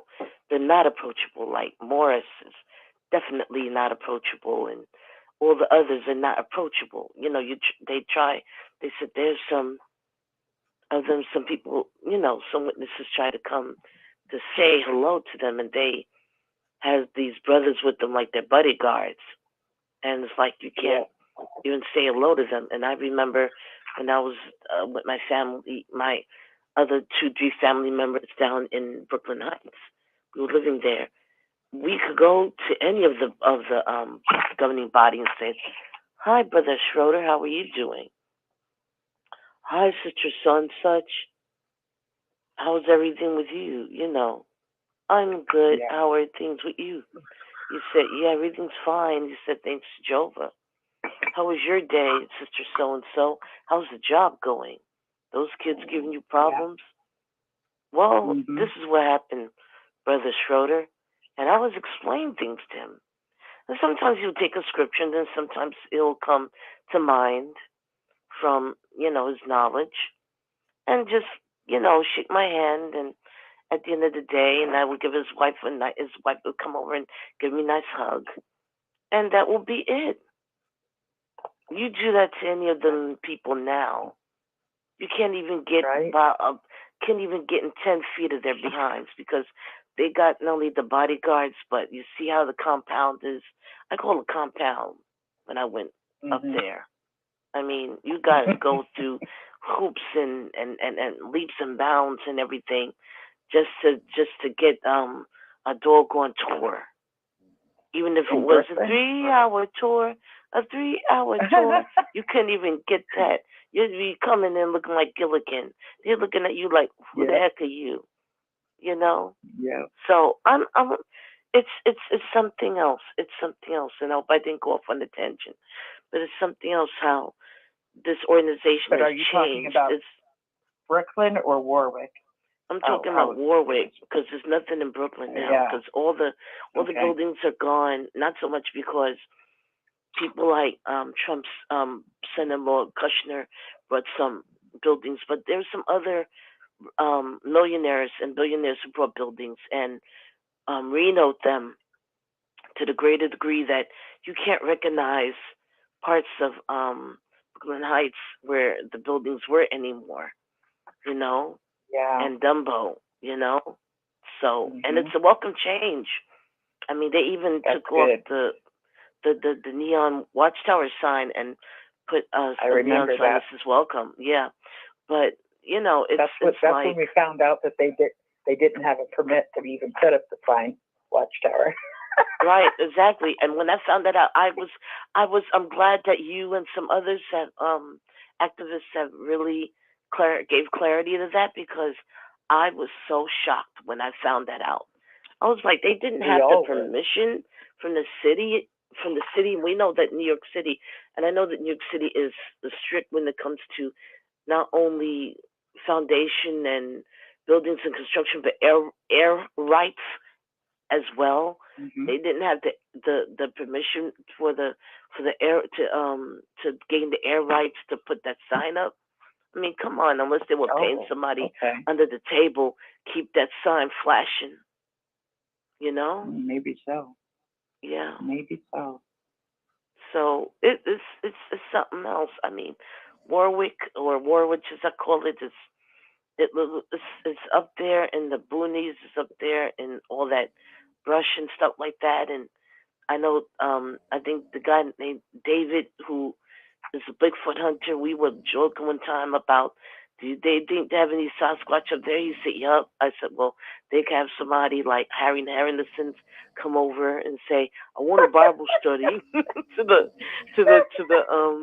the guys at the front desk, the front guard post. They probably scared their behinds to death. But it's up there in the brush. It's up there in the brush, and you can hardly even find it. It's like way out there. Yeah, probably looks scary at night. And it's but anyway, a compound-looking thing. Yeah. Oh yeah. Definitely. Reminds you of Scientology. Their compound. Their compound. Yeah. Yeah. They do. They have them. Some of their kids are there, and they got their kids working. Yeah, poor things. That religion. We're in 2023. Hi, may I say something? Sure. Who's this? Hello. Yeah. Hi, this is Mike from California. Mike from California. Hi, I just wanted to say, I heard you guys talking about the old governing body members. You know what it made me remind me of? I visited a few meetings, mostly on Sundays, before COVID. And it was all these meetings, or halls that I visited. There was hardly no one there, just older ones. And I kept hearing them give comments. Back in the 80s, we used to do this. Back in the 70s, we did that. Back in the 90s, we did this. And I kept hearing a lot of that. So it hit me. I was, talking to a few of my witness relatives, and they were saying, similar to the same thing, that this new way, they're not really grasping or really liking, or they don't really care for it. I'll put it that way. But And I've heard that even as my mother thinks of things. She said the same thing. I see her thinking of things. I hear her and speak of things of the old days, like as if she thinks it's still that way, and it's not. So I totally understand what you're saying. Yeah, I could agree, because my cousin, my couple of cousins that are still, 3 cousins that are still in the organization. He's what they call plain P. But I could tell that he's like Pim Q and Pim Pimo. He's like in and out, out and in. He talks about how he loved the good old days. He said with Watchtower, he really loved it. And he said that when it came to going to Bethel, he could just go down to the Heights, just take the train. He was in one of the 5 boroughs or counties here, and just take the train, and just, as long as he called somebody, ahead of time, to let them know, well, hey, let's go. Even if he didn't want to go, they didn't want to go and stay in the Bethelites' room. They just went out to probably one of the restaurants, like a pizza shop or something, or just walked one of the other areas called, Montague Street, where they have everything at, was hustling, bustling down there. They would just go and have a good time. They didn't have to go through rigmarole to do that, and also, like you said, what is your name from California? Mike from California. Mike, okay. I'm Hitley from New York City here. Nice to meet you. Yeah, I remember you. Mike, that they said that they just felt a family atmosphere when they went down to to Bethel. And I felt it too when I went down there. It was like a family atmosphere. You felt welcome. You didn't feel like stoic, or like Michael Jackson, one of the songs that Michael Jackson sang on, like they always feel like somebody was watching them, and everything. It's like Big Brother's watching them, Yeah, that was Barry Gordy's son. I always feel like someone's watching me. Oh yeah. It was a 1980 song. Yeah. Like somebody's watching me. I always think I'm on tune, and every time I sing tonight, I am way off tune. Yeah, that's okay. That's okay. I know what you mean. Yeah. I noticed when I went to a few of the assemblies, and I went to a convention, everybody felt standoffish, like they were just standing there like statues. I mean, people were kind of talking or what have you, but it wasn't, how years ago, I live in Los Angeles, and I went to San Diego, I went to Frisco, when they have their assemblies out there, their conventions rather. I went to the assemblies, and the circuit assemblies in San Diego, the Los Angeles area, different places, in California, out of California, and so forth. And you could feel just a different atmosphere. It felt more or less like a Disneyland type atmosphere. Now it felt as if we were in a communist state, if you understand, get it. It was a total night and day. And I noticed during the last talk of the conventions and assemblies, that friends were getting up, leaving. They were just leaving in droves, just walking. Wow. And especially with the conventions, they had no new release, so people were just like, "I'm out of here." And I noticed a lot of the friends parked at the assemblies on the street so they could just walk out and leave. And it was different parking spaces, because we used to have it at Dodger Stadium here. But now they have it at the Long Beach Arena. And if you live in the Inland Empire, it's some kind of skating ring near the Ontario Airport. They have it out there now. So it's one in Long Beach, one in the Inland Empire, and then they still have the Qualcomm Stadium. They still use that one. But either one you go to, I noticed that the friends would get up and just leave. They were leaving during the last talk. They weren't even waiting for the prayer. They were leaving for the last, and I said, wow. And you could just see them just leaving in droves. I was sitting there. I didn't even know what the brother was talking about. I just saw everybody leaving. Yeah, and it's a noticeable difference, because they're just set up, and a lot of what's being said is a lot of, it's just, it's like a lot of like how could I say, like reprimand, Yes. and begging for money and everything else, and the same old, subliminal drivel. So, Very regime-like. yeah. I wouldn't blame them. I would have walked out myself and just like, let me get the hell out of here. Yeah, I know you two probably are old school witnesses like I am. And remember at the end of conventions and assemblies, everybody was taking pictures and, oh, we're gonna miss you. Oh, yeah. Oh, nice to see you. Oh, hey, I miss you. Where you been? Oh God. And I changed my number. Here it is. Call me. We got to get together. It was a lot of that, but it was none of that. It was really none of that. Maybe it was a kind of like a tidbit in a couple of circles, but it was a lot of that years ago. Now it's probably a tidbit, if you will. I don't even know if it was that. I'm probably putting too much on it there anyway. And it was none of that. I said, wow, what happened to everybody? What happened? And it changed for the work. Not saying that we didn't have our problems back then. And if you're old school witness, you know we did. We had our problems even back then. We had some rogue elders, some circuit and district overseers who were just like, because I remember we had a circuit overseer, his name was Brother Howard, and they used to love to tell this story. There was a sister in field service, and she didn't have any pantyhose on. He had a real deep voice. I don't know if you two ever knew Brother Howard. He said, go home and put some pantyhose on. And I said, wow. And she went home and did it. Now, I was a kid when that happened. But as a man today, if I was a man then and that was my wife, I don't know if the sister was married or not, but if that was my wife, I would have approached him and said, hey, you don't do that to my wife. But I guess at that time, everybody was so worried about being elder servant, having parts on the assemblies and conventions, they didn't say anything. They were so worried about their status in the organization, they didn't want to rock the boat. Right. Because you could be blackballed. Yeah. That's true. And you looked at the brothers like they're, at the time, because some of those, the elders and some of the COs and some of them were really supporting the flock. They really had great, how could I say, a great reverence for, the God that the organization is named after, and Jesus Christ, the old school.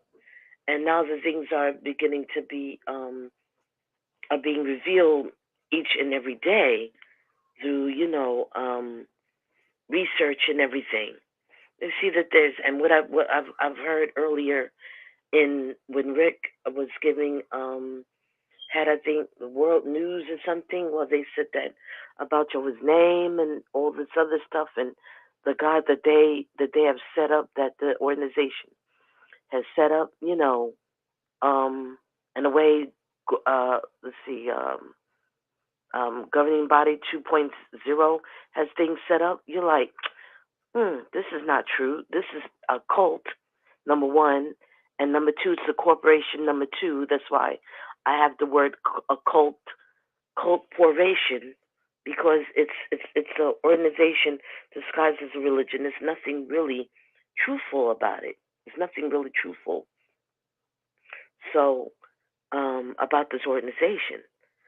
So, that's why some people are doing their own, not so much doing their own thing, but they're leaving. Like you said, they're leaving in droves and what have you. And Mike, I have to agree with you too on this, because I remember my last meeting I had was 2015, and I was with my siblings and a couple of relatives, no, 3 relatives. There was about 7 of us, and we, were beginning to all fade and everything. We weren't all that sure. It's only, maybe about 2 out of the 7 of us that was still kind of hanging on a bit, but mainly Pim Q. The rest of us was Pimo and was going to turn Pomo because we had discussed it and everything.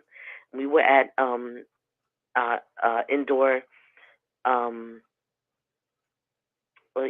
indoor convention, which we also had the circuit assembly at in Brooklyn, and we said, something is not right here.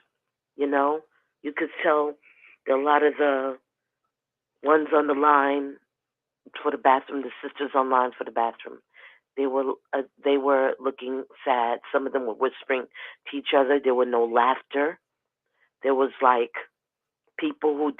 children were crying, and some of the, one of my relatives that was with us was male, because there was the 5 of us females and 2 males. They said when they went to the bathroom as men, you could tell that the men usually laugh and talk with each other, they're waiting to take care of nature, just like the women, the sisters were. There was no laughter. There was no kiki, ha-ha. Everybody was getting the hell out of Dodge. Some of them didn't even wait for amen. There were some witnesses that during the prayer, they moved out. They left. Have you ever heard of a preacher? I saw it on, was it Epic Stars? And his that's when I first started hearing about him. And his name was Divine, Brother Divine, or Reverend Divine, or something to that nature. You ever heard of him? Okay. Divine, as far as that's concerned, Father Divine, if that's what you're talking about, because that was being talked about on Jim Jones and the People's Temple time. Yeah, Father Divine, though. Yeah, exactly. And what it was saying in this documentary, a lot of people, he was a black guy. And he said it was real unusual that a lot of different Caucasians would follow somebody black at that time, because of the way the United States was at that time. And, if you understand history, you understand that majority of blacks and whites did mingle because that's the way the system was set up, what have you. But they said it was very unusual, and he had a lot of people following him. But today, and they show droves of people getting baptized, and I said, boy, that's similar to the witnesses.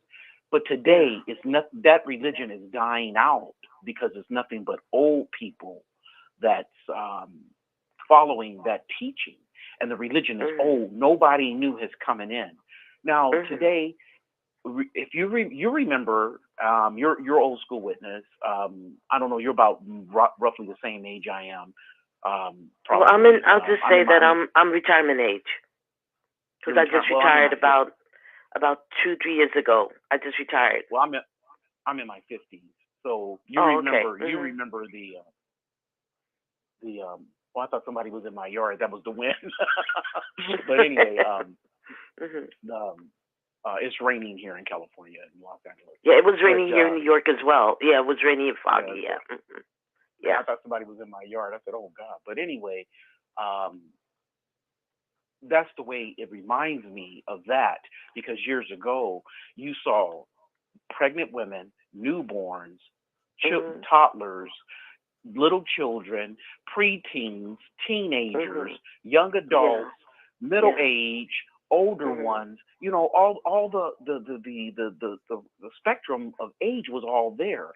But today you might see us. I went to some centenarians. I didn't see any babies. I think I saw one baby the time I went for like 2 years. I was going to the Sunday meetings. I said, I only saw one baby. Now, I did see, quite a few babies at the assemblies and conventions. It was a little bit more, but it wasn't as much as it used to be. It used to be babies galore, little children running around. I mean, it was, the spectrum was there, and everybody got along. We were high-fiving, we were this, but I didn't see it. All I see, older people in their 70s and 80s outnumber the young adults in between, I would say, 15 to 30. That's when I say young adults, between 15 and 30, the older people in their 70s and 80s outnumber that demographics right there. And a lot of these Kingdom Halls I went to. Now, I'm not saying every one, but the ones I went to, that's what I saw. Some I didn't even see I didn't even see really that many young adults. It was the elders were like senior citizens, the pioneers were senior citizens. I'm like, what in the world is this? And I have to agree with you too, because on Zoom, okay, I was with my relatives, my 3 relatives, and we lived, you know, in the large you know, apartment. We went and we went to Zoom meeting because one of them just was told by one of our siblings who's still in the organization, you know, who lives out of state, you know, was trying to get us to get on a Zoom meeting because this relative doesn't know that all of us are inactive. She probably thinks that we're all PMO, you know. So what happened was that she told us to all listen to one of the, you know, the public talks, or mainly the Watchtower study. We sat in as we had the code, and I tell you, I have to agree with you 100%. 90% of the ones that are shown on the cameras were all from ages 55 on up, but mainly probably 60, mainly on up. And we knew some of them. We knew some of the, you know, some of the witnesses that were there, and they have aged. They look like, some of them look like they're sickly. Some of them look like some of them looked like they had went to sleep during the Watchtower study, and the camera was on. Some of them that went to sleep. You know? I'm going to tell you a story about one Zoom. Some Zoom meetings, when the meeting first started, they would cut everybody's cameras off. And I guess a lot of people or a lot of the friends were going to sleep or what have you, or people were, especially the sisters probably would throw on something, and they, from the waist up, and a lot of people were sitting there in their underwear, men and women, in their underwear, and the brothers would have a shirt, a tie, and a jacket, and it looked maybe as a full suit or what have you, just sitting there on camera, and all you could see is the tie and the jacket. Well, they told, and they would cut the camera off, and they would cut it back on during after the meeting. And some would cut you on during the commenting. Now, the only people you could see in some meetings were just the brother giving a talk, the Watchtower study conductor, the book study conductor, and the brother reading, and those who had parts. You couldn't see anybody else. Even if you gave a comment, they would have a picture of you know, a sketch of a person. That was it. Or if you put a picture on your wall or whatever.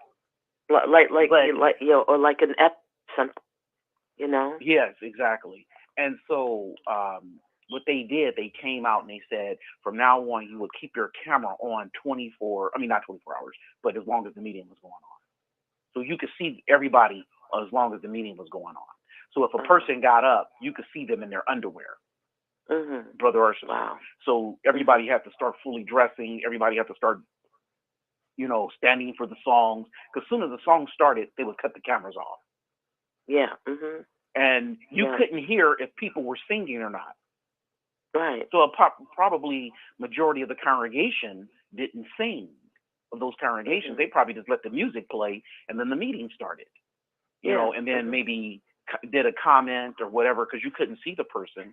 And I had a friend of mine said once the camera went off, I would take that shirt, that tie, and the jacket off and just lay on my couch. I would comment and I had my t-shirt and pajamas on.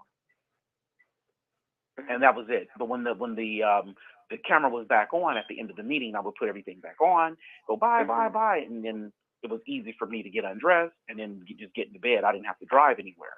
But I guess they caught wind of that, and then they start making everybody. And I said, but that's too much control for them to have to make a person want to dress up. And some congregations don't have it like that, because the congregation that I was associated with, and the congregation that one of my other relatives in the house was associated with, because we didn't all go to the same same one, when we were, active, both congregations were like this. Well, as long as you're there, they had them take off had them like the cameras. We never got a call from the elder telling us, well, you got to put your camera on, you got to get dressed and everything. They didn't do that. I heard they just counted there, and that was it, And then another friend of ours who is disassociated, who we hang out with, her congregation was telling her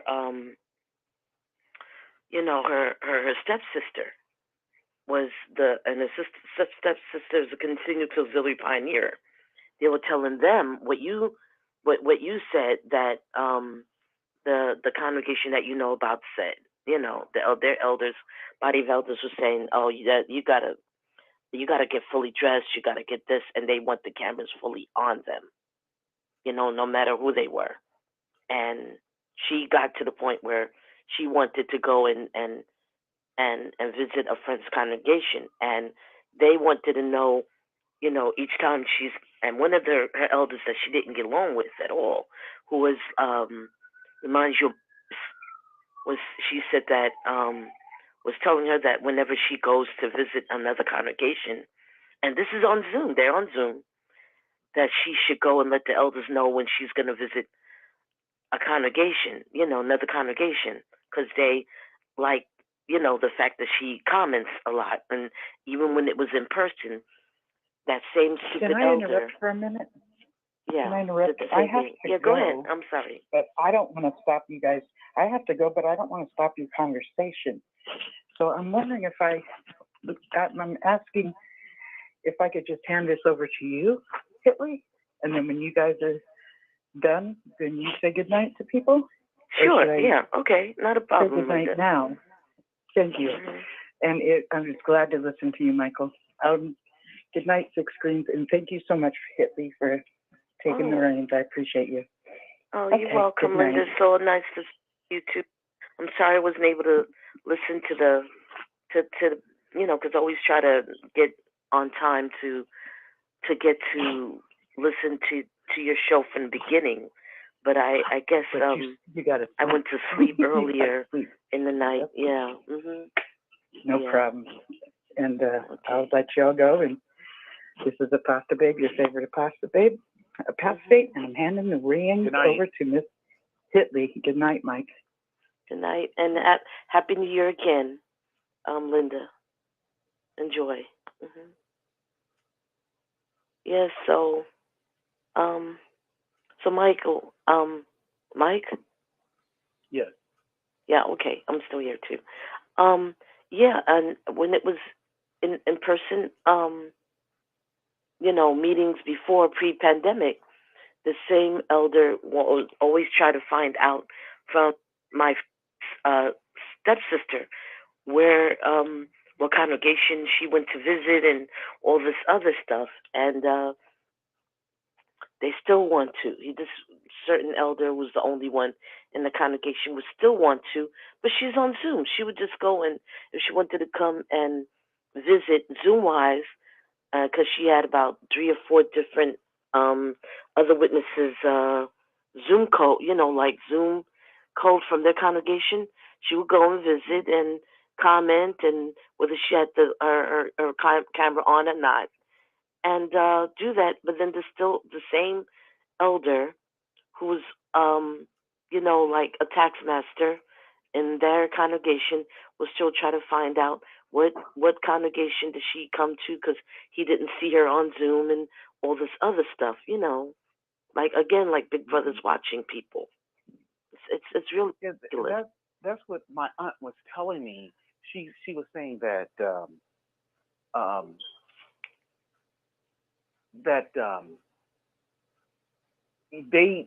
they have so much control now. Mm-hmm. That they want to know everything, every aspect of your life that you're doing. They want to know everything. And I said, wow, they want to know that? They want to know where you're going, when you go, how you go, what time you get up. And one brother told her, "You work with who we tell you to work with in service." And I said, you know, I just can't believe. I said, that's a lot. Now, quite a few of my aunts, not aunts, I'm sorry, just relatives in general. Quite a few of my relatives in general, they stopped going. A lot of them stopped going. And I, have bumping into a lot of people who I haven't seen in a while. The first thing they tell me, I don't go anymore. Mm-hmm. That's the first thing they tell me, I don't go anymore. So I'm running into quite a few people and even some relatives that don't go anymore. And I never really, got into a real big conversation of why, but it doesn't sound like it ended on a happy note. It sounded like a lot of it ended on a sour note, just like me. It just ended on a sour note. But a lot of people, a lot of the friends, they just stopped going. They really did.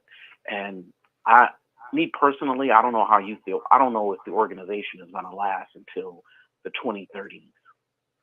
Yeah, a lot of people are saying that even on the XJW Reddit and the discussion forum, that they wonder if it's going to last another like 10 years or less, because now, as we know it, people in drugs and and just fading out and just doing their own thing and whatnot, but also the fact is that the governments, the world governments, are all seeing what Watchtower is all about, with Norway and all this and all the other ones. And I think on the Reddit they mentioned a couple of other, I think Sweden and Switzerland or some other ones.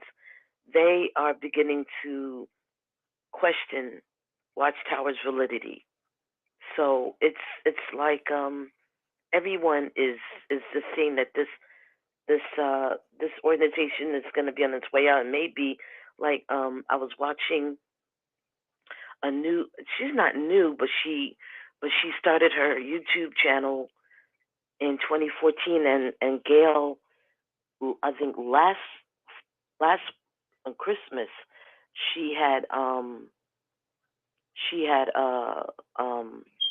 given, she was a guest, and her name is Rian Cultastic, had said on another podcast, she said that she wonders if if there's gonna, like, there was a split with the organization in the 30s, is there going to be another split in the organization before, like, maybe 2020, 2030 or 2040, something like that? Is there going to be a split where there's going to be some are going to stay, what they call tried and true to how the organization is now, and people are going to be having a split, like a faction split, on how they have it their own way, like like a dissension, there's dissension in the ranks, there's going to be people just like offshoots.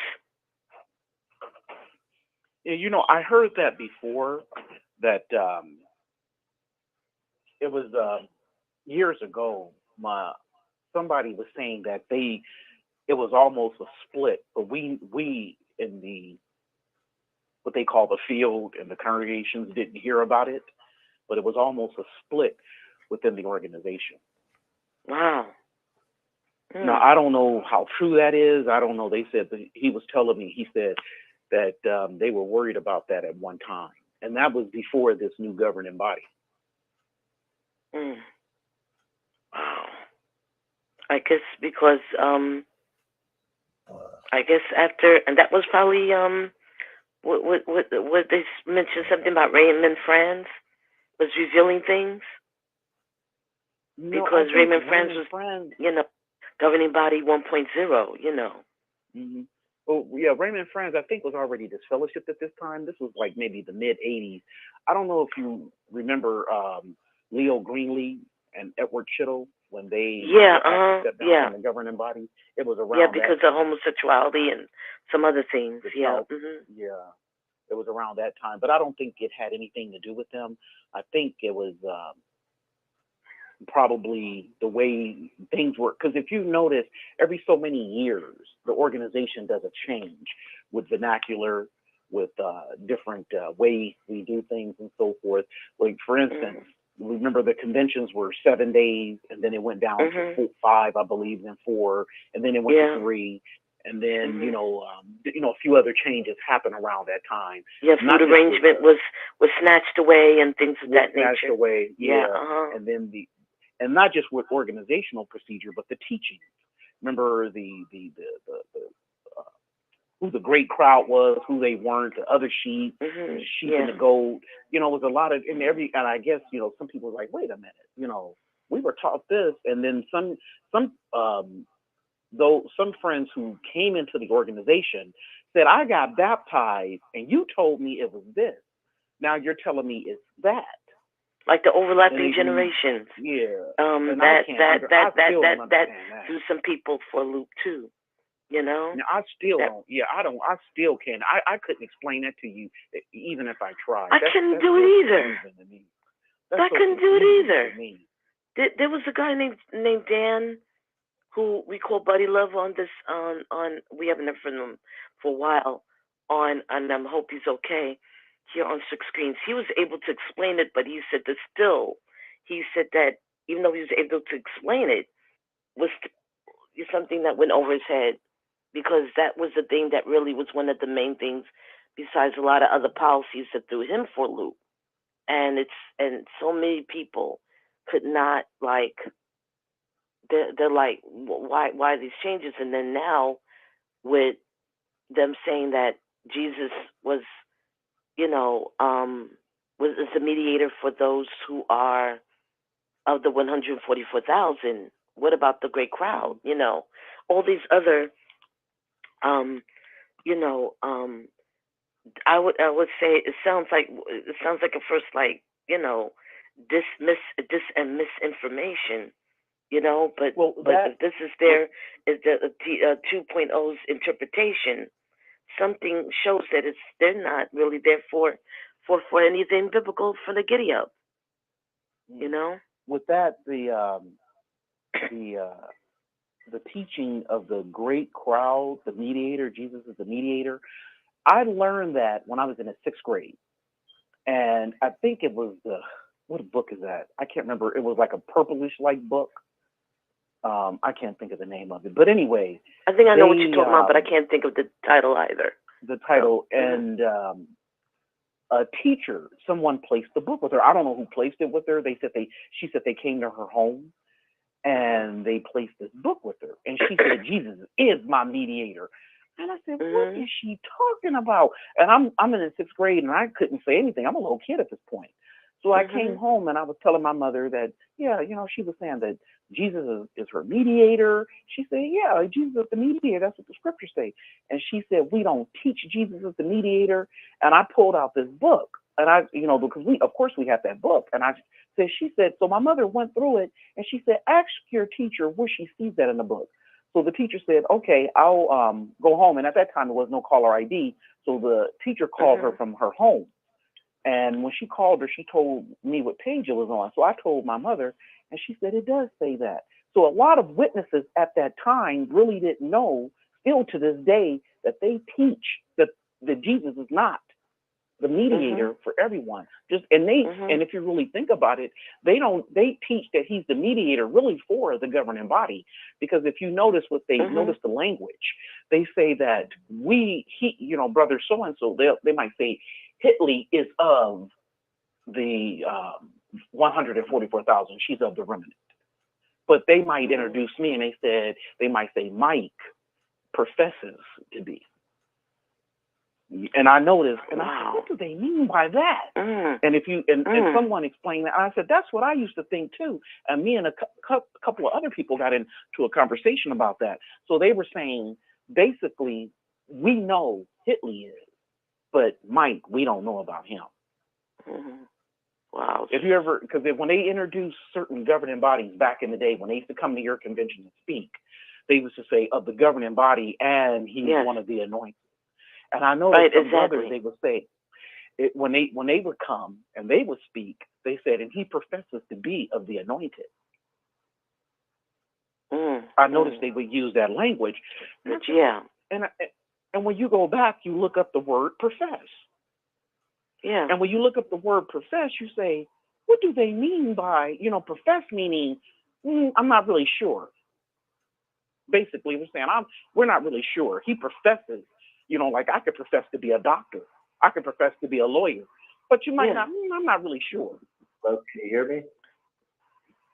Yes. Hello? Hello? Yes. Hi, how's it going tonight? Happy New Year.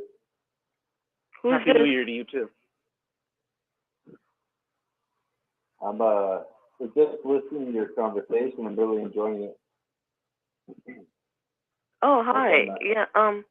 Who's this again? I'm sorry. I'm just trying to remain under the radar a little bit, so I'll just say my name's JP. Well, thank you for coming in. You don't have to give your name if you feel comfortable with just name incognito. But that's welcome. Wow. Is there something you wanted to say?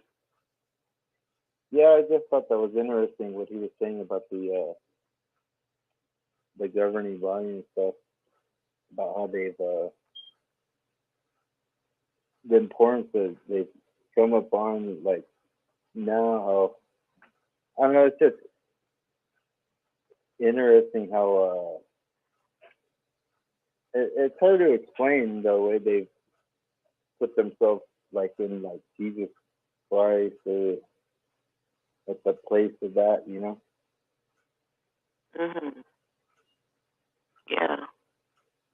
They have put themselves on a pedestal more so than the first group. This group here. Yeah. Because I remember when I was younger, I'm almost like 40 years old now. But it was a time when the faithful and discreet slave were put at a different place. But I remember talking to an elder like back in the day, and he would tell me that like the governing body and the faithful and discreet slave were like the same. Like this was like in the 90s. He would say like that they could write in to the governing body, the faithful and discreet slave, and they would give their input like it was all one. And I used to believe it. But now they became just this 8-man body now. Yeah, they're like to be very honest with you, also quite unapproachable. You could even write a letter to them, and kind of it would take time for them to answer it.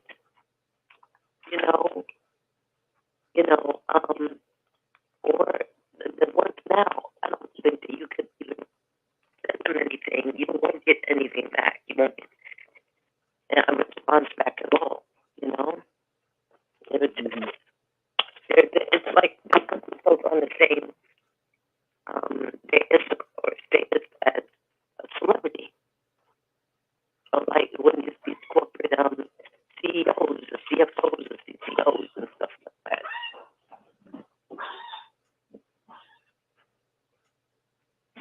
Yeah, break it up a little. I can't hear you so well. So where are you from? You said my phone is breaking up. I was wondering if are you going to be on for a while because I get my other phone and you're on. Yeah, I'm gonna be on for a minute, but you're sounding you sound real choppy. I can hear every other word. Okay, so can you hear me clear, brother? Yeah, I can hear you. I can hear you, but she sounds a little choppy. Is that you hearing the same thing? Yeah, she sounds choppy. I'm choppy. going to hang up this phone and I'm going to get on the other phone. I'll be back. Okay, no problem. Okay. Okay. So what state are you from, brother? I'm from California. I think you're from California too? Yeah, I'm from California. What part? I'm just about an hour out of Los Angeles. So you're like in the Inland Empire? I'm about in the Antelope Valley. Oh, okay, you're in the valley. Okay. Yeah. How about you? So yeah, I'm in Los Angeles. You remember? I'm right in Los Angeles. You remember the Dodger Stadium, Dave? Oh yeah. I remember going there as a youngster. I remember, getting the danishes, the puddings. I remember my mom volunteering. Yeah. I remember, I remember volunteering too as a child, handing out puddings as a kid, programs, emptying trashes, cleaning bathrooms. Yeah, I remember I used to be the captain of the attendant department on the first floor. I used to have the key and open up when I was 15, opening up the doors, get it going inside. I was 15 years old, having brothers older than me, under me. I was doing it all. But if you wanted to meet a Jehovah's Witness family, we were truly it. You remember? Yeah, certainly mine. It was I was young back in those days, but I even remember, getting lost at Dodger Stadium, like and ending up in the lost and found with the brothers and sisters, So were you remember Woodland Hills? Oh yeah. What about North? The rotate. Remember when the stage used to rotate? Yeah.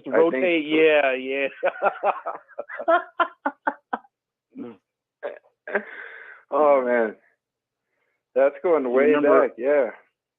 Remember? So they sold that. They sold that. They sold Woodland Hills, and then we ended up. Yeah. Mariloma and Norco. Yeah, I remember working a little bit on Mariloma. Did you ever work on Mariloma? Matter of fact, I did the new build. I helped with the new build on Norco, and I did the build because they tore it down completely, Norco, and they put an assembly hall and a double kingdom hall with a cafeteria. So when I think they have pioneer schools or some kind of other type of schools there now, and classes or what have you, and they have a cafeteria. But I did that. I helped with that. I helped with the build on the Mariloma.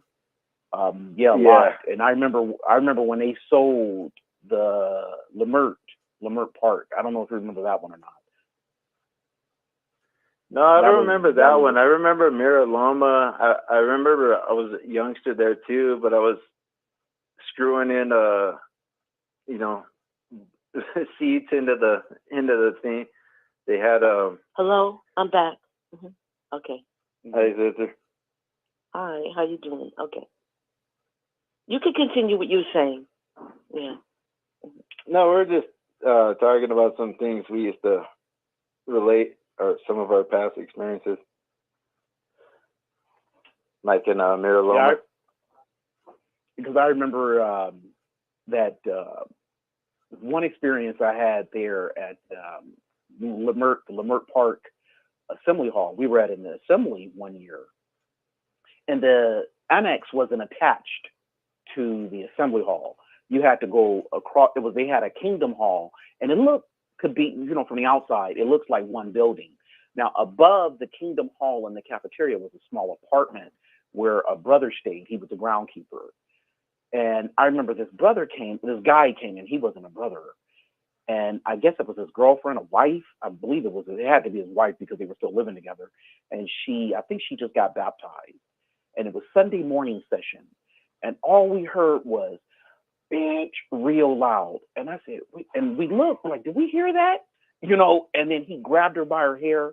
He drugged her out of the cafeteria all the way to the front of the assembly hall. And that was a long drag, believe me, it was a long drag. And he dragged her in front of the seminole. And do you know, I never understood why the brothers never jumped in and tried to tackle him and then call the police. They just was trying to reason with him why he was dragging his lady to the front. So I remember my parents said, well, what did the brothers say? I said, they didn't say anything. They just said, they told us not to interfere. I said, one brother just appeared. I don't know who this brother was. He just appeared and said, don't touch him. Don't touch him. And I said, now he was dragging a female. I don't believe we would have got in trouble with law enforcement because that was protecting life. Well, you know, at that point, because no telling what he was about to do. But the police brought her back. They brought her back in the police car, and they drug her all the way to the front. And for the life of me, to this day, I never understood why the brothers never tackled him.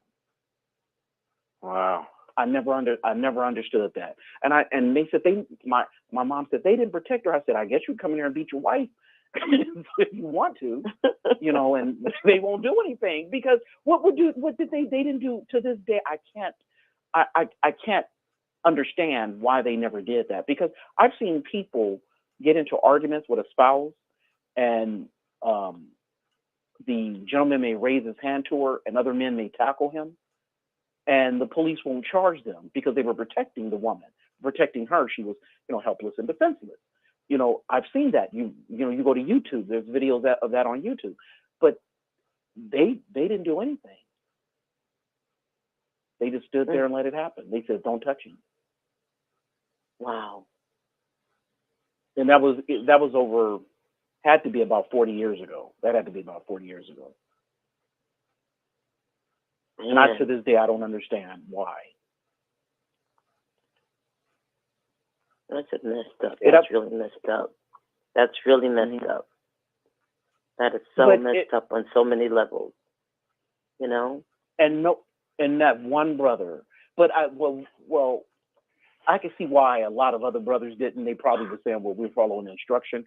I don't know. But one brother just appeared and said, don't touch him. And everybody just backed away. I remember because I was little, I wasn't going to jump in. This guy looked at kind of like, he hurt you. But, you know, I was a kid. But I was serving as an attendant, but I was a kid. But we just backed away and looked at him. And I remember a couple other younger brothers, you know, some was in my congregation, some was in other congregations and so forth. And all of us, we were serving as attendants. We just backed away. But it was men there. There were men. There were some men. They were in their 30s, 40s, and 50s. They just looked and they didn't say anything. They backed away as well. That's messed up. That is really messed up. So, sister, when you left me and I'm sorry, what was your name again? Hitler. Mike from California. Oh, Mike. Mike? Okay, I'm sorry. Mm-hmm. Yes. Okay. I'll just go by JP. And your name, sister? Hitley. Hidley. Oh, okay. Some people We're call me talking Hillary. about- Well, you know who calls me Hillary? What's his name? Rick. He calls me Hillary. So you can't pronounce Hitley. You could pronounce it as Hillary. That's fine. I'm used to it. Yeah. Mm-hmm. Yeah, that's easy for me. I'll say Hillary then. Okay. So we're talking about a little bit ago about when we used to go to conventions, like, because we're from the Los Angeles area where we used to go to Dodger Stadium. Mm-hmm. You remember going to conventions back in the day, and where did you used to go? What convention or stadium did you used to go to?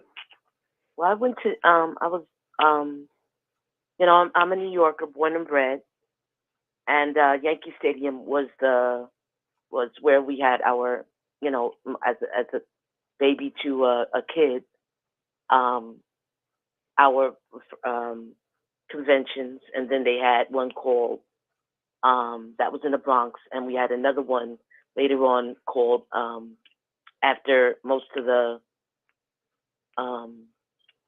society had or you know, the organization had to split a lot of the conventions, I guess also money-wise and what have you. Racetrack different racetracks like Aqueduct Racetrack, Belmont Racetrack, and then Nassau Coliseum, where they have a lot of sporting events. So we were shuffled around from arena to arena, you know. That's when I was a kid toward an adult. And how many days were the conventions like back in the day? Because in my day, they've never gone over 3 days, but my mom came in like in the 70s, the early 70s. And I remember she would tell me they were like 4 or 5 days. But if you look at 8 back to 10 days, maybe like the Proclaimers book, there are like I mean, conventions were maybe like 10 days, I think. Yeah. Back in the day, which is crazy. You know? I was in the when I was a kid, it was 10 days. And we had, Wow. oh my God, we had like, what was that like? Cars. Yeah, because I remember my grandparents like telling about it, like they would go on till the night till like rain was going on and stuff. But what was your experience with that? That's what it was. I remember one time I was I guess I was elementary school. And it was elementary school. And we ended up in, even though this was in July, I mean, there's something we would look forward to, but there was rain.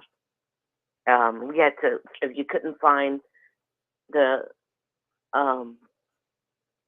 seats that had the back to them, like back in the New York State area. You know, they the seats that were in the back that had the backs to them, like the arena seats. We were on the bleachers, and the bleachers then in Yankee were all at the time before they did the gigantic renovation. They were all wood. It was uncomfortable.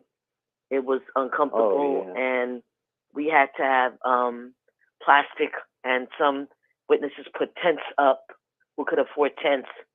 My father and my uncles put tents up because they worked in construction businesses.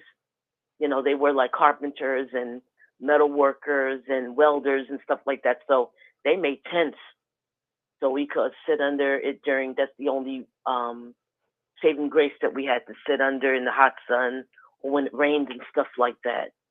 We sat under there and we would have, our meals and what have you, and laugh and kiki ha and all that other stuff. So it was something else. We were like, we enjoyed it, but we similar still things like in Dodger Stadium, like canopies and tents set up, like people keeping shade. But I couldn't imagine 10 days. My goodness. Oh yeah, we were tired after that time.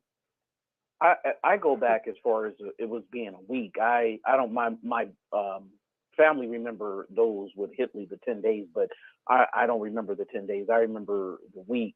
But we used to have it at Hollywood Park Racetrack. It's now SoFi Stadium, where the Super Bowl was in last January of 2022. It used to be the Hollywood Park Racetrack for horse racing, and I remember it being a week there.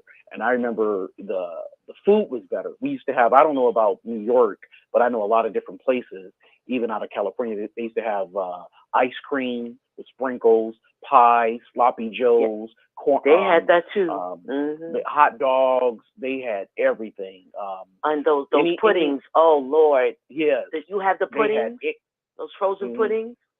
Oh goodness. And then gracious it seems almighty. like I don't know about you, Hitley, Woodland but Hills, it seems like they had like the Danishes, the roast beef sandwiches, and then they had the sundaes with cherries. It was amazing. It was really, it was really nice. Back in the day when they would give stuff to everybody and you wouldn't have to bring your lunch and have to worry about all that, and you knew your donation was going to something. It was really nice back in the day. The more the time progressed, it seems like the food got worse and worse and worse. Because I remember at the end of it, just hoagies and danishes and that Shasta soda. And I don't know if you remember or not. They used to have cherries at the conventions. Remember that, the cherries? Yes. And we got and cherries apples one year. and stuff like that. I'm Yeah. from a cherry sundae with chocolate and peanuts to like just vanilla, but just a vanilla thing in your thing. And it just one day we went to the convention one year. The cherries were sour. I was like, what is this? It just got worse and worse and worse and worse. But I don't know if you know, but in different places where they have conventions in different countries, they still have a food arrangement. Wow, So sirs. Why did they stop it with U.S.? I don't. United know States here. Why did they stop it? I don't know if it was because when the society does something, 9 out of 10 is a lawsuit. Do you remember disassociation? Remember how that was handled years ago? If you were an unbaptized publisher, basically they were minor children of baptized witnesses, or if you were a study, you came in and you became an unbaptized publisher. But what happened? I think the elder daughter was about to be disassociated. So he said, well, she never made a dedication. You're going to treat her like a disfellowship person, and she never went underwater. That's not going to happen. I think he put up a big fuss about it or whatever. So they changed that. That's why they changed it. So sometime when they change something, either they got caught with their hand in the cookie jar and said, look at Jehovah, the provision. For instance, remember the change with the literature? They quit charging for the literature. Yes. Yes. Remember that was because of, and it was whisper. That's what happened. Then to come to find out, it was true. Society sent lawyers in to help one of those mega preachers. I can't think. Jimmy Swagger, I believe his name was, to help him because the government said we're gonna have to charge him taxes on that literature. So they said, well, they might come do us. So they sent in lawyers to help him. They lost the case. So they said, oh, the government may come after us because we were trying to help him. So what they did the literature on a donation basis. And they said, isn't it a wonderful provision from Jehovah? But it wasn't a provision. It was just that they didn't want to get taxed. Yeah, everything's about money the nowadays. preacher, Jimmy Swaggart, I think. Yeah, I think Jimmy it might Swaggart. have taken place. I think it might. I don't know for sure, but it might have primarily taken place. The case it actually spread out of California, I think maybe. Mm-hmm. So it started from here. I remember it was in the early 90s and they came out. So they said, oh, and I remember a lot of friends said, the end is here.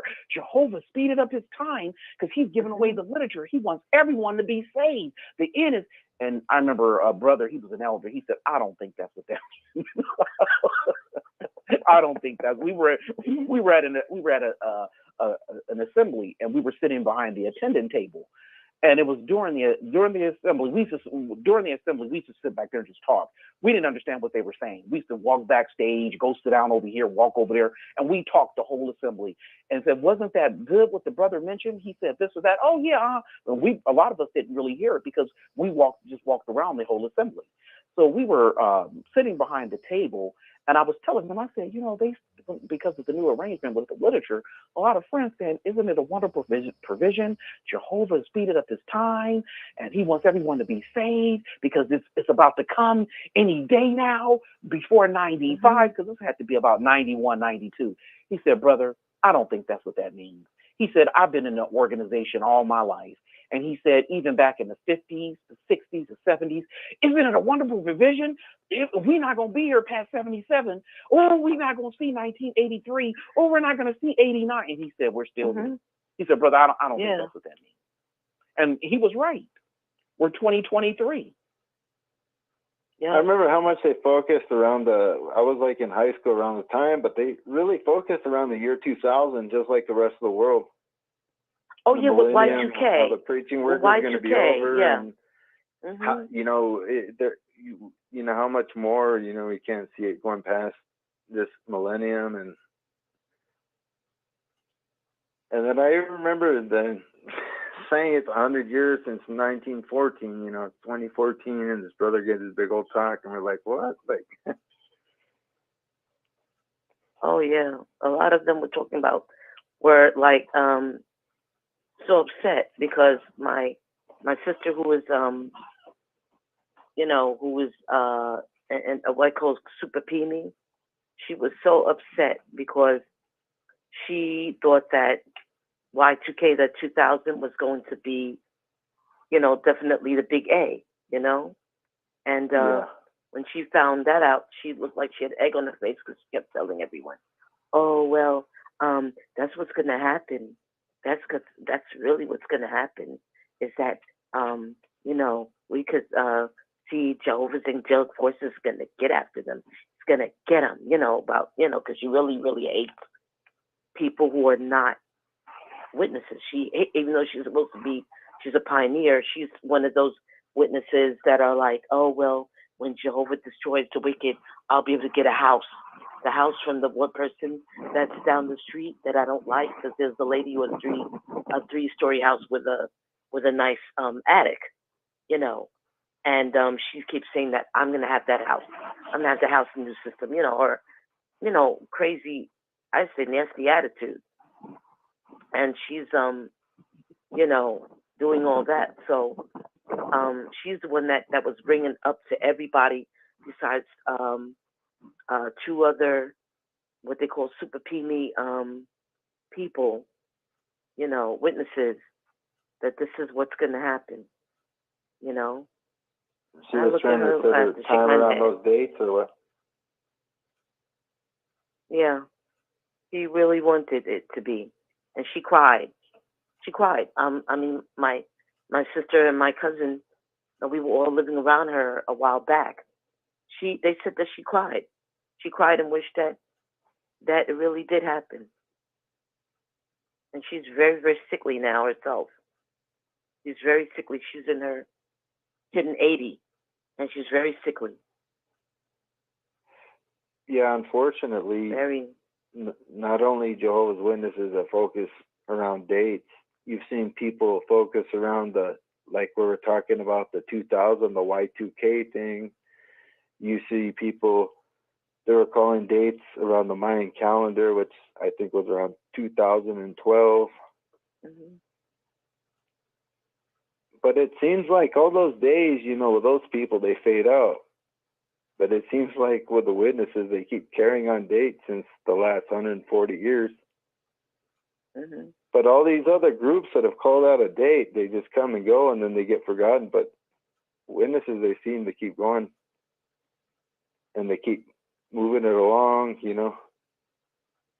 Yeah. And changing things is quite interesting to me. I study like theology and these old religions, especially ones that come from the Adventist movement. Even like William Miller, of he originally called 1843 and 1844, and then his day was done, and then these religions, they branched out and stuck on to some of his days. Even Russell, even when we got up to the Day of the Witnesses, but I don't think I've ever seen another group like witnesses call so many days out.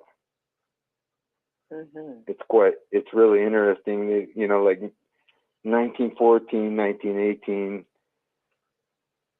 1925, 1975, etc., etc. Mm-hmm. We're, the generation that won't fail, the overlapping one that we're still in, and then I don't know what they're going to come up with after this, but I think around the 2050s, that's going to die.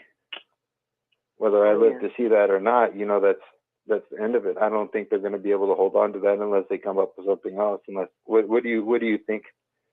I don't know how familiar you are with that idea of the overlapping thing, but what are your views on that? Well, I me think personally. Oh, go ahead, Mike. Oh, go ahead. Go ahead. No, go ahead. You go ahead, Mike. Go ahead. Mm-hmm. Well, you could go on. No, I'm go sorry. ahead. I'm sorry. Go ahead. Go ahead. Oh, okay. I'm going to make it short and sweet. That I think that I agree with you. That it's going to be some changes afoot, but they will probably try to spin it to explain what they all along, all their faux pas and their mistakes. They're going to try to swing it. They have what they call their I forgot the term.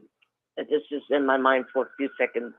But they have their group of people that could help them or are designated to set things up as an explanation so that those who are subliminally indoctrinated could still believe that, well, whatever the governing body of the GP says, whatever, I'll go along with it, even if I have to die to go along with it, I'll do it. So they'll spin it. That's called the writing department. Because even the governing body doesn't even run that, and they don't even understand that. They just probably approve it. Mm-hmm. So, Mike, what were you going to say? What were you saying, brother? Me personally, I think like a lot of other ex-witnesses, that maybe it has just become some kind of online type of religion where they just probably just give their opinion, and if you want to follow it, follow it. If not, don't. And because I really believe in the next few years or so that they're going to cut out conventions. Because, as you were saying, there were 10 days, they went down to a week, then they went down to 4 days, and they went down to 3, and then a lot of different places are finding smaller venues and so forth. I think they're going to cut down conventions. Now, they may keep assemblies because they already have the assembly halls in place, and that's a big revenue. And they may add a third one in the summer, like a 1 day in the summer, or maybe make it a 2 day in the summer. You may have around January, February, March, you may have a 1 day. In the summer, there's a 3 day. And then at the end of the year, it's going to be a 1 day. They may do that, something like that, or a 2 day in the summer, then a 1 day at the end of the year. They may do something like that because that's a big revenue for them. But as far as the conventions, I think they're gonna just basically do away with them. And once they start doing away with conventions, they start taking away things where it's probably just be an online religion, because it's too much of a spotlight on them right now. And, to try to spin the end is coming. They spend it so many ways that I don't think they could really spin it anymore. Exactly. Yeah, no, it's all, none of it's making sense. And then they don't have I don't go anymore, but I have relatives that do. But from what I can understand, they have just barely enough brothers to run the whole, just to function a meeting, And that's quite sad because the ones that are really trying to function the meetings, it's gonna burn them out. True, and I've heard because that's not fair. Because I remember back This session back is in no the day longer when being it was recorded. Hello. Yeah, that's we're here. Okay. Right. Yeah, but I remember, back in the day, there was always a huge amount of brothers and even sisters filling parts and do stuff, but seems like now there's almost nobody, from what I can hear. Yeah, I remember that too. It used to we used to have an attendant list and a microphone list. Yeah, same here, and it was like a rotating one because there were so many brothers and stuff, and you remember that, I'm sure. Yeah, now when I remember back in the 90s, we were one congregation I was going to, I was the attendant and the sound servant every meeting, setting the stage. Now, at some halls, you did have the same sound servant, but he was the one that made the list for the mic carriers and the attendants. And he had an assistant. And I used to do, at my congregation, and this was in the 90s, early 90s, I was the sound servant, the attendant servant, setting the stage, and I did the magazines and the literature. Brothers used to assist me, but a lot of brothers at that time were getting into trouble. They were on reproof and so forth. Now, I did have a couple of brothers that would help me, but they were newly baptized. And then I tried to turn over some responsibilities to them. They'll do it for a while, then they'll stop. And then now I'm hearing what's going on now. They're trying to appoint brothers as elders as young as 21. Yeah, see, I've heard that that's too. unimaginable. Well, they try to, get children to be baptized as young as 10, even younger than 7. And they try 8, to do 7 that. years old. And they speak about against we don't believe in infant baptism, but who knows that they may resort to that too. They've gone the gamut. They've gone the gamut to do things that we would never imagine them to do. and they don't, and it's like they'll find a way to do anything if they can to keep this so-called religion, which is a cult and a corporation combined, afloat. Yeah, I was born in and I was baptized at 12. Were you born in? And yes, what I age was were born you into. both baptized in? I was baptized at 12. 14. I 14? was Okay. baptized. And I was baptized at 17. Oh, okay. Brother, where were you baptized? Were you baptized at Dodger Stadium? Bakersfield, actually. Mm. Yeah, I was baptized at Dodger. That's the first year. I don't know if you remember or not, but probably a little before your time, they used to set the baptismal pools in the bullpen. And then the first year they decided to put it on home plate. They said everyone could just sit in their seats because you had to make your way over there to the bullpen to see the baptism. And it was always the bullpen because there were two bullpens, one behind first base and one behind third base. And they always put it, I think it was the one behind third base, but they put it on the they put it on home plate one year. And I remember everybody said that was the best idea in the world. You don't have to try to make it all the way over to the other side to see the people get baptized, and they put it right there. And that was the first year they put it on home plate. Yeah, Wow, I'm they could have 39, did it at but Yankee. I was in the tail end of the Dodger Stadium era. Okay. I think I was maybe like 9 or 10, like the last one, but I surely do remember the experience of it. It was actually really amazing, you know. Mm. What were you saying, sister? I'm sorry, I didn't mean to interrupt. I was saying that they could have did that at Yankee for us, and we had to end up going to Orchard Beach, which is now cleaned up and renovated and everything in the Bronx. Because now Yankee Stadium is what they call Citi Field. But at the time when it was Yankee Stadium in the 80s, they just just had us go to, or we had to take us what they call cheese buses or yellow buses to the to Orchard Beach, and they had like porta potty like provisions, like they set up tents and everything for everyone to get dressed for the baptism, and you could bring 1 or 2 people with you as like a guest, like they had tickets for you to bring a person to baptize, to go over to get with the candidate to go over. So I had my mom and my sibling, and my other sibling also my cousin got baptized at the same time. So not everybody got to see each other, see us get baptized, So, but that was neither here nor there. You couldn't go in your personal car. We felt that because it was hard trying to get some parking spaces. Some of the friends didn't because of Yankee Stadium wasn't as didn't have all the parking facilities then like Citi Field has now, because Citi Field is fully renovated with the parking. In fact, they had some of the property from Yankee Stadium is part of Citi Field's parking.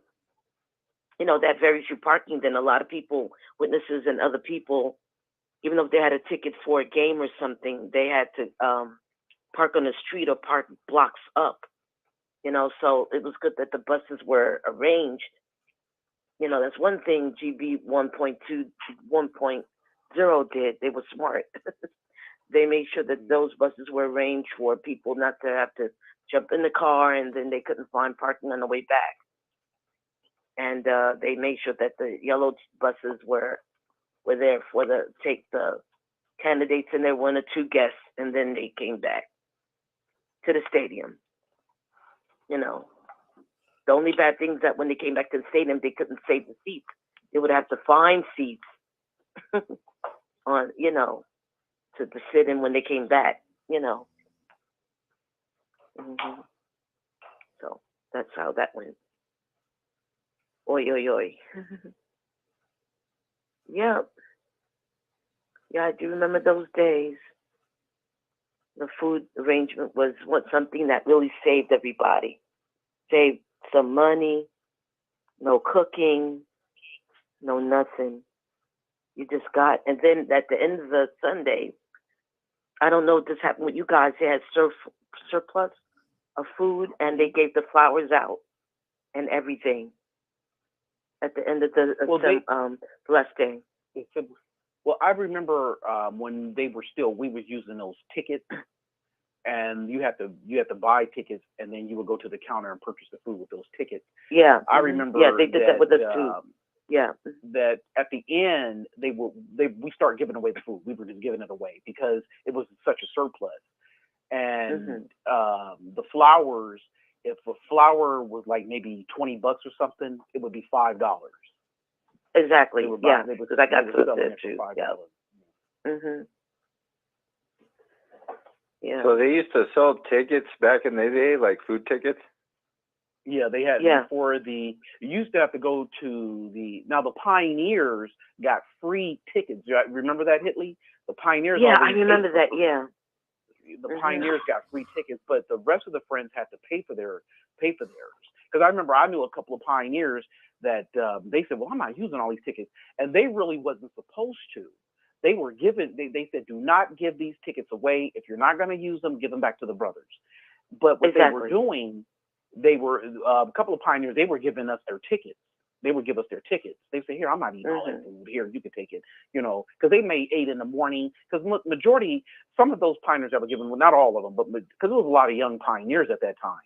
A lot of Pioneers were fresh out of high school. They were fresh out of high school, and a lot of them, they gave up college and career to be Pioneers. Now they're regretting it, but at that time, that's the way it was.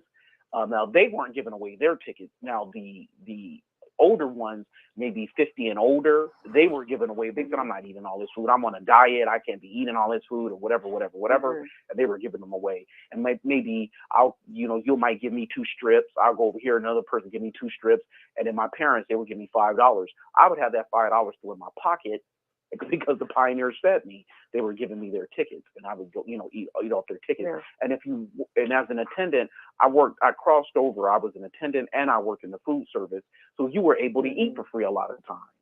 Yeah, my brothers and mainly my cousins and nephews, they were able to do that. And then there was some Pioneers. There were 3 Pioneer sisters that knew how to cook their behinds off, and they did not like the assembly food. They called the organization food, and they would have, I guess, a few days before the convention. Now this is when, of course, they had the tickets with the food arrangement that was like in the 80s and part of the 90s, and they would fix, their fried chicken, their mashed potatoes and mac and cheese and potato salad and collard greens, and I hope I'm not making you all hungry, and biscuits, and they had their own lemonade, and one sister on Sunday always had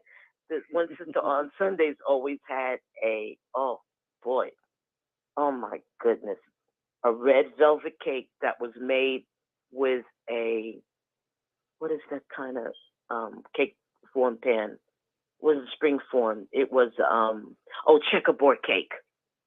Checkerboard cake pan. And it was like 4 layers. And she would just have her food, and it was her and I think her sister and her brother. And they were all Pioneers and everything.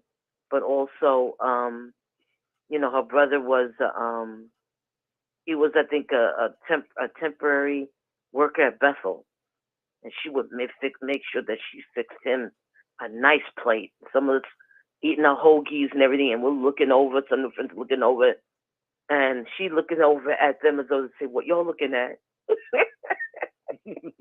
Y'all eat your organization food. I got mine, and she would have her her plate, her not paper plate, but the girl would come in, Lady Day would come in with earthenware plates and Tupperware and everything in this kind of cooler that had wheels on it.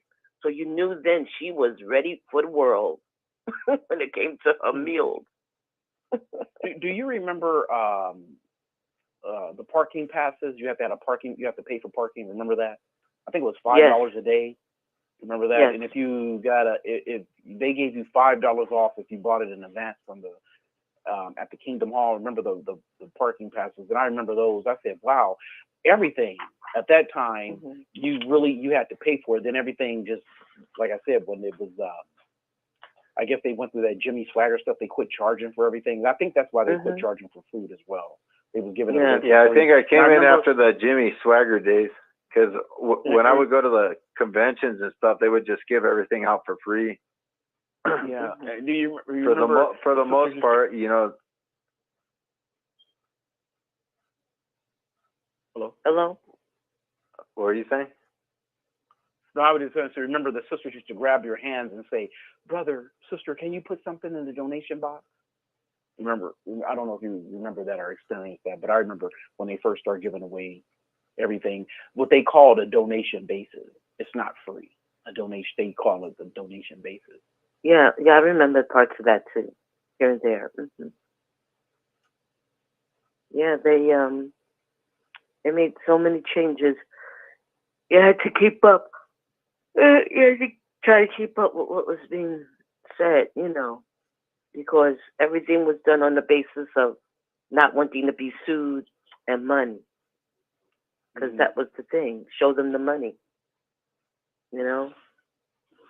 I mean, if it wasn't broken, don't fix it. They could have kept the food arrangement.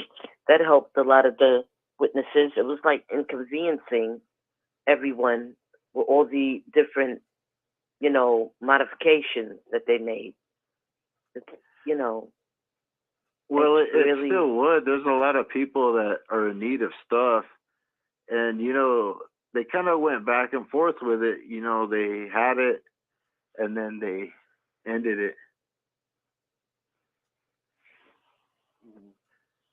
Yeah. So I don't. It kind of doesn't make sense because, you know, before the Jimmy Swagger thing, especially, they were like charging for food and literature, and then they didn't want to charge for food and literature and then give it out, and then eventually they were like, well, we're not going to have none of it. Including almost literature. Yeah. I mean, you almost hard pressed to It's get probably like not. a format. There's no 4 magazines a month, and then a 2 brochures and a book every convention, you know. Because I remember back in the day, they'd have major releases like Friday, Saturday, there'd be like 2 brochures, and Sunday would be like a book. And oh, go ahead. Do you feel you wasted your time? Do you feel you wasted your time, even though you probably had a lot of fun time in the organization, made a lot of friends and so forth? Do you ever feel you wasted your time in the organization? Maybe you could have been something different. You could have had a different career, a different path in life. I'll answer that. Yeah. Go ahead, sister. I do. I'm sorry. I don't mean to cut across, but I guess I'm interjecting myself there because I am retired and I'm pissed off because this could have been so many things I could have done with my life. I could have had a little bit more money, you know, because I'm on I would say a fixed income. I'm looking forward to applying a little bit earlier for Social Security than what I expected. Because I had planned to go and do a little bit more traveling and taking some classes, some more music classes, and doing some other things with some family. My cousins who are what they call visitors, or, you know, they studied, but they didn't get baptized. They are now, because they were for a long time as visitors, and their parents who you know, were now deceased who, you know, their parents were baptized. Well, the mother, you know, like one of my aunts, and another one's one of my other ones was uncle, baptized, but they passed on, and their retirement age, they're a little older than me by about 5 years or a little less, between 3 and 5 years. They have to go back to work. They have to go back to work part-time, you know, so they can supplement the income before they get their full Social Security. And so they're upset. They're really upset. They said that they didn't listen to the organization.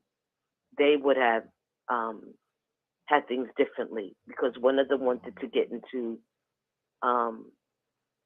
something dealing with science, and another one wanted to get into something dealing with the music, not the music, but the was the television industry. I think the television industry. He wanted to get in the television industry, and you know, I could have been into not only the music a little bit more, but I was going to take a few courses in behind the scenes in television and film, and you know, which I was doing a little bit of that before COVID, but I was just so upset that I started late. You know, I started late. You know, teenagers always telling us as teenagers you might not even get to turn 30 by the time the big A comes, and telling you to take a meaningful job. I mean, I went to college, and to take and I graduated college because my parents, they weren't super peewees, they were plain peewees, and they wanted to make sure that we went to college so we won't have the kind of jobs that we have to always change jobs or depend upon the family or the congregation and be a burden to the other witnesses. But it still wasn't enough. It wasn't enough. It wasn't enough. I'm sorry, you guys could go on and say your piece, you know. What about you, brother? Do you feel you wasted your time? No, like she was saying, I think that's the biggest thing that they can take from anybody is your time. Whether, however you see it, is it being from a career and stuff, because I'm a third generation on one side, and then my mom got the truth when she was young and ended a magnificent career, you know. Mm-hmm. So I can see how it takes and robs people, you know, of their potentials in that. And then me personally, like,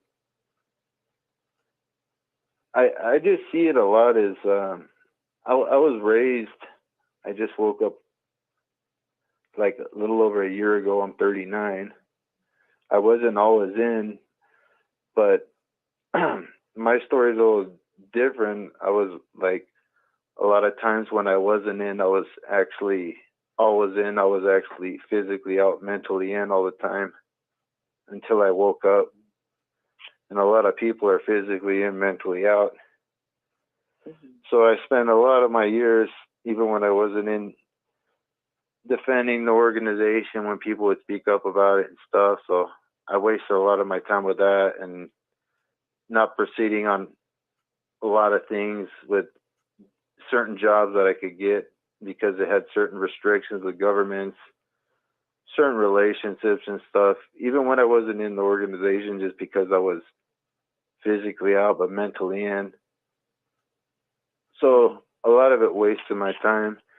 But even when I did go back later, and when I did get really into it, well, yeah, I could see a lot of the time I wasted. I mean, look at all these books and stuff that we studied and underlined. And I mean, I could look at the old Revelation, its grand climax at hand, and I just have just, and all the, every inch that's in there, I have just all these meaningless notes that I wrote down that don't mean anything, you know? Yeah. And I don't even understand why I wrote them. I was just rewriting everything that was in the paragraph, but I would just look up a scripture that was just misapplied to it, and I would just write it down. But I was really, that's kind of what helped me, was because I was so believing it and so much into that I ended up studying so much that it was the own publications that woke me up. It really wasn't.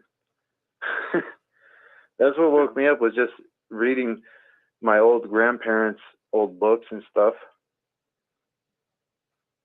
and even like reading the Live Forever book, the one that I studied that got me baptized, you know, and reading that and seeing how different all the beliefs are compared to now, I was just like, holy cow. And the farther you read back, the crazier it gets.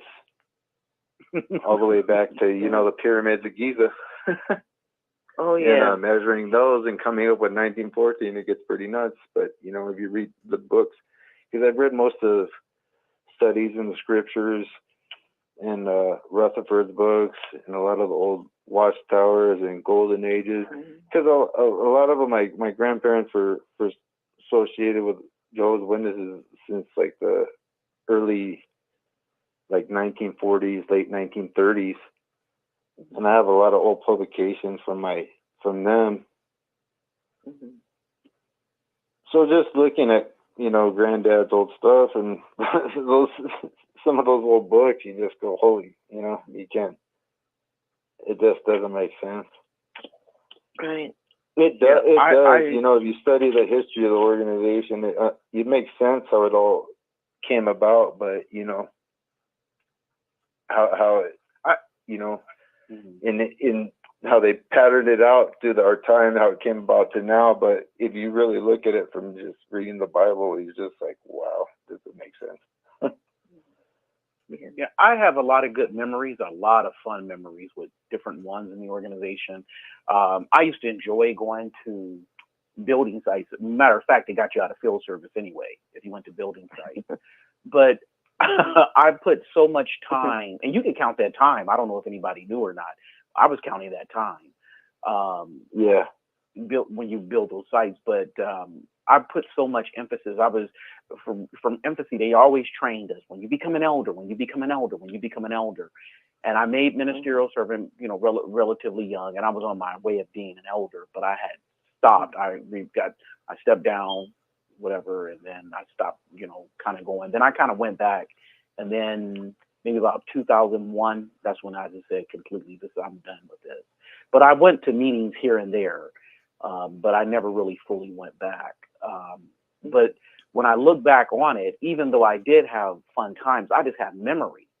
But as you said, Hitley, look at your financial situation. Not just yours, but others in the organization. Look at their financial situation. Are they financially secure to live another 20 or 30 years after retirement? You know, and some of them had to go back to work. And when I talked to some of the younger ones, now they woke up before they were 40. These kids are waking up in their 20s. And I'm like, wow, you know, I wish I had glad for them. I wish I had enough sense. And some of them, they're getting careers. They're going to college. They're doing this. And a lot of them are waking up in their 20s before they hit 30. Maybe not right at 20, but 25, 27. They're waking up. And then by the time they're 30, they have a career. They're on the right path, you know. And a lot of people I have talked to went back to church. They go to church now. And they said, when you go to church, it's maybe you go maybe a Tuesday or a Wednesday for some kind of Bible. They call it a Bible study. We call it book study, but it's some kind of like Bible study. Remember the daily text? I noticed in church they call it the daily bread. They call it daily bread. And Watchtower call it the daily text. But anyway, and they don't even do that at meeting for field service anymore either. They don't do the daily text at meeting for field service. They do something totally. They show a video or something. I'm like, wow, whatever. Yeah. But They went back to college. Some of them even went to the military and things like that, where they have a career, they have this, they have that. And, you could look back. Yeah, I had a lot of fun memories. I have a lot of fond memories. But a lot of those people I'm not even in contact with today. I don't really know those people anymore to this day. So they're just that, memories. They're nothing. It's nothing. I have really nothing to show for being in the organization all that time. Yeah. All that time, I have nothing to show for it. I mean, you have the memories, but pictures. The only thing you could show are pictures of people take pictures, and most of the pictures are like the selfies now. It's nothing, exciting. Like a lot of these people, like I see on YouTube, there are young people. They're in their 20s, 30s, 40s. Some of them, a couple of couples in their 50s. They are traveling by train, planes, and automobiles and everything. A lot of them are seeing the sights and sounds of different parts of the world, and they're into different hobbies, and they're into different pursuits, and they could really lens and document what they have been doing and what their family members have been doing, a friend's been doing. Meanwhile, back at the ranch, when it comes to those in Watchtower, we just have like selfies of somebody with like for instance, Bethel may have a hard hat, or someone in a suit and a dress, and that's it. You can't. Maybe some picnic pictures, and maybe some of those who didn't pay like Morris any attention by going to a theme park or going to swim or going to the dance hall, or going to a restaurant, but that's all a lot of witnesses have pictures of. Their counterparts who are in who are in other religions and other belief systems, they have exciting things to share, exciting memories to share, to tell a person, well, this is my experience and this is what I've learned from my experience. And with witnesses, with nothing. I mean, I've traveled to like Hawaii and the Caribbean islands and Canada and near the tip of Mexico and so on, but I haven't been doing anything. When I started to regular pioneer for 3 to 4 years, I didn't do a damn thing. And my family didn't do anything either, because everybody was trying to get to those titles, because we were told at one assembly and by some other pioneers, oh, we're the ones who are going to who have these titles, privileges of service. Those are the ones that are going to really do very well in the new system, or surviving the Great Tribulation and getting into the new system. And we're like, oh, really? Oh, good. Well, we might as well do that. And so we put everything else on the back burner. Plus the fact that you didn't have monies, gave up full-time jobs, gave up part-time jobs, and some of us have temp instead, a seasonal employment, Oh, yeah. Well, yeah, I'm sorry to rant. You can see all these life stories of magazines of people in their best, the best part of their lives that they present, but there's never a follow-up story of how these people ended up, or how they ended up, at the end of their life sacrificing for the organization, or where they ended up. A lot of them ended up in poverty, or ending up with nothing, or, dying alone. Mm-hmm. Yeah. And they don't show that side of stuff, especially in the poorer countries and stuff, where people get sold on stuff thinking that, the end's just right around the corner, and then it doesn't come, and they're not, they don't have health care, they don't have nothing. And that's what we're all sold to believe. Like, you know, the same pictures that, you know, they're showing people at the carts now are the same pictures we're seeing when we were kids. And it was the same thing my grandparents were seeing, you know, the same illustrations, the same things. And they, you know, they just tie up people's lives. And you know what I don't understand? I don't understand that they don't even talk from door to door anymore. They just read a scripture and walk away. Then they'll come back, and they don't talk at the carts. So one brother said that they're in the preaching phase, not the teaching phase. And I said, well, what is the difference? Well, compared to our phase, we were actually ministers. Remember, we actually went to a ministry school. We would be out the reasoning book.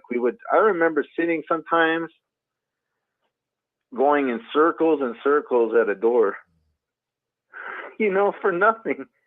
And we would just do that because we were trained to do that. But now they don't want to do that. As soon as any of those things, they walk away. Well, just go to jw.org and that's it. And I remember also going over to the we would actually go at it. We were actually trained ministers. We would actually walk up to people and try courage, to get a conversation, walking with people to the train station. I mean, going to the train station, having to stand and then walking with them almost to the token booth. So what they used to say, the token booth or the MetroCard booth, you know, to try to get them to take the literature or to take our names for, you know, so that they could become you know, a return visit and stuff like that, and then a Bible study. And then when it comes to the Pioneer School, I'm not going to be too long-winded. Pioneer School, I remember lugging those large bound volumes. And now the top Pioneer School is so easy that all they have is their tablets.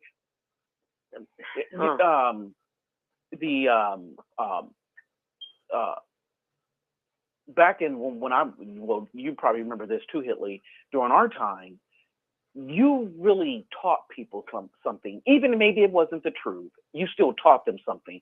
They had words that meant something in the Watchtower. I remember going through, when you mentioned the Revelation book and the Paradise book, especially the Revelation book, the book study reader, the conductor would call you the night before. Can you pronounce this word? Can you pronounce that word? Can you look it up? And even the Watchtower conductor. Now, maybe not, they didn't do that in every congregation, but those words still were there for the book study, for the Watchtower study, because everybody was on the same page worldwide, right? But today, that Watchtower is so elementary, a school kid can read it. And it's not really teaching you anything. I read the Watchtower and I was like, what?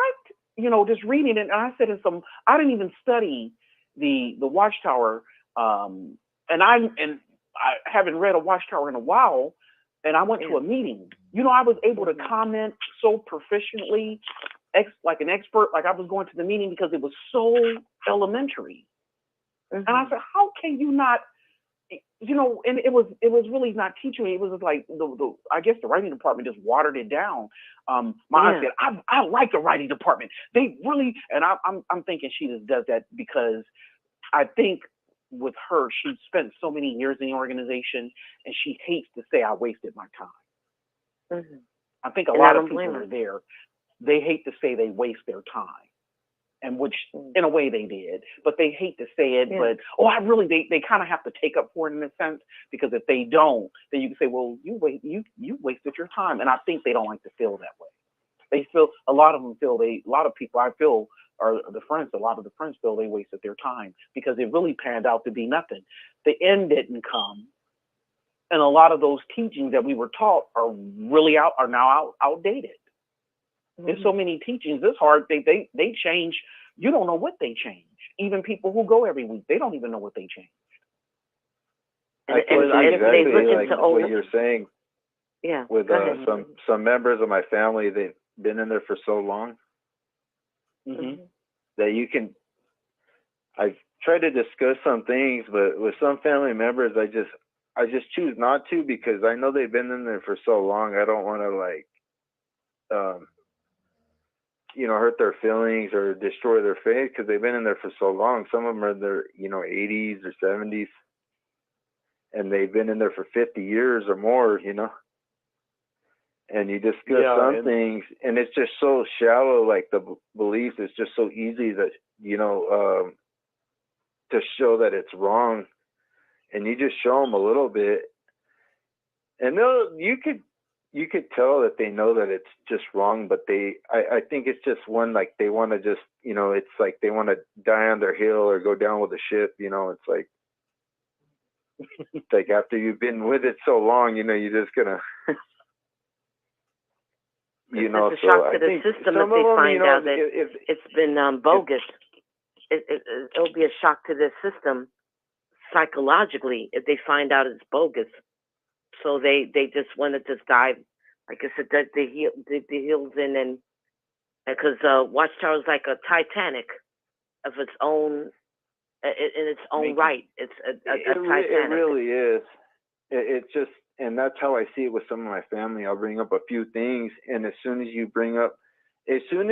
some of it starts to make sense, they just want to stop. But when it's an older family member, you can't push it, because you have to realize that that's something that's brought them happiness. And if they want to wake up on their own, they can. But I think some people, when they've been in it so long,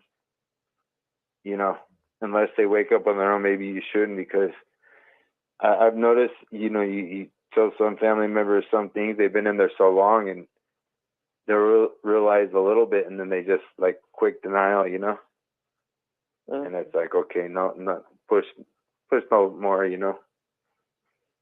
because they, in a way, they know. Yeah, I don't know. When you've invested so much time in something, and that, it's just, I think it's just, like I said, it's almost, they want to just die on the hill, and just risk the fact that maybe it may be right, but even though they have even a doubt, but it's like, even to have that doubt, you're putting a doubt in the doubt that we're supposed to have, Yeah, because I remember years ago at Dodger Stadium, they used to have the Spanish and English convention together.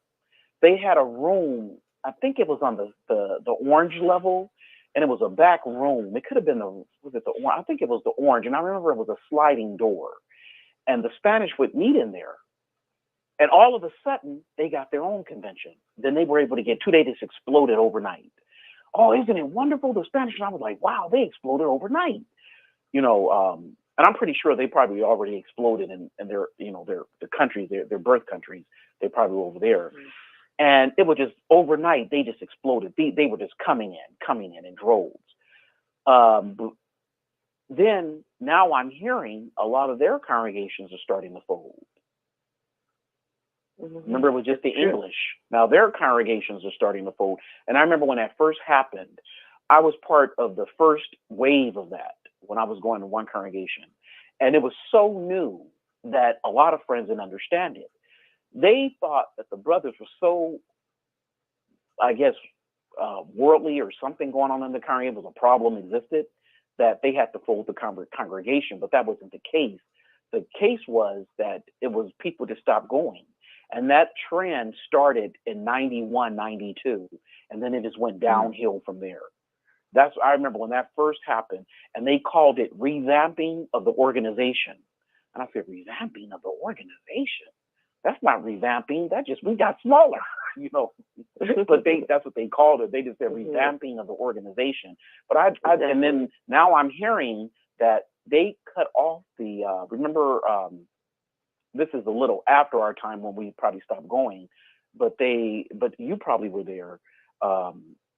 Which you said your name JP, you probably were there, but they had the school in the back. Remember, they cut out the second school, and one congregation I went to, we had 3 schools. That's how large our congregation was.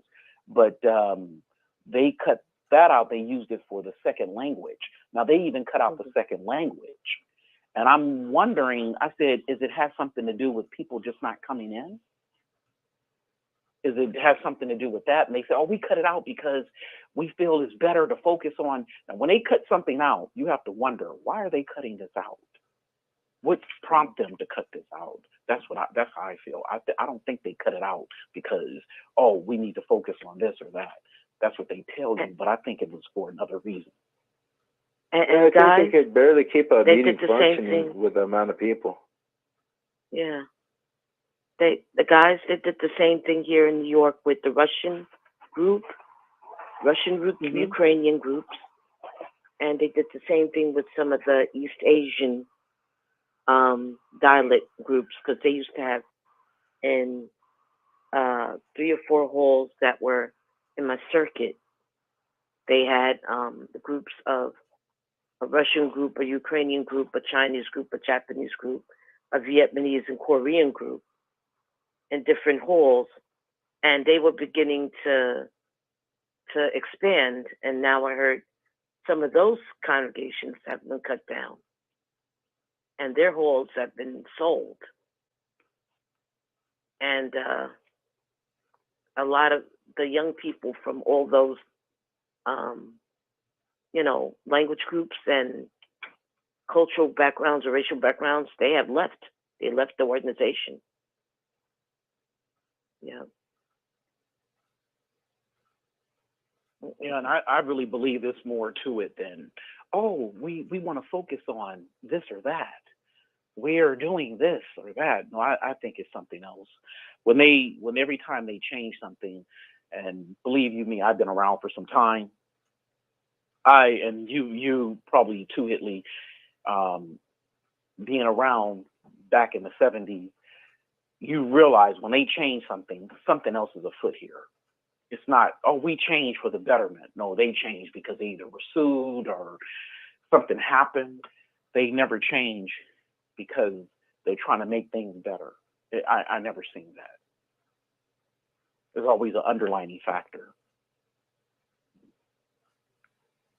Yeah, I unfortunately don't. Well, I don't say unfortunately, but either way, I don't see the.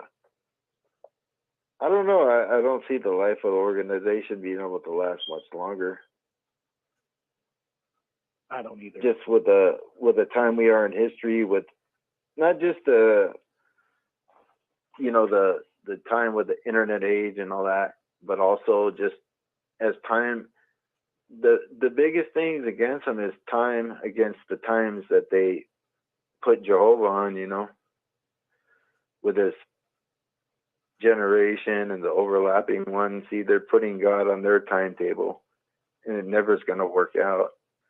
So they're running out of time with that, and they're also running out of time with the amount of people leaving, and then the internet.